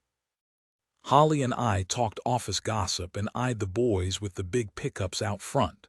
When we were done eating, Holly waited outside while I paid the check. The wife of the couple who had bought the deli a few years back worked the register. She was young and pretty, with a big open smile. She knew most of us from the farm, by face if not by name, and she chatted with me as I handed her my credit card. "What's this symbol here?" She tapped the front of the card with her finger. "I see a lot of different types, but I've never seen this one." The card came from my bank, a bank for military service members and their families. "It's for the Army," I said. The woman ran the card through the machine and handed it across the counter. "Are you in the military?" "No," I said, and because it needed an explanation because she was waiting for an answer with her smiling face, he said, "My husband was." The receipt made a clicking sound as it ticked out of the machine, and the woman tore off the paper and handed it to me with a pen. "Did he have to go overseas?" she said. I hurriedly signed the receipt. She may not have known where the conversation was headed, but I did. I knew where we would both end up. "He did," I said without meeting her eyes. "He went to Iraq." She handed me a copy of the receipt, and I stared at the toothpick jar on the counter and the pennies in a styrofoam cup by the register. "When did he get home?" I stood stiffly, conscious of the people in line behind me. What could I say? There was only the truth. He didn't come home. There was a moment, a shared few seconds, when the woman and I looked at each other and I watched my meaning shadow her face. I felt my cheeks flush and the tip of my nose go red like it does when I'm about to cry, and the sadness that flowed like blood beneath my skin threatened to spill out. "I'm sorry," the woman said. I ducked my head and turned to the door before I could bleed all over her floor.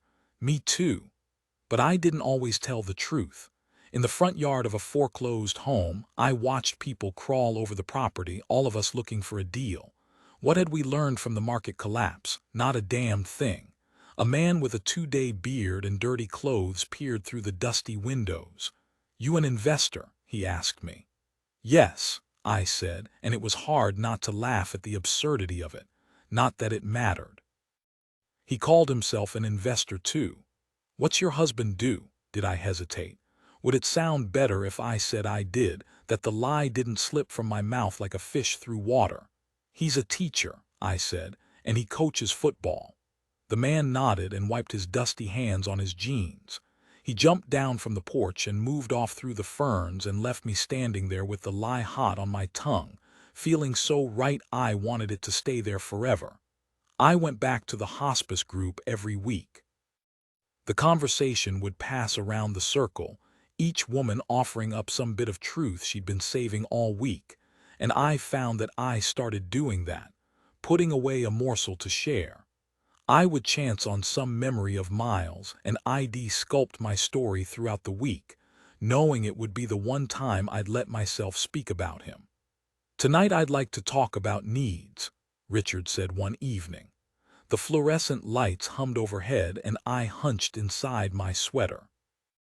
Elsewhere in the hospice building, down corridors I never saw, people were dying. Their relatives stood close, not fully understanding that soon they'd be like us. Some of them would make their way to the Tuesday night meetings and we'd fold them in, as I had been folded in. "What do you need right now?" Richard continued. "Take a moment. Look inside yourself. What is it that your body or your mind or your heart needs?" There was a pause as we considered. We were all widows. That ninth widowers rarely came for more than 2 or 3 sessions. "Looking for dates," Linda would say. "How about you, Artis?" I looked up from the piece of carpet I had been examining. "What do you need?" I considered my response for a moment, and then I offered the tidbit I'd been keeping all week. "There was this time Miles and I went tubing behind John's boat," I said. "You know where they pull you." My voice was rough and I had to clear my throat. The other women nodded encouragement. Miles and I were facing each other in the tube and the boat was pulling us hard. We hit a wave and my head snapped forward and my mouth smashed into the top of Miles's head. I twisted a tissue between my hands as I talked, working it back and forth with my fingers. I touched my face and there was blood all over my hand. I thought I'd lost my front teeth. I looked at Miles and I could tell from his face that I looked pretty bad. I asked him, I said, "Am I okay?" And I think he was scared because there was a lot of blood coming out of my mouth, but he said, "Yeah, babe, you're okay." They were listening, the other women, Richard. I kept working the Kleenex between my hands. "That's what I need," I said. I looked up into their faces. "I need someone to tell me it's going to be okay, even if it looks like it won't." The sun had set by the time Jimmy Hyde pulled into my driveway, and when I went to greet him, all I could see was his silhouette in the dark. It was better that way, easier to negotiate the space between us. "Let me grab something out of the trunk," he said. He stepped around to the back of the Jeep and lugged a rectangular cardboard box out of the rear compartment. "What's that?" I asked. "You'll see." He walked past me, through the carport and into the backyard. "Can I get a light out here?" I flipped the switch to the twin bulbs overhead and he smiled at me in the suddenly bright light. He looked the same as the last time I had seen him at Fort Rucker. "I bought you a grill," he said. "Had to run by Walmart to pick it up. That's what took so long getting here." "You bought me a grill? You said you wanted me to cook kebabs." I laughed. I had. Jimmy, who was also deployed, had been one of the few soldiers to contact me after the notification, and the only one to keep messaging me after the others had stopped. I was in the habit of writing Miles, as I was in the habit of loving him, and Jimmy's email slid easily into the space created by Miles's absence. But now I wondered what I implied in those messages. Did I suggest that if Jimmy came for a visit, there might be more than friendship between us? Did I hint at romantic possibilities? Did I flirt? I must have. Because a subtext beat beneath our every action, a thrumming reminder of a promise I seemed to have made. I'd like to tell you I didn't know what I was doing, that I was somehow innocent in all this. But I was not. God help me, I wanted Jimmy there, and not just for dinner. I wanted his hot breath in my ear. I wanted his rough hands on me. I wanted to close my eyes and let myself imagine this was another R&R, another long-anticipated return. I watched Jimmy assemble the grill from the back step of the porch. We were almost the same age and nearly the same height. He was a little older, a little taller, built slim but broad through the shoulders, self-assured and cocky in a way I am not. I disappeared into the house to put on a pot of yellow rice, the kind you buy at the grocery store in gold foil packets, and I stood at the stove and stirred while the sound of tinkering floated in through the open kitchen door. After a time, I covered the pot with a metal lid and stepped outside to check Jimmy's progress. The grill stood upright, finished. I handed Jimmy a box of matches, and he laid one to the pyramid of charcoal briquettes he had stacked. The flame caught and crept upward, spreading from black square to black square until the entire pile glowed. I carried out a tray of skewered beef, and he arranged the kebabs on the grill. While Jimmy cooked, I went back into the house to the bathroom off my room. I looked at my face in the mirror. My nose was red from the cold, and my eyes seemed smaller somehow. My face looked all wrong. I had become unrecognizable to myself. In the kitchen, I grabbed 2 beers from the fridge, and outside I dragged a white plastic chair close to the grill. "How are things in Iraq?" I said. Jimmy took a sip of his beer. "Not too bad, we fly a lot." "Is it hot?" "It's cold this time of year." The meat smoked over the fire, and he turned the skewers with a pair of tongs. "How's it feel to be home?" "It feels weird," he said. "Hard to relax." He took another mouthful of beer. "Anyway, R&R's only for 2 weeks. When the kebabs finished cooking, Jimmy set them on a platter and carried it into the house. We ate at the table in the dining room, and Jimmy did most of the talking. He spoke about his family, about people we both knew from flight school, about the deployment. He started to tell me about a mission, a dangerous flight during a night storm, but I stopped him. "Could we not talk about this, please?" I stared at my plate. Jimmy looked over at me, surprised, before catching himself. "Of course," he said. "Sorry about that." After dinner, he washed the plates and silverware by hand, and I dried and put everything away. When we had finished, he leaned against the sink. "I guess it's time for bed," he said. "I guess it is." We stood facing each other, but neither of us moved. "Good night, then." I turned as if to go into my room, but slowly. "Wait." I stopped. "Come here." Jimmy put out his arms, and I stepped into them. I buried my face in the spot below his shoulder, and he stroked my hair. But when he put his hand under my chin and tilted my face to his, I turned away. "I can't kiss you," I said. He stepped back, uncertain. Hadn't everything we'd done led to this point? I stepped close to him again. "I mean, not yet," I said. He led me into the room that I would think of from then on as Jimmy's room, a place I abandoned after his visit. "Could we light a candle?" I said. I listened to Jimmy walk into the guest bathroom, where I had placed 2 votive candles in round glass holders, leftovers from the wedding. He stepped outside to the grill for the matches, and then carried the lit candles back into the room, shutting off the lights in the house behind him. He set 1 candle on top of the dresser, and 1 at the side window. As I stood beside the bed, he lifted my hair away from my neck, then leaned down to kiss the place where my neck joined my shoulder. I let him kiss my collarbone. When he reached for the hem of my shirt, I raised my hands over my head. He slipped off my blouse, turning the cotton inside out, and the pearl button skimmed my nose on the way up. I pulled my hands down quickly to cover my breasts. "I'm not wearing a bra," I said. Jimmy smirked. "I know. I've been trying to get a look all night." He rested his hands over mine, cupping the fingers that cupped my breasts. The fine hairs on the underside of his arm brushed my wrist. Already the room felt warmer. I sat on the bed and he sat beside me, kissing my bare shoulders. I dropped my hands, my face red and hot, and then I closed my eyes and let him look at my body. After a time, I reached down to unsnap my pants, then rolled onto my back and pulled them off. I wore white underwear laced, with a gold clasp on the left hip. I reached to him beside me and tugged his shirt over his head. I could feel the heat from his body on the cloth. His skin was light like mine, and freckles covered his torso. A light patch of hair stretched from his chest to under the waistband of his jeans. He stood up to unbutton them, and then let the pants drop to the floor. We were both in our underwear. He climbed back onto the bed, and we sat together on the comforter patterned with chrysanthemums in red dye. I hugged myself against the chill, and Jimmy pulled back the covers, and together we slid into the sheets. From that vantage point, the bedspread looked darker, like lips reddened from too much kissing, like the normally pale parts of the body that go flushed and livid from lovemaking. It blushed as if ashamed.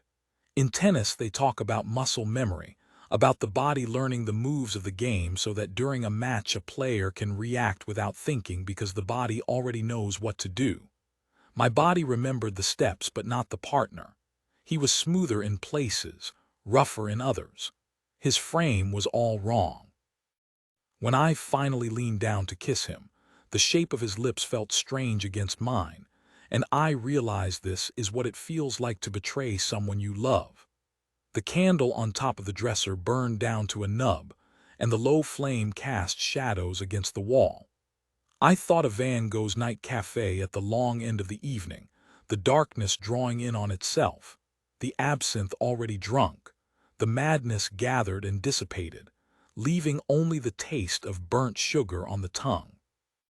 The room had been cool when we first stepped in, but the air had warmed from our bodies, from hot breath on breath, from fingers on thighs, stomachs, hips. In the heated space, Jimmy's palms smelled like ash. The room filled with the scent of him, and soon I smelled like him too.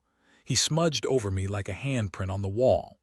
The loneliness that followed Jimmy's visit felt like a physical blow. It left me panting. But over the next several weeks, I abruptly ended what had been between us. I stopped writing, and I became distant when we spoke on the phone. I searched for the right word. Time. Later, I combed through my email archives and deleted every message Jimmy and I had exchanged. I threw away his letters. I told almost no one about his visit, and I erased all evidence of him from my life. I was terrified someone might discover what I had done. In the military, certain myths circulate. When men are deployed, they rag on each other about Jody, the imaginary man back home who's fucking their wives. Better watch out, they say. Jody's going to get her good. Another myth, the widow who sleeps with half her husband's unit. The men talk about it, and so do the wives. Mostly the wives. They talk about that poor woman in Charlie Company who slept with her dead husband's commander, and when he left her, she slept with one of his stick buddies. He left her too. She moved on to the enlisted guys and slowly worked her way down the ranks. The wives shake their heads at this part of the story and roll their eyes because everybody knows that's what widows do. "What, I'm going to date somebody a year and a half, 2 years after John died," Teresa said to me much later. Everybody would call me a whore. 14. The knocking came in the night. The sound pulled me sharply, angrily out of sleep, but in the bedroom all was dark. No headlights poured in from outside. No porch light shone from across the way. I pushed back the covers, waited for the blood in my head to settle, and crept first to the kitchen and then to the living room. A nimbus from the orange street lamp glowed behind the curtain as I lifted the edge and peered into the yard. Nothing. I moved through the house and onto the rear porch, irritated, my eyes straining against the night as I peered out every window, searching for some clue in the dark. Few days later, the microwave started coming on in the night. A sharp beep, followed by a volley. Beep, beep, beep. The interior light glowed and the rotating plate whirled while I stood barefoot in the kitchen, fumbling for the power cord in the dark. When the landlord phoned to check in, I mentioned the problem. "Everything okay in the house?" "Sure," I said. "Everything except the microwave." "The microwave. You know how it comes on at weird times by itself?" "I never had that problem," he said. "The microwave worked fine when I lived there.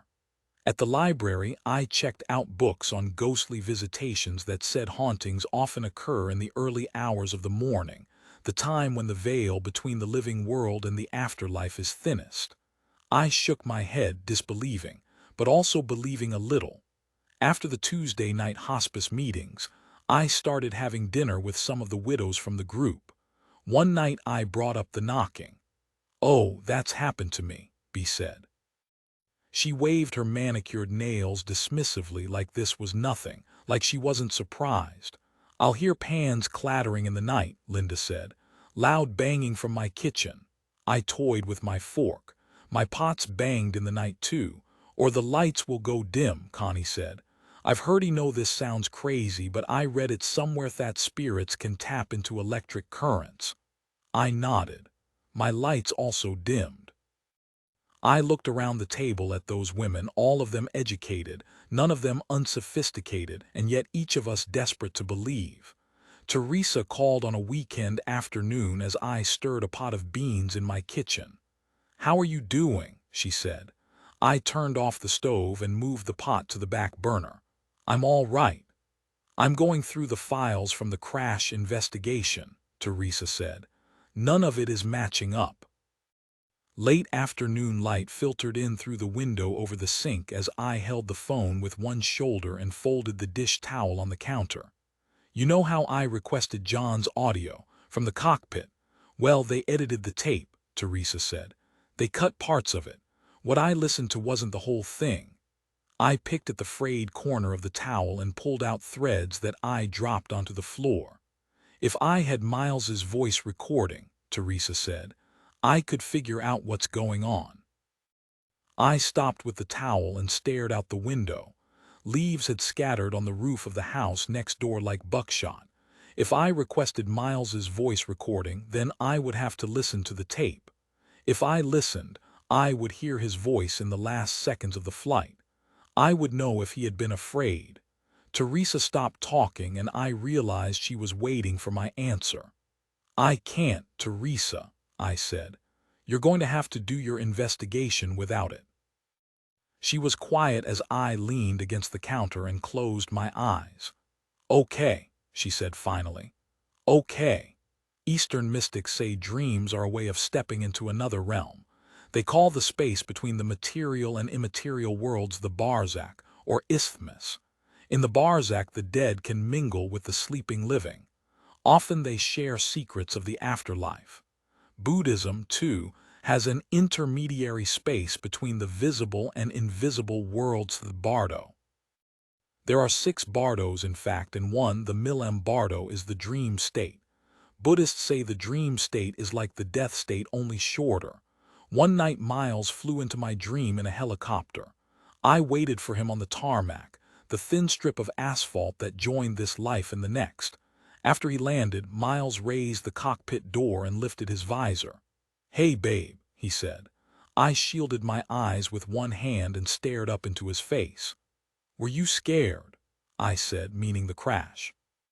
"I was so scared," he said, "but it was over fast."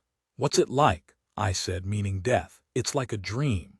Already I could feel the moment fading, the threads of the vision slipping through my fingers. "What's like a dream?" I said. "Where you are now or the life you lived?" Before he could answer, I woke in the dark. I started obsessing about psychic Susanna. I convinced myself that she had foreseen Miles's death and deliberately withheld the information. I worried incessantly if it would have made a difference. If Susanna had looked across the table in the low-lit hotel bar and told me that I would meet a man of loyalty and integrity, handsome and brave and kind, a man like my father, if she had told me then that I would lose this man, that he would die a violent and terrible death, so terrible I would not be allowed to look on his face after his body came home, if she had warned me of the immensity of the suffering to come, would I still have chosen this life? Would I still have chosen Miles? There was only one way to know. I arranged a phone consultation. On the night of our appointment, I stayed at my mother's house. I sat on the edge of my old bed as I dialed and looked at the cowboy boots in my closet. Susanna answered on the second ring. "How are you doing, honey?" she said. There was that voice again, all smoke and ash. "Fine." How old are you, honey?" "I'm 26, but that's not why I'm calling." I imagined her gearing up her pen, ready to trace out my fortune on scrap paper. "I'm calling about my husband." "What do you need to know?" "He was killed," I said, "in Iraq."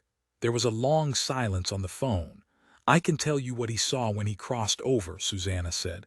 "A white dog. There was a white dog in a field," and she paused, then moved slowly through each detail. "A man on a tractor, in overalls, an old man that your husband knew, someone who has already passed over." I wrote all of this down as if it offered some clue.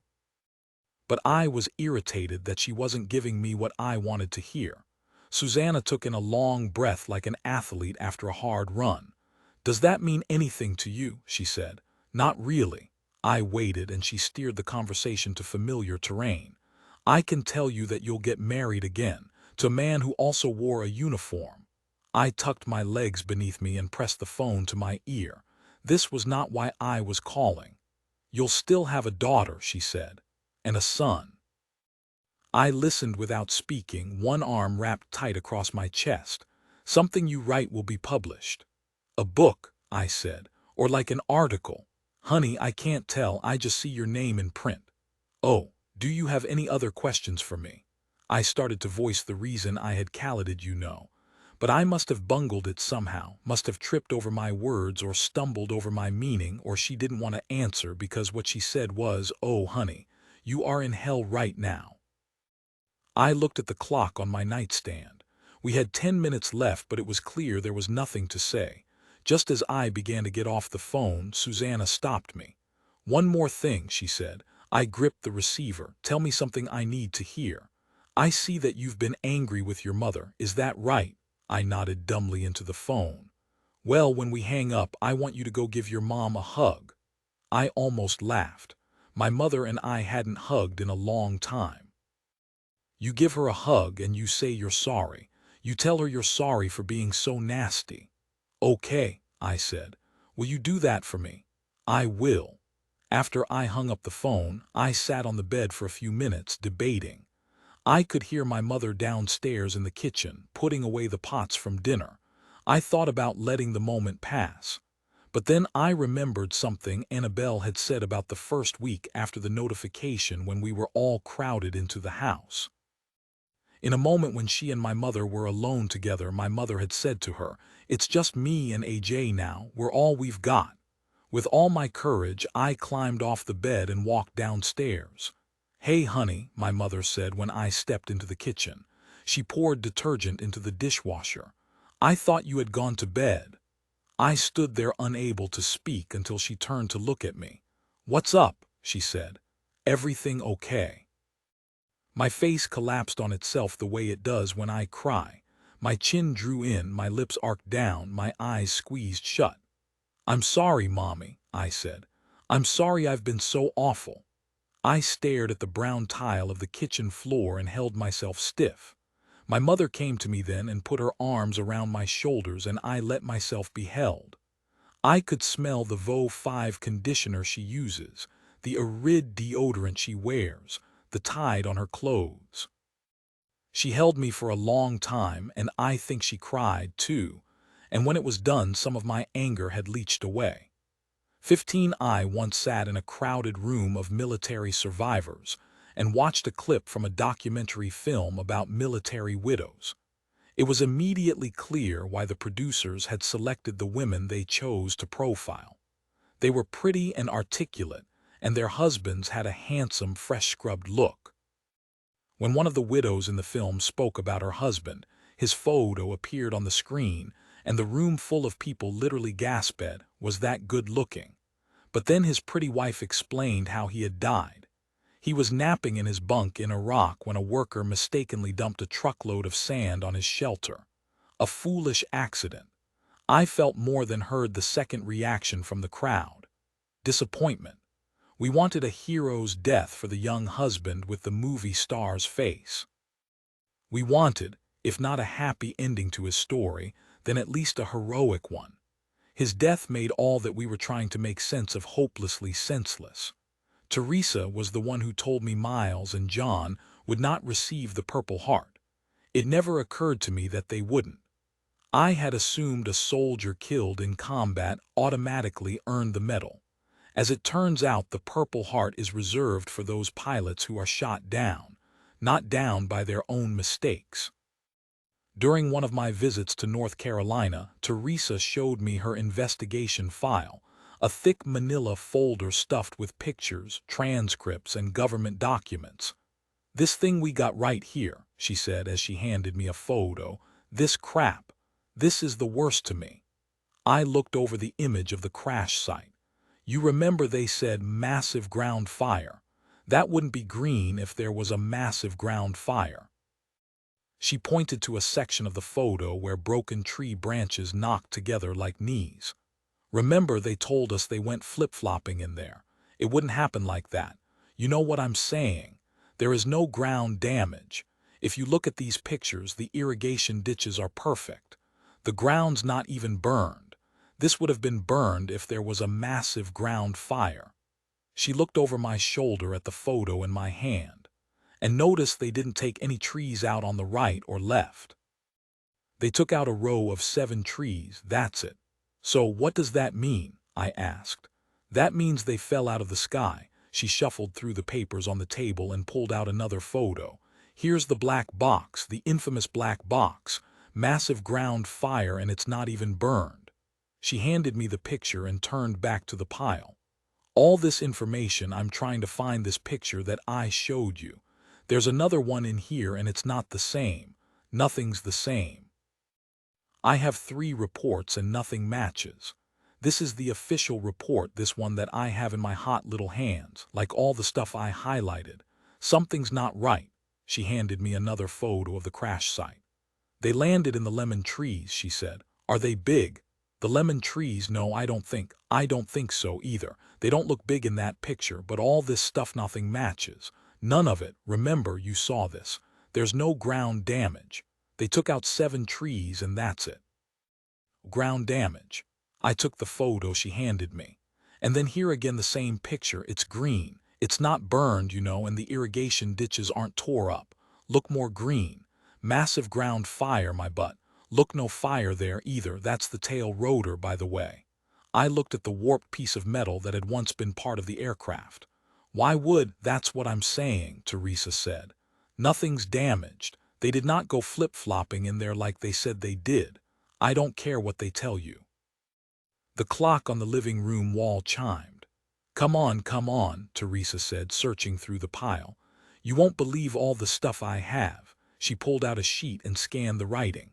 "You know, also, there's a box in the helicopter that if they go down it lets off a signal so the satellite picks it up to find them. That didn't work." She paused, reading. "See, I don't know how much you want to know. I don't really want. Here it is. Here we go." Her voice dropped to a whisper. "They don't show us where the guys are in this one. The way the gun's angled. The impact point's different. The engine's lower. See, they're kind of making up their own story." She handed me a printed invoice. "You know what they did," she said. "There's 2 reports. There's a safety report and then there's the cost report. They actually gave you and me a bill. How much it cost them to lose John and Miles." "How much did they cost?" "John and Miles were $1 million each. The aircraft cost 25. I shook my head. "Jesus. Remember, we got told originally, don't know what you got told, but I got told originally that there were 2 flashes in the sky. One they thought was the flares because the flares go offy. Don't know if you're too familiar with the aircraft. The flares go off to make a rocket hit the flare instead of the helicopter because it has heat. So I think the flares went off, but I think they still got hit. Teresa sat down in the chair opposite me. How much do you want to know about Miles? Like he wasn't in the aircraft, do you know that? I knew that. He wasn't burned at all, did you know that? I nodded. John was burned, Teresa said. Bad. They told me 33% when I buried him. Well, when I got all the stuff I got, it was worse. It was 99%.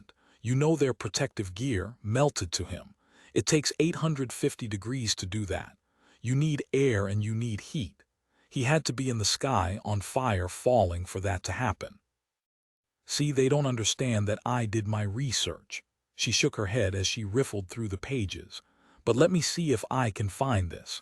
Remember we saw this where they tried to tell us what the last words out of their mouths were. She waved the audio transcript, then stopped to scan the typed words.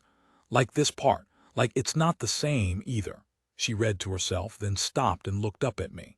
All Miles's stuff is blacked out. Do you think you'll ever be ready to look at that stuff? No, I said. No, I shook my head. I'm going to do the best I can to get this fixed, Teresa said. I'm not stopping. They pissed off the wrong wife. She put down the page in her hand and looked across the table at me. If anything, Teresa said, I want to change pilot error.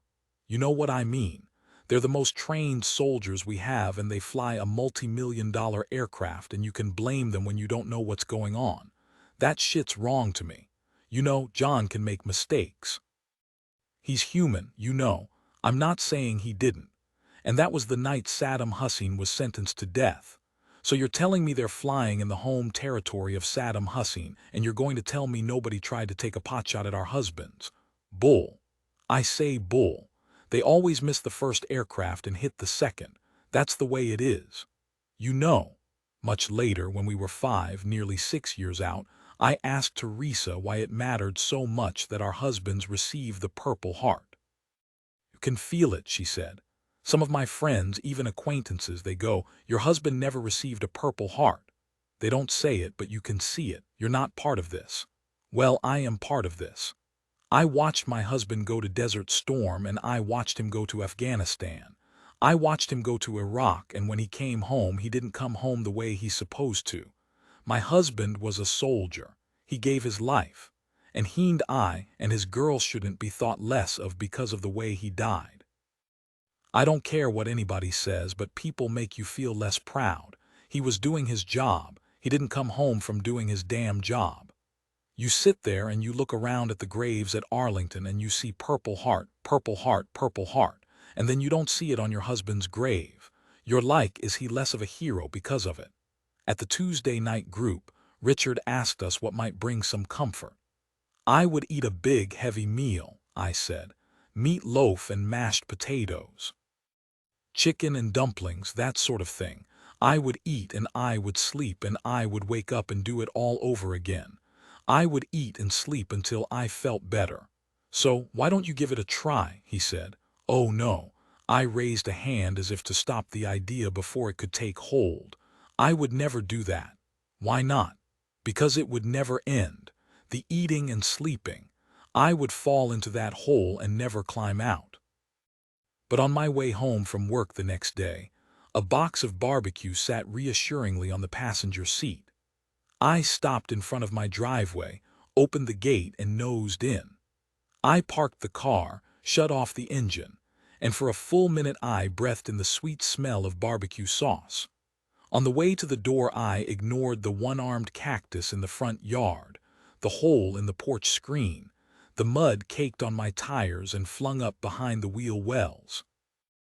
I ignored the too-high grass, the chain-link fence, the beware of dog sign left over from the previous tenants. The front door stuck and I had to push with my hip until it gave. I half-stepped, half fell into the living room and the screen door clapped my heels. I didn't flinch. I carried the plastic bag of food into the kitchen and set the styrofoam cup of tea on the counter. It sweated in the heat. I stripped off my work clothes on the way to the bedroom, kicked my sandals toward the closet, and stood in my cotton underwear. I pulled out the drawers to my dresser, first one, then the other, until I found my at-home shorts, frayed at the waistband, then a thin-strap tank top. The light through the window gave the room an underwater quality, and I could smell the barbecue from its depths. In the kitchen, a line of ants crawled over the counter.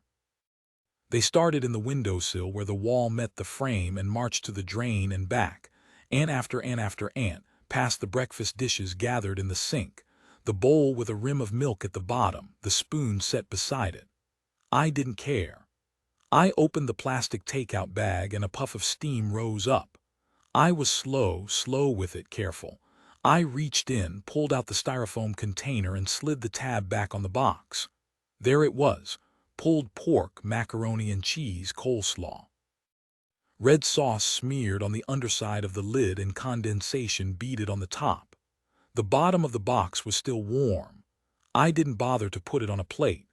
I carried the box through the dining room, past the second-hand table and the mismatched chairs painted pink and green, watermelon colors, someone else's art project. I set the takeout box on the couch and sat beside it, my back to the armrest, facing the television. I was starving, a hole of hunger blown through me. Some people say children mistake hunger for other discomforts. They say I'm hungry when what they mean is I'm sleepy. They say I'm hungry when what they mean is I'm sad. I wanted to eat the pork in 2 greasy bites. I wanted to shove macaroni into my mouth, to pick up the coleslaw with my fingers and cram it down my gullet.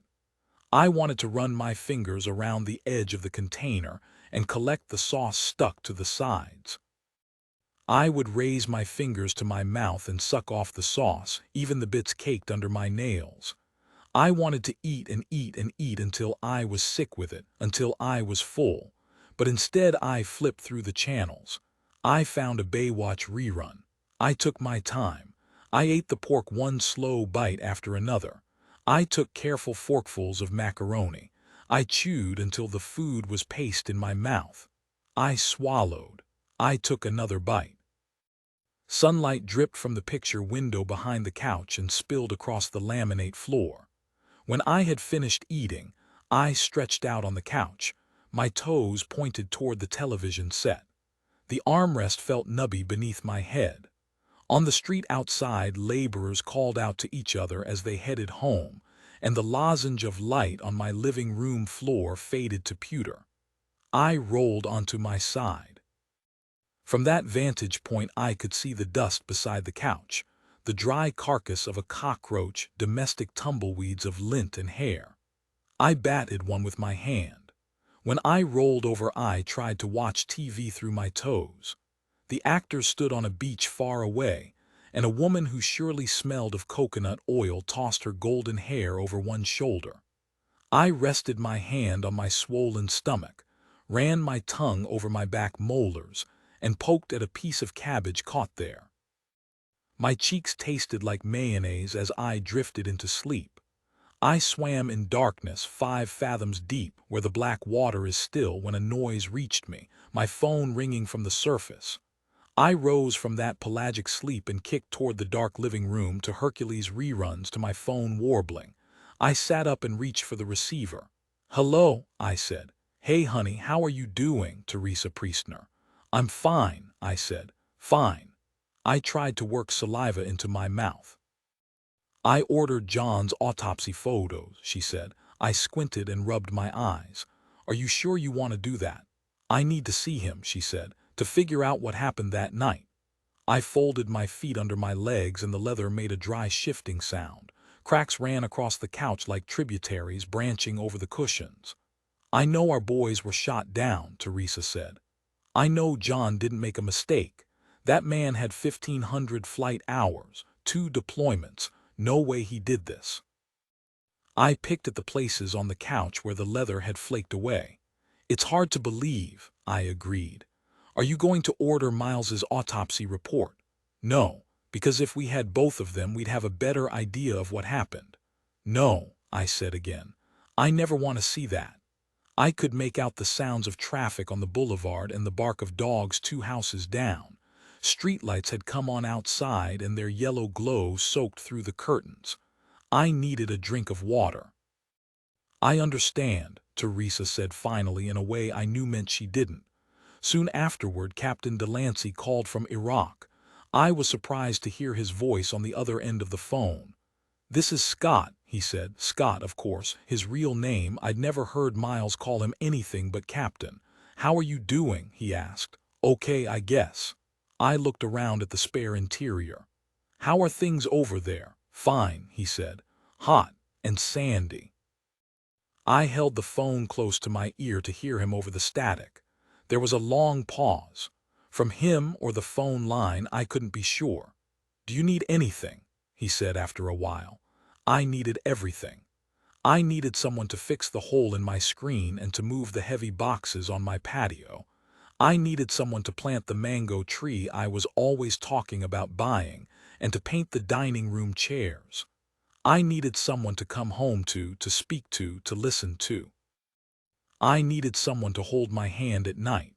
But instead of telling him any of that, I talked about the 1,000 mundane things that filled my life.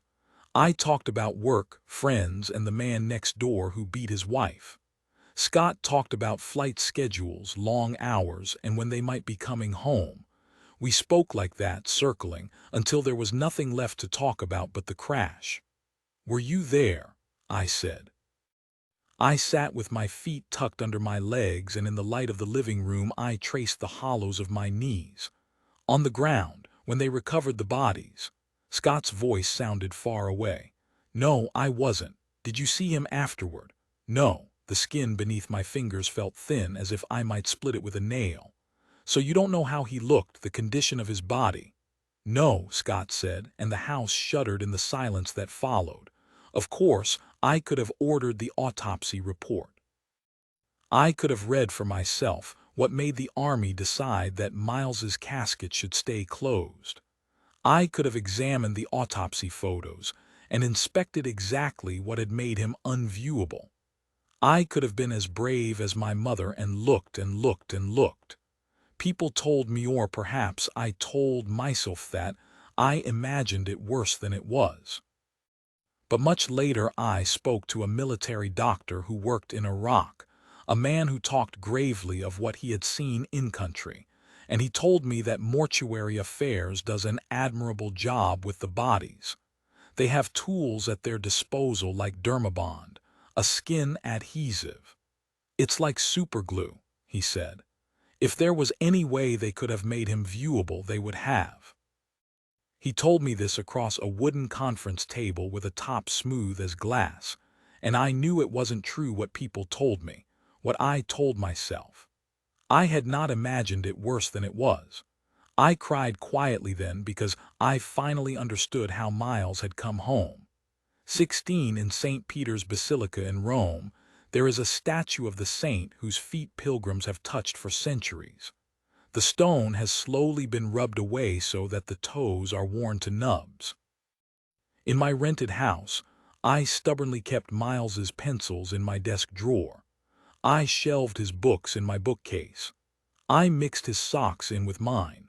That way I would come across his things by accident, and I would have such a feeling for him, such a sense of knowing, that for the space of a second I could believe he was alive.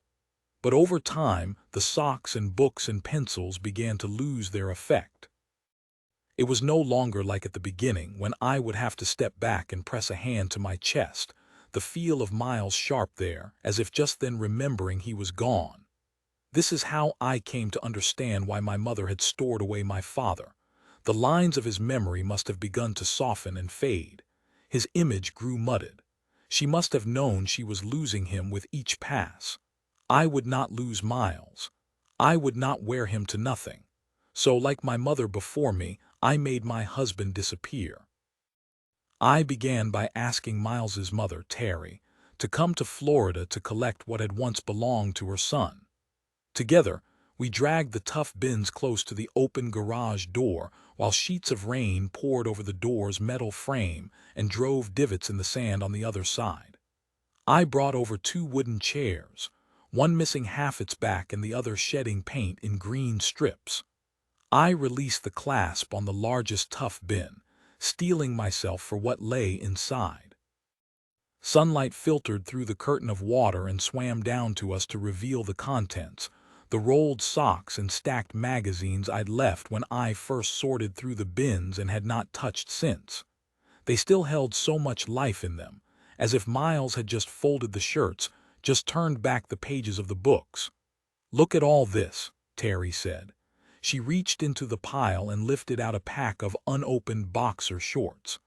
"I sent these to him," she said.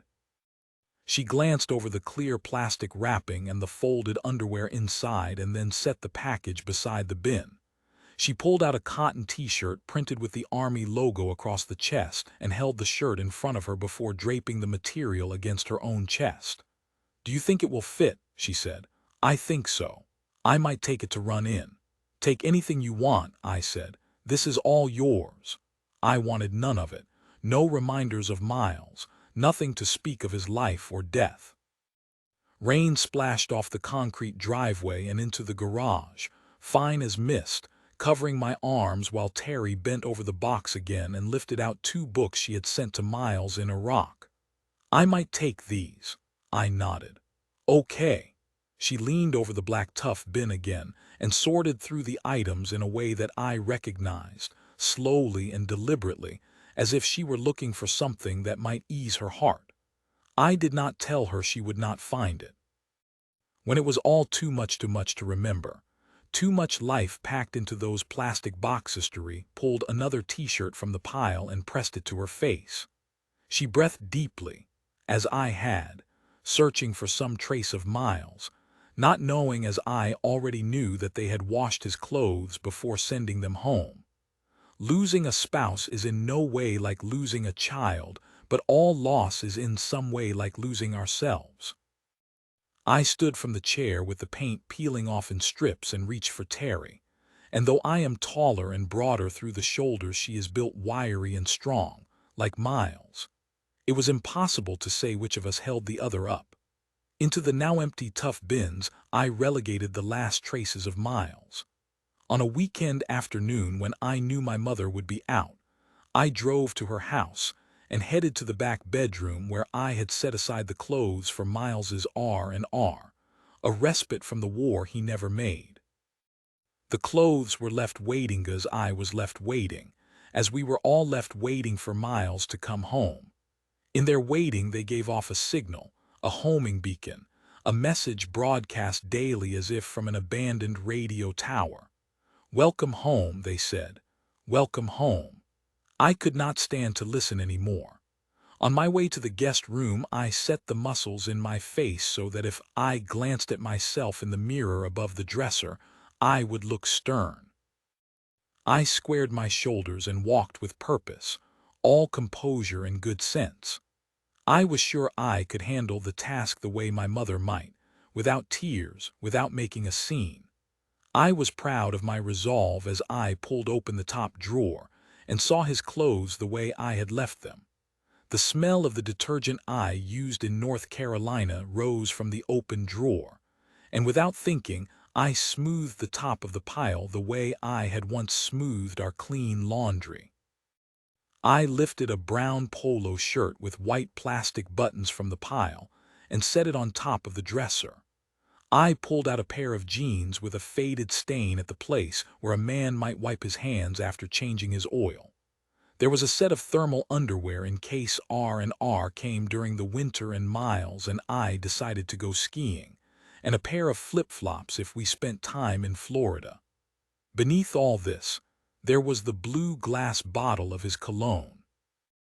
I raised my gaze to the mirror and I was glad for my steady face, my dry eyes, the way I pulled each item from the drawer and laid it on top of the dresser. I made the mistake of thinking myself brave. Convinced of my own courage, I raised the cologne bottle to my nose. Often we become aware of our lover's smell only through absence and distance, and here was the indelible scent of Miles. I felt him in a way I had not since he deployed. My knees went loose, and I had to sit on the edge of the bed as the composure I had worked so hard to construct evaporated. I cried quietly with my head bent to my chest, as I realized for the first time that the hurt was never going to go away. After a time, my face red and my eyes swollen, I stood, steadied myself on the dresser, and gathered the last of my resolve.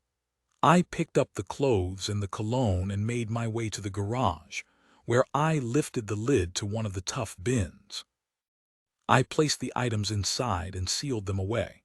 All that remained was my wedding ring, and in July, on the 1-year anniversary of our wedding, I decided to take off the band.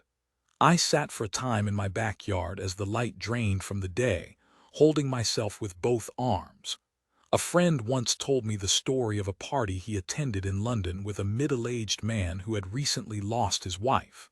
Over the course of the evening, the widower cornered one guest after another. "How long will I feel this way?" he demanded as his drink sloshed on the carpet. How long? I had decided, as we often decide these things, arbitrarily, that I would feel this way until July. If I just stuck to it, to the hospice group and the long nights of crying and the sick feeling of loss each morning, I was convinced I would be healed. But I had made it to July and I was not better. "I am not better," I said to the empty backyard. I sat in silence until a cloud of mosquitoes had gathered at my feet and the yard was lost in shadow. Then I stood, walked back in through the porch, and locked the door behind me. In my room, I picked up the wooden box Miles had once kept beside the bed that now held his wedding ring. I walked into the living room and lit a few candles. The books I read on grieving talked about ritual, and I wanted this to be a ceremony.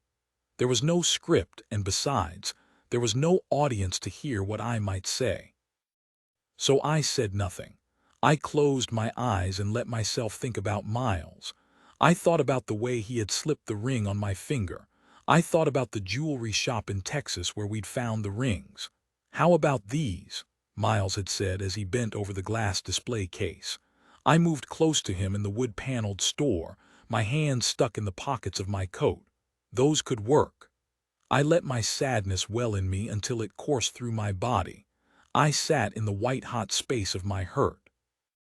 It worked its way through me and poured out my eyes in stinging tears. It seized my heart and shook the muscles in my chest. I shook with it. I rocked back and forth, the ring still on my finger, my hand pressed flat against my breastbone, and cried until my eyes ached, until my veins burned, until my throat stiffened with the force of it. When I stopped, I lowered my hand. "I'm sorry," I said. I scrubbed my eyes with the hem of my shirt. I took a steadying breath, slipped the ring off my finger and held it in both hands. I shut my eyes so that I was blind to the room, blind to the flickering candles, blind to my blank walls and second-hand furniture. I closed my eyes so that all I could see were the blank insides of my eyelids. "Please," I said, "please help me." I spoke the words as I squeezed the ring in my fist. "Please." I shook my head as I said it slowly from side to side. "Please help, please." My sense of things faded and the words lost all meaning. Soon I was chanting a wordless prayer, an ohm of sadness, a sound that was pure grief. I continued until my lips numbed and my fingers locked in their grip. I sat with my eyes closed and my breath low in the back of my throat, feeling the candle flames and the empty space of the living room. I felt the emptiness in me. I lowered my hand from my chest and opened my fingers, raised the lid to the wooden box, and set my wedding band inside. The 2 rings glinted in the light from the candles, and I sat with my bare hands in my lap, trembling. Time pressed relentlessly forward, and the 1-year anniversary of Miles's death loomed. I had spent the days and weeks and months after the notification inside an iron lung, taking one joyless breath after another, not living really, just sustaining. There had been nothing beyond the next breath, and still people told me the second year would be worse. "Once you make it through the first round of important dates," an older widow told me, You'll be disappointed to discover what follows. What follows? I asked. Another year. Widows who were further along told me that the challenge becomes not just surviving but living, less a question of how do I make it through the day, and more of the dilemma, what now? I plan to take a personal day from work on the anniversary itself. I thought I would drive to a park on an undeveloped stretch of estuary, pack a sandwich and a book, sit under a cabbage palm, and listen to the raccoons in the buttonwoods. I thought I would walk the sand paths until they gave out on the shore. I would collect lightning whelks and lilac augurs and drag my toes in the surf. But when the day came, I did none of these things. I drove to my mother's house and sat on a chair facing the beach as I had done in the first days after the notification. I watched the waves for hours, let them come into me, into my eyes, past the corneas and through the lenses and against the retinas. Let the images penetrate my brain until they had wiped away all trace of what lay inside. I had recently read an article about a woman whose son had been killed in Iraq. She quit her corporate job to start an organic farm, and when people asked how she could be so foolhardy, she simply shrugged them off. "I've already lost everything," she said. "Why wouldn't I try this?" A late autumn cold front had blown in earlier in the week, bringing days of wind and rain, and I was cold as I sat in the wicker chair. I folded my legs to my chest and watched the waters of the Gulf churn the color of strong tea. I wondered what it would feel like to step outside my life, and I thought of the last line from Miles's goodbye letter. Follow your dreams with all your heart and with honor and decency. I realized then that the way through the days and months and years to come depended solely on me, and I saw for the first time that I could stay in the same house, in the same job, in the same city, drowning slowly, or I could step out and away. There on the eve of my second year without Miles, I asked myself, what now? Part Roman 3:17, a contest. That's how this all begins. The local daily paper, the News Press, ran a contest looking for someone to write for their new community website. Annabelle, who worked as a sports writer for the News Press, encouraged me to enter. I did. The editors selected 3 finalists, me among them. For 2 weeks we submitted sample stories while the public voted, and at the end of that stretch an editor from the News Press called to tell me I'd won. I hung up the phone and pumped my fist in the air and did a frantic jerking dance around my living room. "I won," I shouted. "Holy shit." I wrote for the News Press every week personal essays and slice-of-life pieces about Southwest Florida. The stories were unpaid and unedited, but at least I was writing. One afternoon my boss on the farm called me into his office. "I've got somebody you should meet," he said. He wrote an email address on a slip of paper and handed it across his desk. "She's a friend of mine, a writer. She does PR work now, but she might be able to point you in the right direction if you're serious about this writing thing." I looked at the address in my hand, uncertain. "Go ahead," he said. "Contact her. What do you have to lose?" Back in my office I sat with the piece of paper propped against my keyboard. I could not imagine what I would say to this woman, but I invited her for coffee anyway. It rained the night of our meeting. Water slid off the waxy leaves of ixora hedges in the parking lot, seeped through the mulch, and puddled on the pavement. I hurried beneath the roof of the shopping center to the soft light from the coffee shop spilling onto the wet sidewalk. Under the awning, I shook out my umbrella and peeked to see if she waited inside. Not yet. I nervously ordered a cup of tea at the counter and found a table near the door. An anxious refrain beat against my skull, a version of "What are you thinking?" said on repeat. No one ever told me that the act of courage actually feels like fear. By the time the woman arrived, I had sweated through my nice blouse. We shook hands and she took the seat across from me. "So I hear you want to be a writer," she said. I looked at the mug between my fingers. "Say it," I dared myself. "Claim what you want." I raised my eyes to hers. "I do." The rain fell outside in a windless downpour and the woman nodded. I have some ideas, places where you might start." She reached into her purse and pulled out a newspaper. "This is Florida Weekly, a new publication started by guys who left the news press.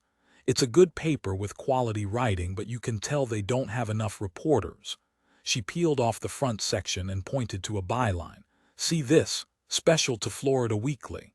That means it came from outside the paper, probably from a PR person. The cappuccino machine whirred, briefly drowning out the guitar chords that pumped through the stereo, and I looked at her without comprehending. "That means they need writers," she said. "This could be a good place for you to pitch." She handed me the paper and I scanned the front page. It had a good look and professional with quality photos and a clear layout. "So, how do I pitch them?" I said. "Write the editor. His name is Jeff Cull. Tell him what you'd like to do, that you want to be one of his freelance writers. Maybe for the arts and entertainment section. I think that would be a good fit for you. Then send him clips of the stories you've written for the news press. That will give him an idea of what you can do. And then what happens? Then you wait to hear back." The smell of guavas hung heavy and sweet as I lapped the farm's main office. I followed the porch that skirted the building, past the jackfruit trees that stood beside the south wall, the spiked fruit big enough to kill a man if they fell. I moved clockwise around the porch, past the door that led into the kitchen, the windows of the front office, the main entrance where papayas turned soft and brown in the heat. I hardly noticed. I was so intent on composing a message in my head. I had paged through a copy of Florida Weekly over lunch, reading the articles in every section, looking for gaps and figuring out where I might fit in, when a thought occurred to me. I remembered the friend of a friend from college, the one in the running for the editorial job, and his idea for a relationship column. I was still fascinated by the big questions that love asks, specifically how to negotiate the terrain between what we want from our lives and what we want from a partner. I still had strong opinions about a woman's responsibility to herself, and I still thought about sex. My God, did I think about sex? The back door gave a metallic yawn as I moved into the air-conditioned building. I took a seat in front of my computer and typed out the message I had composed in the afternoon heat. I attached 3 of my recent articles, scanned the email carefully for errors, and before I could lose my nerve I hit send. It was exhilarating and terrifying and perhaps the most foolhardy thing I had ever done. And then what happened? Then I waited to hear back, but not for long.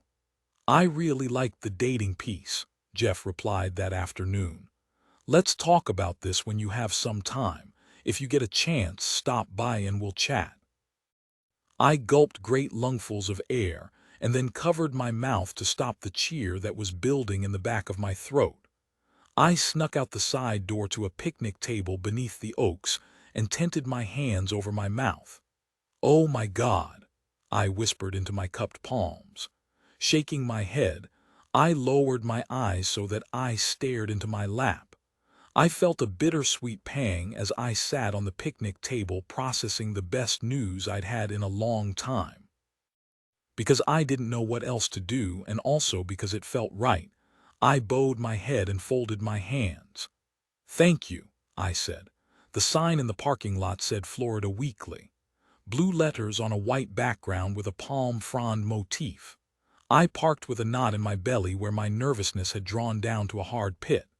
The pit stayed there as I crossed the hot expanse of asphalt, stayed as I reached the shade under the awning, stayed as I opened the door and stepped into the cool interior. The office was empty. "Hello," I said. There were half-unpacked boxes stacked against the side wall, a mess of books and office supplies spilling onto the floor. The lights in most of the rooms were turned off. I stepped down a side hallway. "Anyone here?"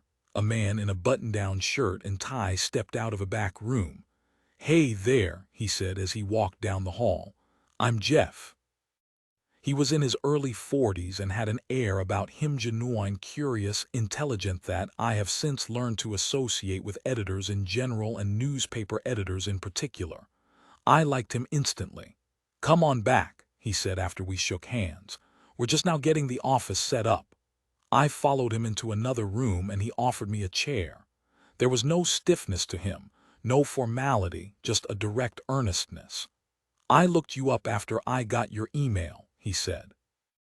"I'm sorry to hear about your husband." There it was where I least expected it hurt I was always bumping into. A moment of worry crossed my mind as I imagined choking up in front of this man I so desperately needed to give me a shot. But he deftly diverted the conversation, and I let out the breath I had been holding. "I'd like to tell you there was more of a preamble, but newspapermen and Jeff in particular have a penchant for getting straight to the point. We'd like you to do a column for us," Jeff said, "like you pitched, a dating column." I kept my gaze steady, afraid if I moved I'd betray my excitement.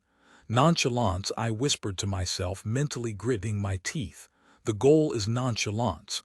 I pressed my lips together. It was all I could do not to leap across the desk and wrap my arms around him. "We'd like you to start next week." Sweet Jesus, I thought. Just like that, he told me how much they'd pay me. On the drive over, I'd mentally reviewed what I thought would be an acceptable amount. He quoted me twice that figure. "What should I write about?" I said. "Anything in particular?" "We liked those samples you sent in, just keep doing what you're doing." I nodded as if I understood. What was I doing? I didn't know, but I wasn't about to admit it. I stood to leave and we shook hands. "And Artis," Jeff said as I moved toward the door. I turned back to him, one eyebrow raised. "Don't be shy." I laughed. "I'm not shy," I said. 2008-18, there are more than 1,000 widows of the wars in Iraq and Afghanistan. But during my first time at the National Military Survivors Seminar, held each year over Memorial Day weekend, by an organization called Tragedy Assistance Program for Survivors or TAPSI, worried that none of them would be like me. When I walked into the upstairs lobby of the hotel on the first day, I saw that all of the women seemed to know each other as if they had come from the same unit. They hugged and cried in small circles, everyone but me in red t-shirts. "Is this registration?" I asked a woman behind a wooden table. "Sure is," she said in a voice that struck me as too high and too light. "Henderson," I said as she thumbed through the registration packets. "Here we go." She handed an envelope across the table and beamed up at me. "You can pick up your t-shirt over there." She pointed across the lobby and I turned in that direction. "Don't forget your button," she called after me. "My button." As I looked at the table next to hers, I understood.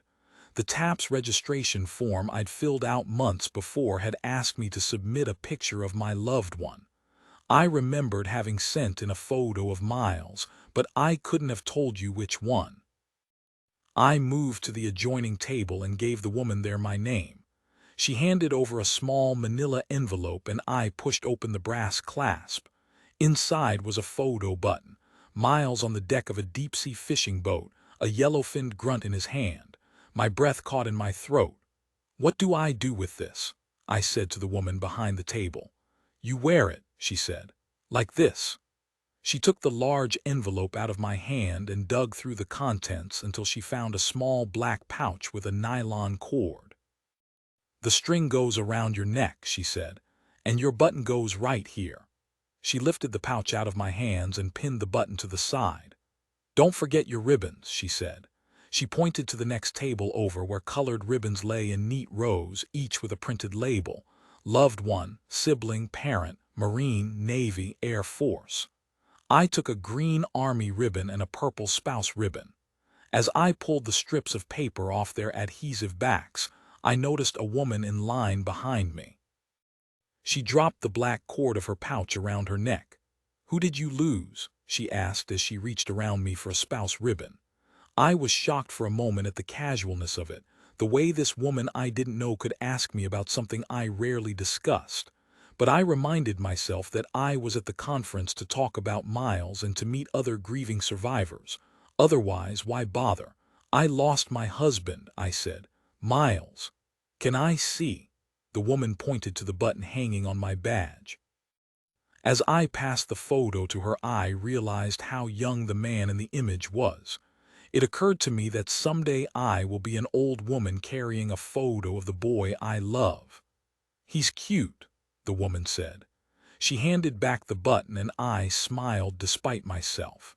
We regret, those of us who have lost a loved one suddenly, that we didn't have the chance to say goodbye. A speaker with soft arms and an expansive bosom, the kind of frame made for hugging, stood at the front of the conference room while I sat at a crowded table in the audience. A woman across from me reached for a box of tissues at the center. It looked like she'd been crying all day. We think if we just had one more minute with them, we'd say all the things that didn't get said. The presenter moved across the floor as she spoke. Now, this may make some of you sad, and it may make some of you angry. But listen to what I'm going to say. You think if you had another minute, you think if you had more time, you would tell them goodbye. But that's not what you would say. Here's what you would say. I love you and I'll miss you.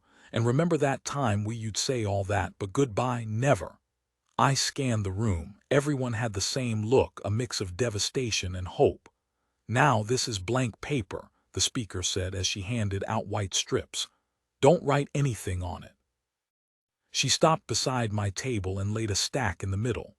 I want you to write on it, but let me tell you what it's got to say first. People laugh the way they will when they're stealing themselves, when they know the hard part's coming. We all have unresolved issues with our loved one, the speaker said. It's the nature of love. We all have issues that we didn't work out, problems that never got fixed. I want you to think about what that is for you. Go ahead. Take a minute. Close your eyes if you want to.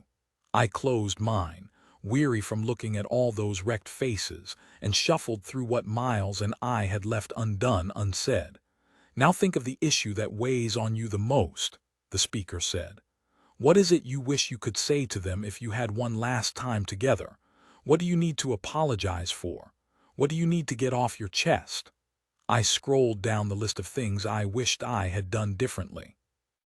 If only I had kept my mouth shut about the house, about the military, about my worries for the future.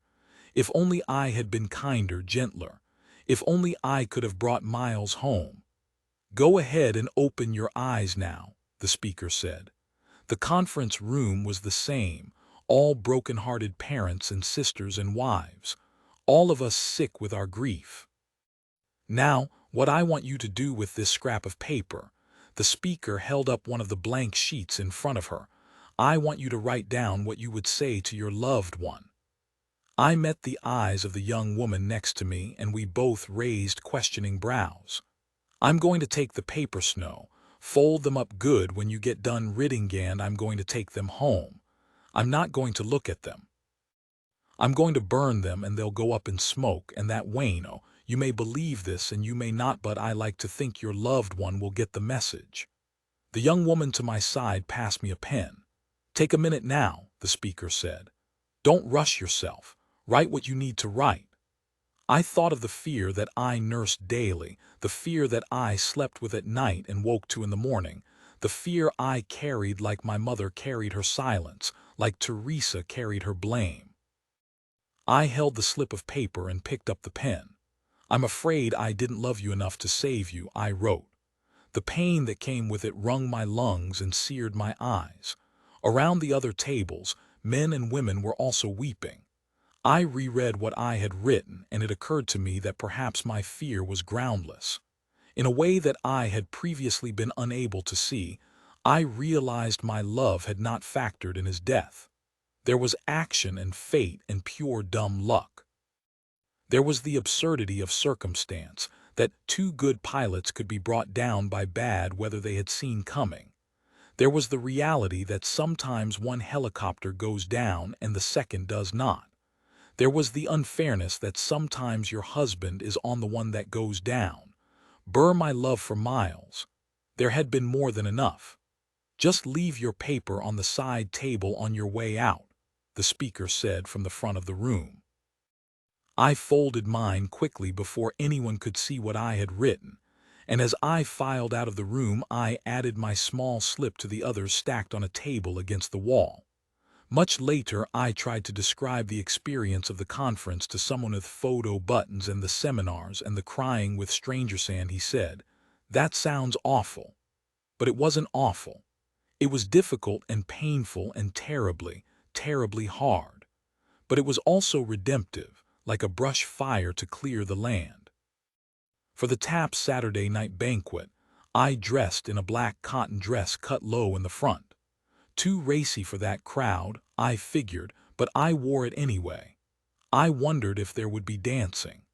The experience had been so surreal, all that laughter, all that festivity in the midst of overwhelming sadness, that I had ceased being surprised.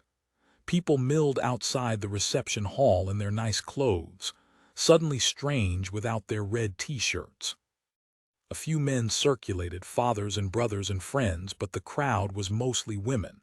A pretty blonde stood to my left and smiled when I glanced over. I smiled back. "Are you here by yourself?" she said. The woman who looked my age stuck out a hand. "I'm Laura." She turned to the small group beside her. "We're all wives, I mean widows." I shook each of their hands. Mindy, Jocelyn, James, Sarah hand. We fell into a conversation that surprised me with its instant intimacy. "How long were you married?" James asked. "Just 4 months," I said. "You?" "8 years. I met Dave in high school." "What branch was your husband in?" Mindy said. "Army." "I'm Army too." "Which unit?" "The 82nd, out of Bragg." "Yours?" "The 26 Cav, out of Hawaii." "How did your husbands die?" I asked, and was shocked for a moment at my boldness. But they answered without hesitation. "A Kiowa crash," Mindy said, "and wide blast." "Wide. And yours?" Mindy asked. "Helicopter crash," I said. They nodded, knowing. "Did you meet before Taps?" I asked the group. Laura laughed. "No, we just met," she said. "This is our first time here." The crowd shuffled slowly into the ballroom, and our group of widows claimed a table in the back. Sarah bought a bottle of wine. I bought a second. A keynote speaker talked about honor and sacrifice, and a woman sang Amazing Grace. Jocelyn, who was only a few weeks in, covered her face with her hands, and Sarah wrapped her in her arms. I looked around the table and saw that we were all crying. For the first time in a long time, it felt all right. We ate the baked chicken and asparagus that the waiters served. We drank our cheap hotel wine. At one point, Mindy pulled a rose from the arrangement in the middle of the table, and soon we each had a flower stuck in the neckline of our dresses. Our berryvage, she called it. There was no dancing, as it turned out, just a slow end to the evening. I laughed in a way I had not laughed since Miles died. As we headed out of the ballroom and to our separate hotel suites, I wondered why I hadn't known women like them before.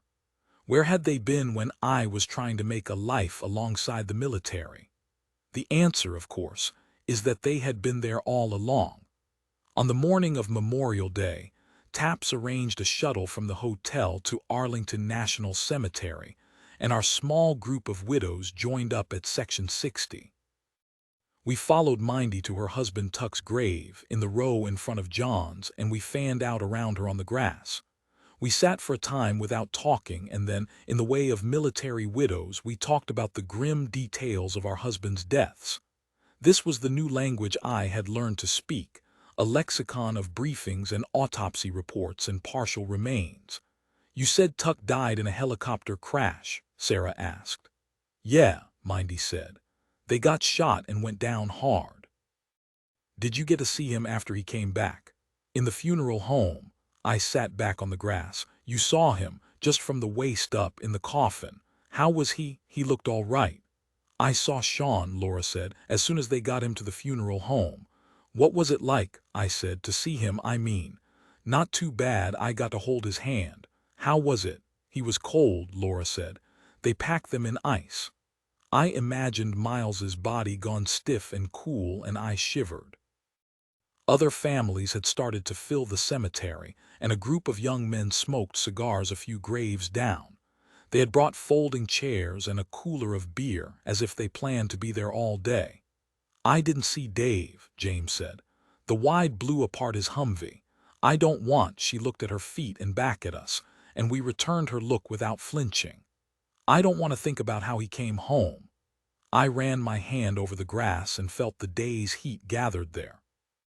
To the east, the brown waters of the Potomac churned toward the sea, and I thought of rivers running red with blood.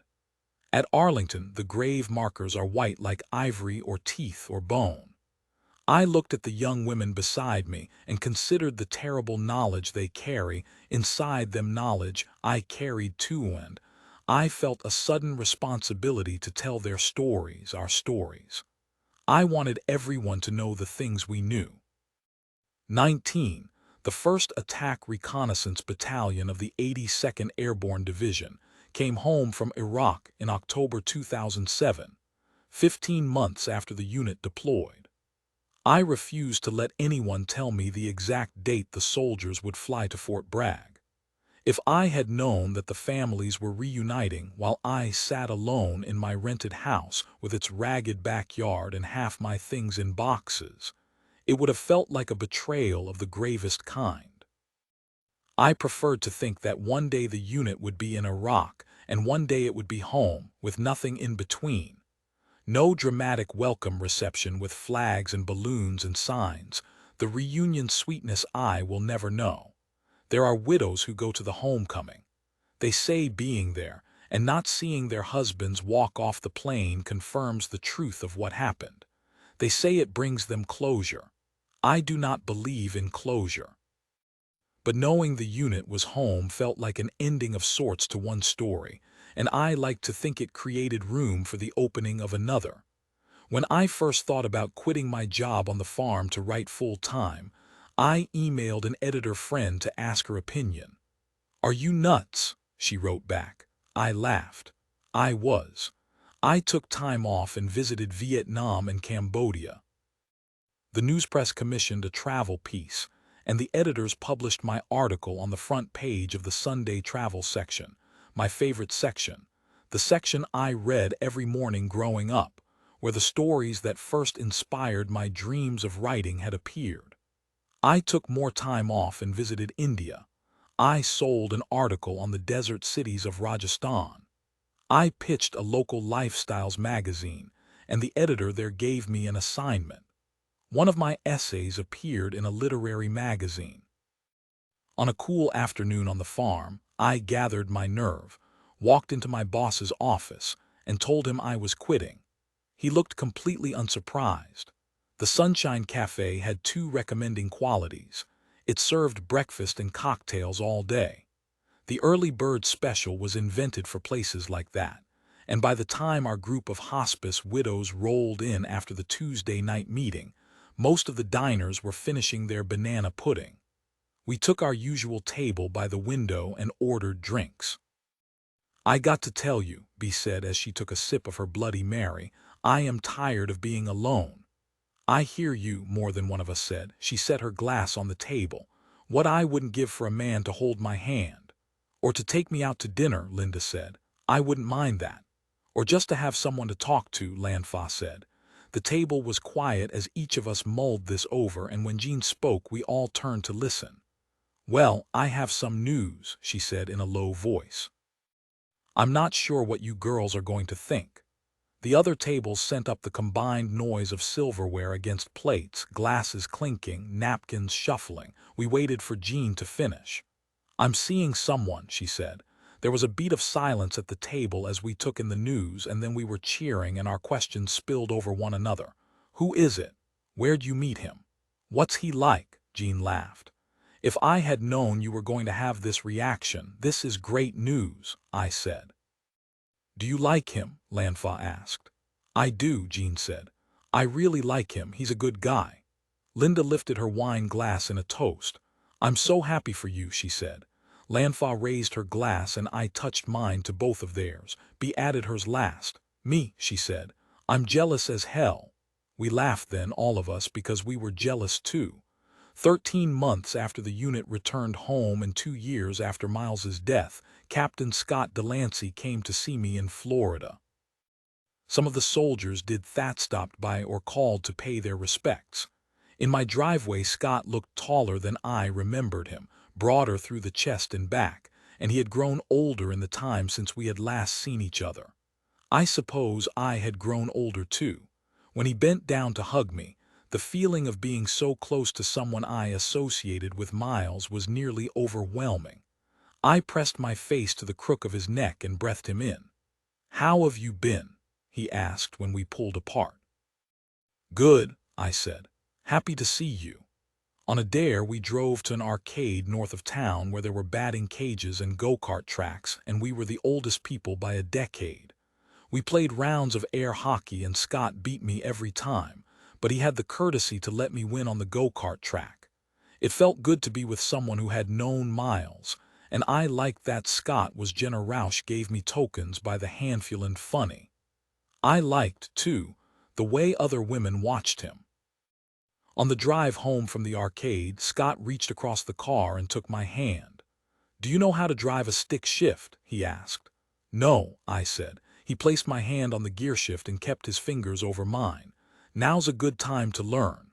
We drove like that for a while, my hand cupped in his as he shifted gears, my face flushing each time his skin pressed against mine. When we were nearly home, Scott pulled off the road and into an empty parking lot. "Your turn now," he said. "No way. I'll destroy your transmission." "You'll be fine. I'll be right here to help." We switched seats and I took the car on a halting tour around the parking lot. The gears ground and the engine stalled, but Scott just laughed. "Keep going," he said. "You'll get it."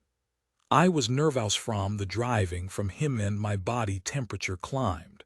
I sweated and the windows fogged over, and after a time I called the lesson done. Scott drove the rest of the way while I sat in the passenger seat and wondered what was building between us, if anything. At home, Scott walked me to my front door and said good night. Before he turned to leave, he placed a kiss at the corner of my mouth, that small stretch of skin that is for neither friendship nor love but some nameless place in between. The Florida weekly office had grown in the time I'd been writing for the paper. Framed copies of prize-winning editions decorated the walls, and the space buzzed with a low hum of activity. Phones rang in the sales office, and I could hear a reporter speaking to an editor in the back room. Somewhere a coffee pot percolated, and the smell gave the space an industrious feel. Jeff came to fetch me in the reception area wearing new square-framed glasses that made him look hip. "You guys are busy," I said on our way to his office. "We're putting out the paper in 4 counties now," he said. "Our circulation's up to 100,000. "Not bad," Jeff laughed. "Not bad at all." In the office, I sat across from Jeff's desk and admired the framed newsprint that hung on every available space. The paper had reported a story on local casualties of war, and Miles's photo, the cropped picture from our courthouse wedding, looked down from a copy of the article. Life is funny that way. Jeff leaned back in his chair, cocked his elbows, and put his hands behind his head. "So I hear you need a recommendation letter." "For journalism school," I said. "At Columbia," Jeff whistled. "That's serious. You ever lived in New York?" I shook my head. "I heard it's a crazy city." Jeff lowered his arms and leaned forward. "So why journalism school? You've already got a gig here." "I need to figure out how to do it right," I said. "How to tell the big stories." I promised to send him information on the recommendation letter, and when I stood to leave, he walked me to the front office. "Thanks again," I said, my hand on the door. "Keep me posted," Jeff said. "And good luck." My time with the Tuesday night grief group was nearing its end. I'd watched the women who were there before me graduate themselves out of the group. Some remarried, some moved away, most simply learned to balance the realities of this new life. On one of my last nights, the usuals gathered, plus the newcomers just testing the place, deciding if the group would work for them. There were the usual flimsy tissue boxes, and we told the usual stories in familiar rhythms. When there was a lull, We sat in companionable silence for nearly a minute before Richard, whom we gossiped about at dinner, who had a beautiful wife Linda, saw them at the grocery store and whose young son had died many years before, told us this story.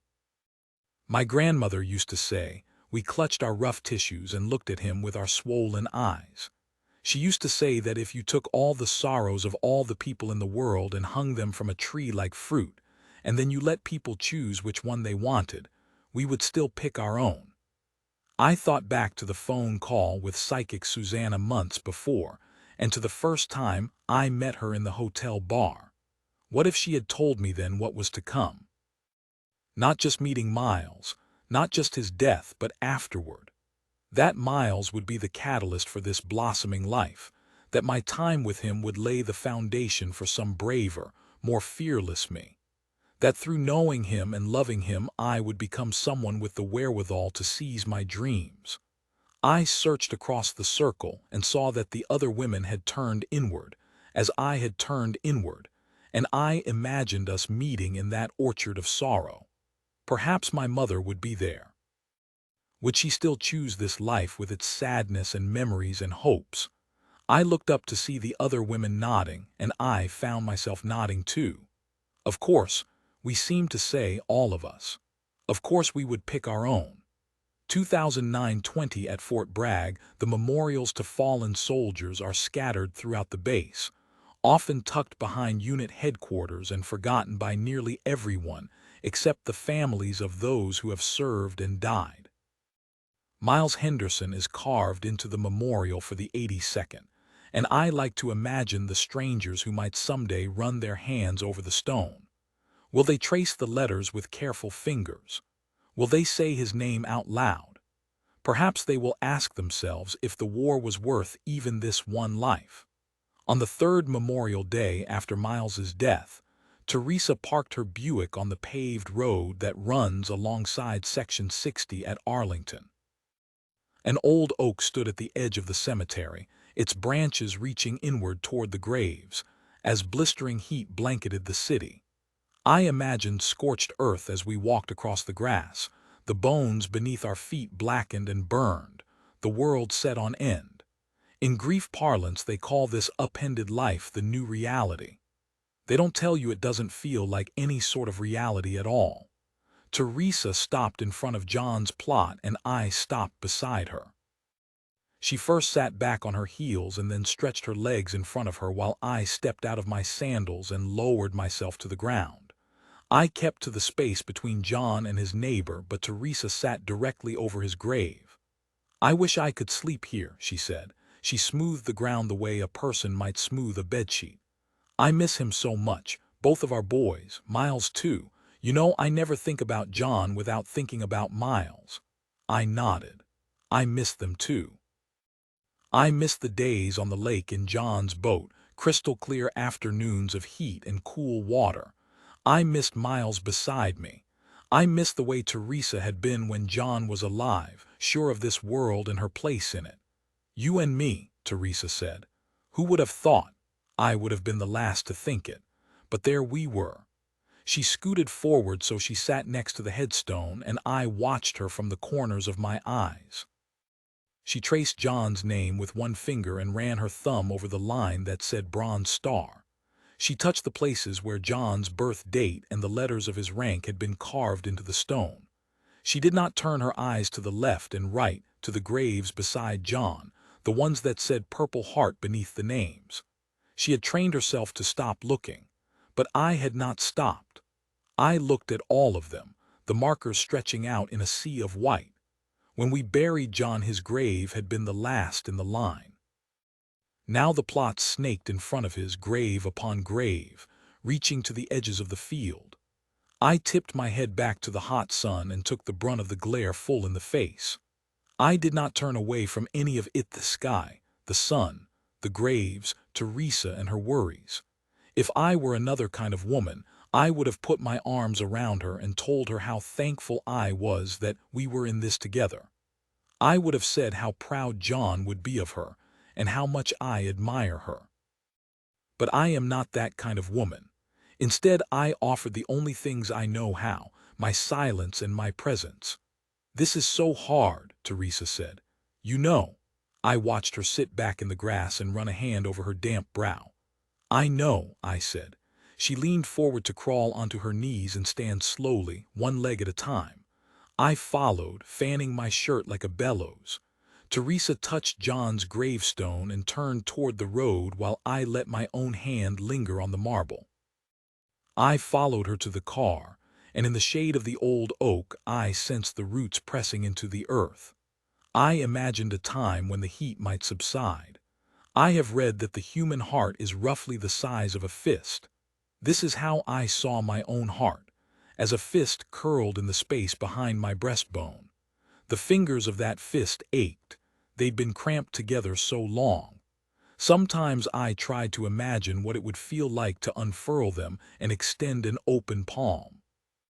In the late summer, I told Scott Delancey the good news about journalism school. "New York City," I said. "Can you believe it?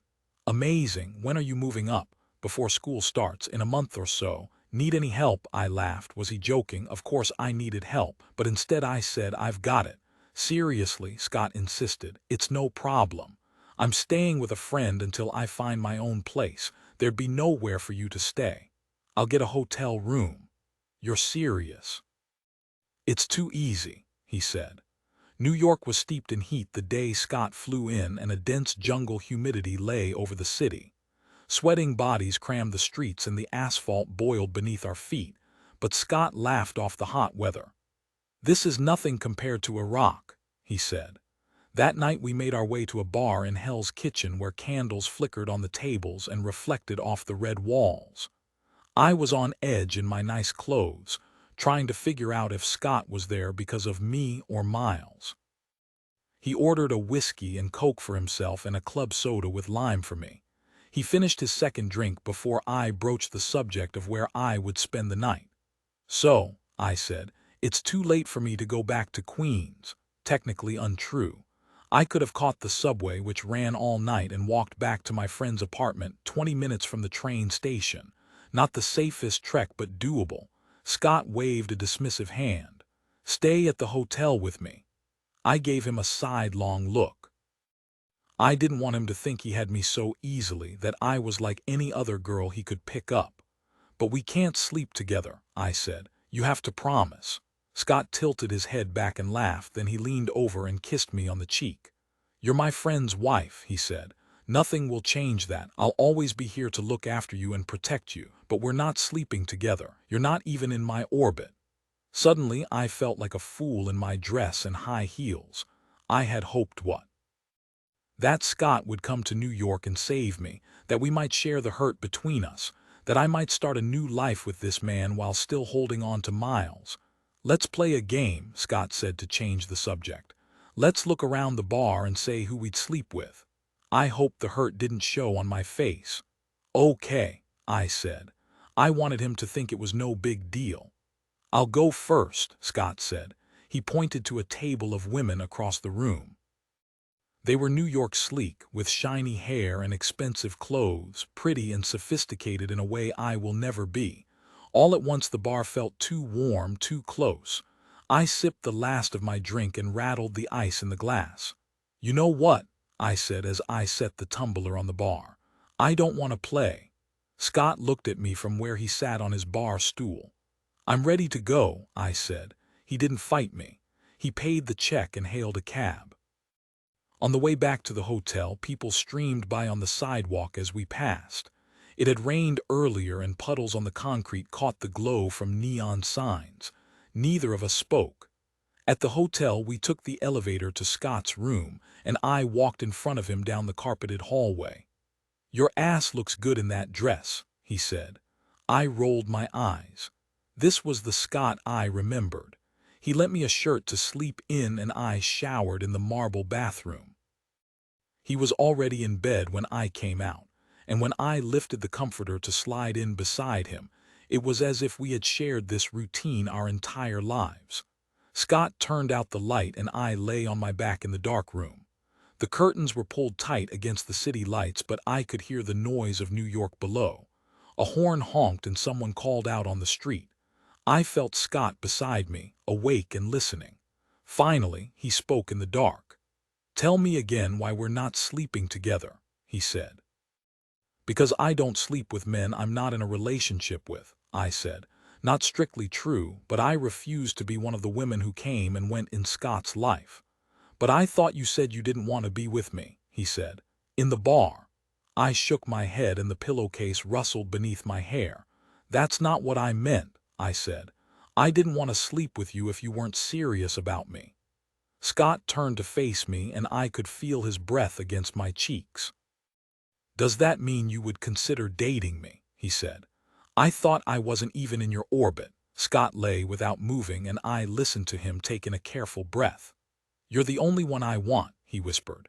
"The only one I've wanted for a long time." His words split me open and all that I carried inside rose from that parted place. Here was a man who was nothing like Miles.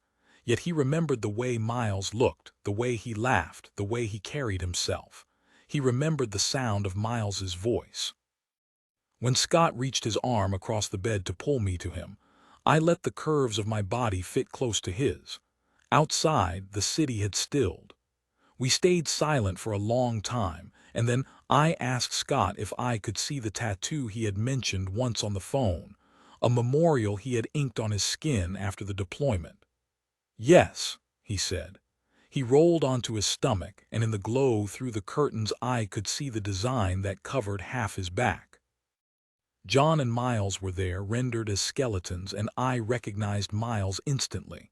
His face, his smile, his posture reel delivered as bones.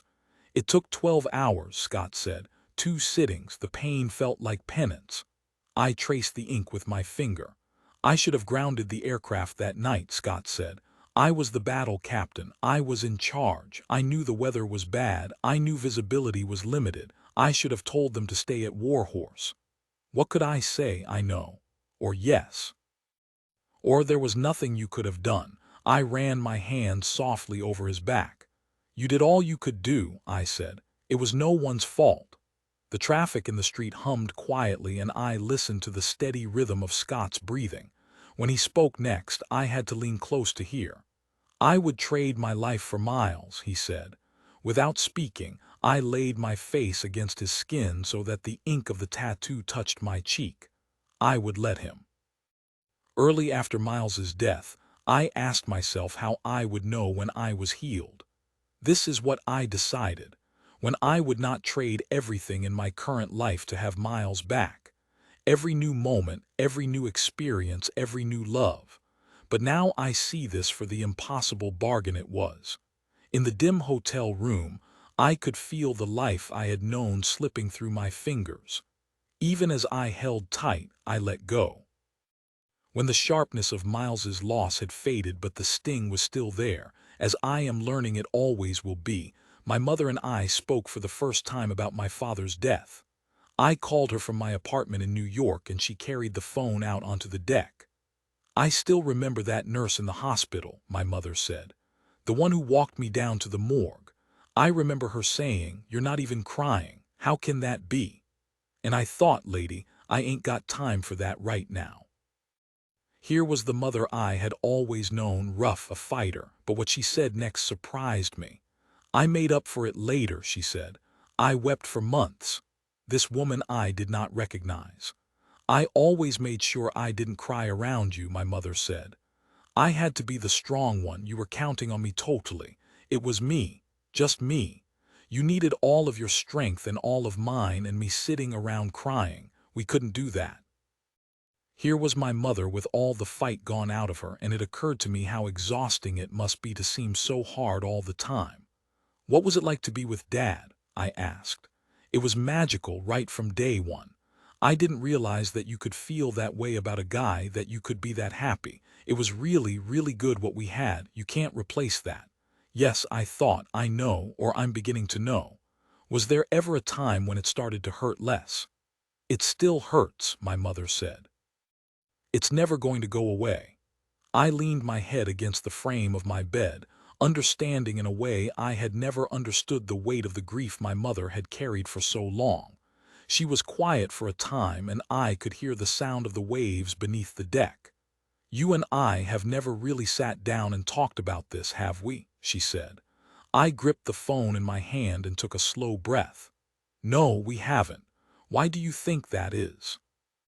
My mother spoke so softly, I had to press the phone to my ear, and even then I had trouble hearing her over the wind and water. "Too painful," she said. "Too painful for me."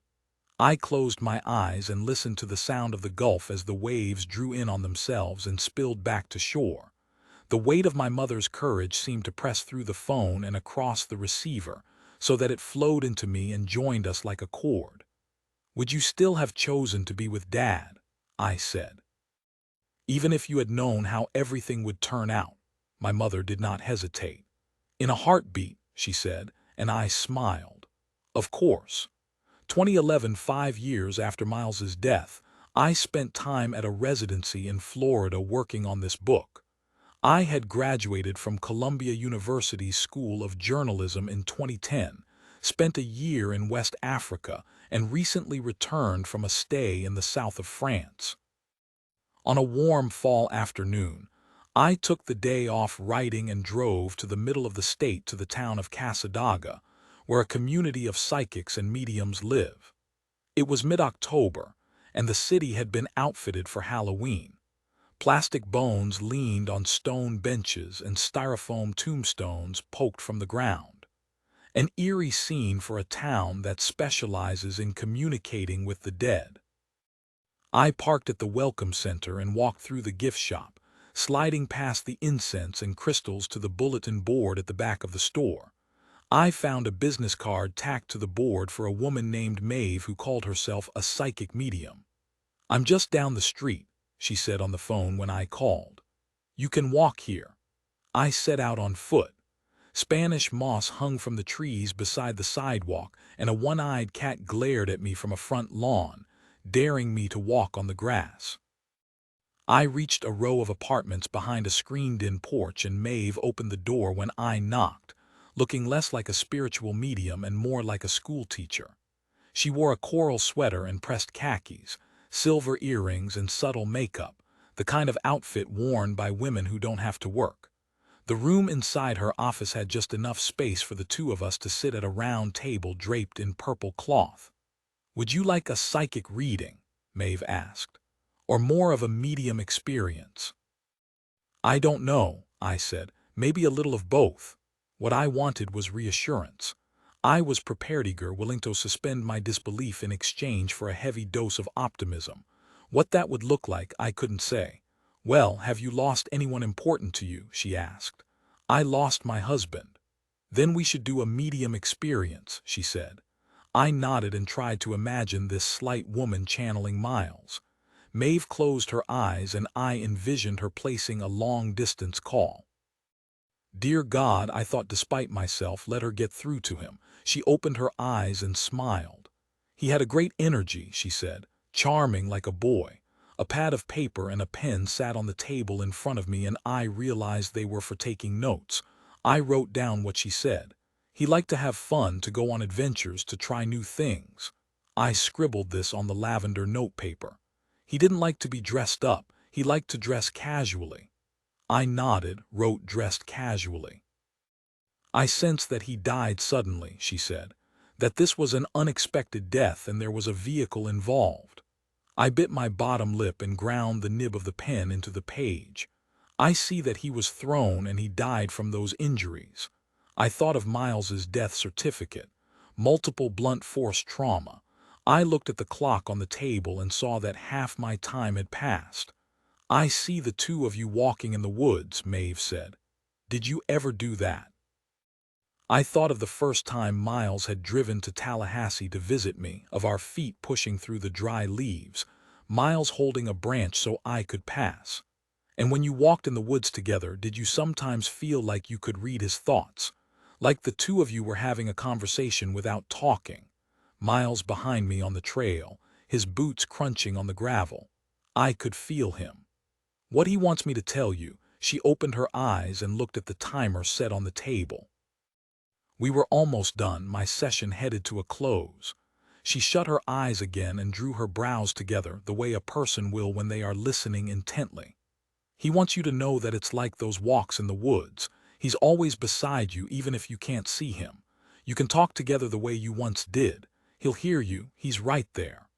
That night I lay on an abandoned dock that stretched into the back bay while the dome of the sky reflected in the water at my feet. It was all one: sky, sea, stars. No end and no beginning. No horizon, no dividing line. No before or after. Only the spiraling heavens and the black tides and the narrow dock like a smudging finger in the dark. Thin clouds traveled across the night sky and the brightest stars peeked through the covering veil. Mullet jumped, and the slapping of their re-entry sounded over the still water. The earth spun slowly, slowly, and I moved with it. I was not afraid. In the fall of 2005, when Miles was stationed at Fort Hood, we took a trip in the rolling hill country west of the base. On an overcast morning, we drove to a lake where the wind formed whitecaps on the gray water, and I shivered as we looked out from the banks. We shelved our plans to go kayaking and drove instead to nearby caverns. Texas, like Florida, was once covered with a warm, shallow sea. We were the only visitors on the tour, and the air was damp and cool in that underworld. Sound vibrated back and away, washing over us like a memory of the tides. The guide lit each room in front of us and extinguished the bulbs over the path we had just walked. At the end of the tour, she said she would shut down all the lights to let us see the cave in its natural state. Miles and I looked at each other uneasily. I raised an eyebrow. He nodded his head. The guide flipped a switch and the metallic clicking ricocheted off the walls. The cavern disappeared in a blackness without end. I lost Miles then, but I breathed in the dampness of the cave and found him there in each particle of subterranean air. "Miles," I said. His voice in the dark was a whisper, an echo. "I'm here," he said. "Acknowledgements to my brilliant editor, Sarah Knight, who brought this book into being. When I describe you to other writers, they always say, 'She sounds like the perfect editor.' To which I respond, 'She is,' to my beautiful agent, Anna Stein, who held my hand when I needed it most. Thank you for your unwavering support and encouragement. To Sam Friedman, who believed in this book and me before I knew how. And to Kelly McMasters, whose kind hands shaped this story in its early stages. To the team at S and Smalley Lindley, Jessica Zimmerman, Andrea Deward, and everyone who supported the book. To the residencies where this book was written, the Atlantic Center for the Arts and the Virginia Center for the Creative Arts, and to La Muse, where this book was begun and where it was finished. A magical place. To my first readers and the women of the writing corps. To Dr. Richard Paritsky, who led me from the dark. "If you want to try grieving on days other than Tuesday," he said, "give me a call." To the widows who bravely shared their stories with Mejani Algayer, Debbie Kaufelt, Casey Rogers, and Shelley Smith. You were with me on every page. To Teresa Priestner, who tirelessly answered questions about the military, sat for multiple interviews, and proofread sections of this book. My sister, widow, and friend, thank you. To the Hendersons for their kindness and generosity always. And to G, who when I said, "You saved me," answered, "You saved yourself." A conversation with Artis Henderson. How did you decide to write a memoir? I believe we are given the stories we must tell. Even fiction writers are not so much making things up as mining their deepest selves, finding what it is they need to say. I tried briefly to write parts of this narrative as fiction, but it felt wrong. The only way to tell it, I realized, was to lay it bare, all of it in its searing and difficult truths. This is a very personal memoir about a very difficult subject. What was it like to write?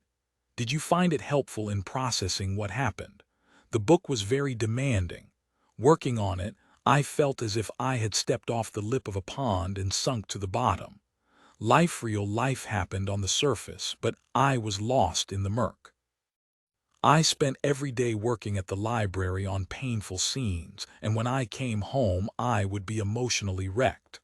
This went on for 2 years, but when it was done, I felt like an enormous weight had been lifted. I could finally say Miles's name without my voice cracking.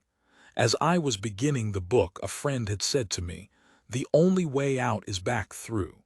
He was right. When you met the other young widows at the TAPS National Military Survivor Seminar, you talked about the terrible knowledge you all carry inside you and how you felt a responsibility to tell your stories. Do you see this book as being about more than your experiences? In what way is this, or is this not, a story about them as well? In my early conception of this book, I imagined it would be a collection of stories from war widows. I interviewed several women and tried to write their narratives, but I quickly realized that the only story I could really tell was my own. I often thought of the tomb of the unknown soldier in Arlington, Virginia, a site that stands for every American soldier killed in combat since World War I. I hoped that in sharing my story, I might illuminate the many stories that resulted from these wars. When Miles deployed, you chose to move home to Florida and separate yourself from military life as much as possible. You go on to say it never occurred to you that the other Army wives on base might be a source of support and comfort. How do you think your experience might have been different if you had stayed? In the days after Miles's death, one of the wives in the unit mailed me a gift card to a restaurant. In her note, she said that if I had been at Fort Bragg, she would have brought me food, but with the distance between us, the gift card was the closest she could come. I was incredibly touched by her note. This was a woman I barely knew, and I realized in that moment that the other wives would have understood what I was feeling in a way people in the civilian world could not. In your modern love piece, you talked about how Miles's death drew you closer to his mother, with whom you initially felt some tension. How has that relationship evolved since then? Do you still see his family? I'm still in contact with Miles's family, and I still care for them deeply. When I visit their ranch in Texas, I feel Miles there in a way I don't feel him anywhere else. He is very present on their land. I will always share a bond with the Hendersons, and I am forever grateful to them for their kindness and generosity, both before Miles's death and after. You mention a widow's support group that helped you as you grieved Miles. Do you still keep in touch with these women? In what ways have they been able to move forward? Are there ways they will never be able to move on? I still keep in touch with those women. I recently saw them after several years, and it was a festive reunion. We all wore this look of relief, as if we had survived the same storm. I picture the time we spent in the grief group together as a journey on a lifeboat, a journey we never thought we'd survive. One of the women said to me after the reunion, "I always said to myself that if I could make it to 6 years, then I would be okay." We were 6 years out, and she was remarried to a good man, living in a place she loved. But even as she told me this, she was crying, and I cried too, because after 6 years it still hurt. In the book, you wrestle with the question of how much our own desires matter and how much to give them up for love. Have you come any closer to answering the question? How have your personal experiences shaped your thoughts? Did the stories you worked on in your relationship column at Florida Weekly affect your thinking in any way? This is something I wrestle with every day, both in my mind and on the page. One thing I know for sure: sacrificing our own desires for someone else never works. Never. Peace comes from a delicate balance of personal goals and romantic compromises, but where that line lies, I'm still not sure. In this story, you consult a psychic a few times, and on one occasion she tells you that you will see your name in print. How does it feel to hold a copy of your book in your hands? Do you think her words helped you go after your dream? Holding this book feels like magic. I cried at every step in the process. I was so overwhelmed by the wonder of it. The psychic confirmed that writing was possible for me in a way I had never before believed. If I was fearless enough, she seemed to say, if I was tenacious enough, then it would happen. And here it is, a long-held dream come true. The same psychic tells you that you will have a daughter and a son and that you will remarry. And toward the end of the book, you hint that love might be on the horizon. Do you see this part of the psychic's vision coming true anytime soon? Yes, absolutely. In the first days after Miles died, I felt like I had this great surplus of love, a golden light that I carried around with me, that I had nowhere to direct now that he was gone. That light is still there, tucked away, but just as bright as it had been. I can't imagine going through the rest of my life without sharing it. At the end of the book, you moved to New York to attend journalism school. You've since graduated and written for all kinds of publications. Do you have any other projects in the works? When the writing of this book came to a close, I experienced a deep sadness. The book had been a way of keeping Miles present, and when it ended I felt as if I was letting go both of the story and him. But then I had lunch with a friend and he said to me, "Now it's time for you to find a new dream." That's what I'm working on. Know me, new dreams. I'd love to restore an old farmhouse in France, visit outlying Caribbean islands by sailboat, and hike the mountains of North Georgia. I'd also love to write another book. You'd always wanted to travel. Since this story occurred, you've spent time in France and Africa and now live in New York City. How have these experiences enriched your life? Do you have any plans to travel more? When I'm figuring out the answer to a dilemma, some version of what now, I try to take the long approach. I imagine myself as an old woman, always in a rocking chair, always on my porch, and I think about the stories I will tell of my life. My goal is to collect a rich assortment of adventures for that old woman, and for me the richest tales come while traveling. I have a trip to Ireland in the works. I'm always coming and going from France, and I've recently drummed up a new obsession: travel by freighter boat. Talk about an adventure.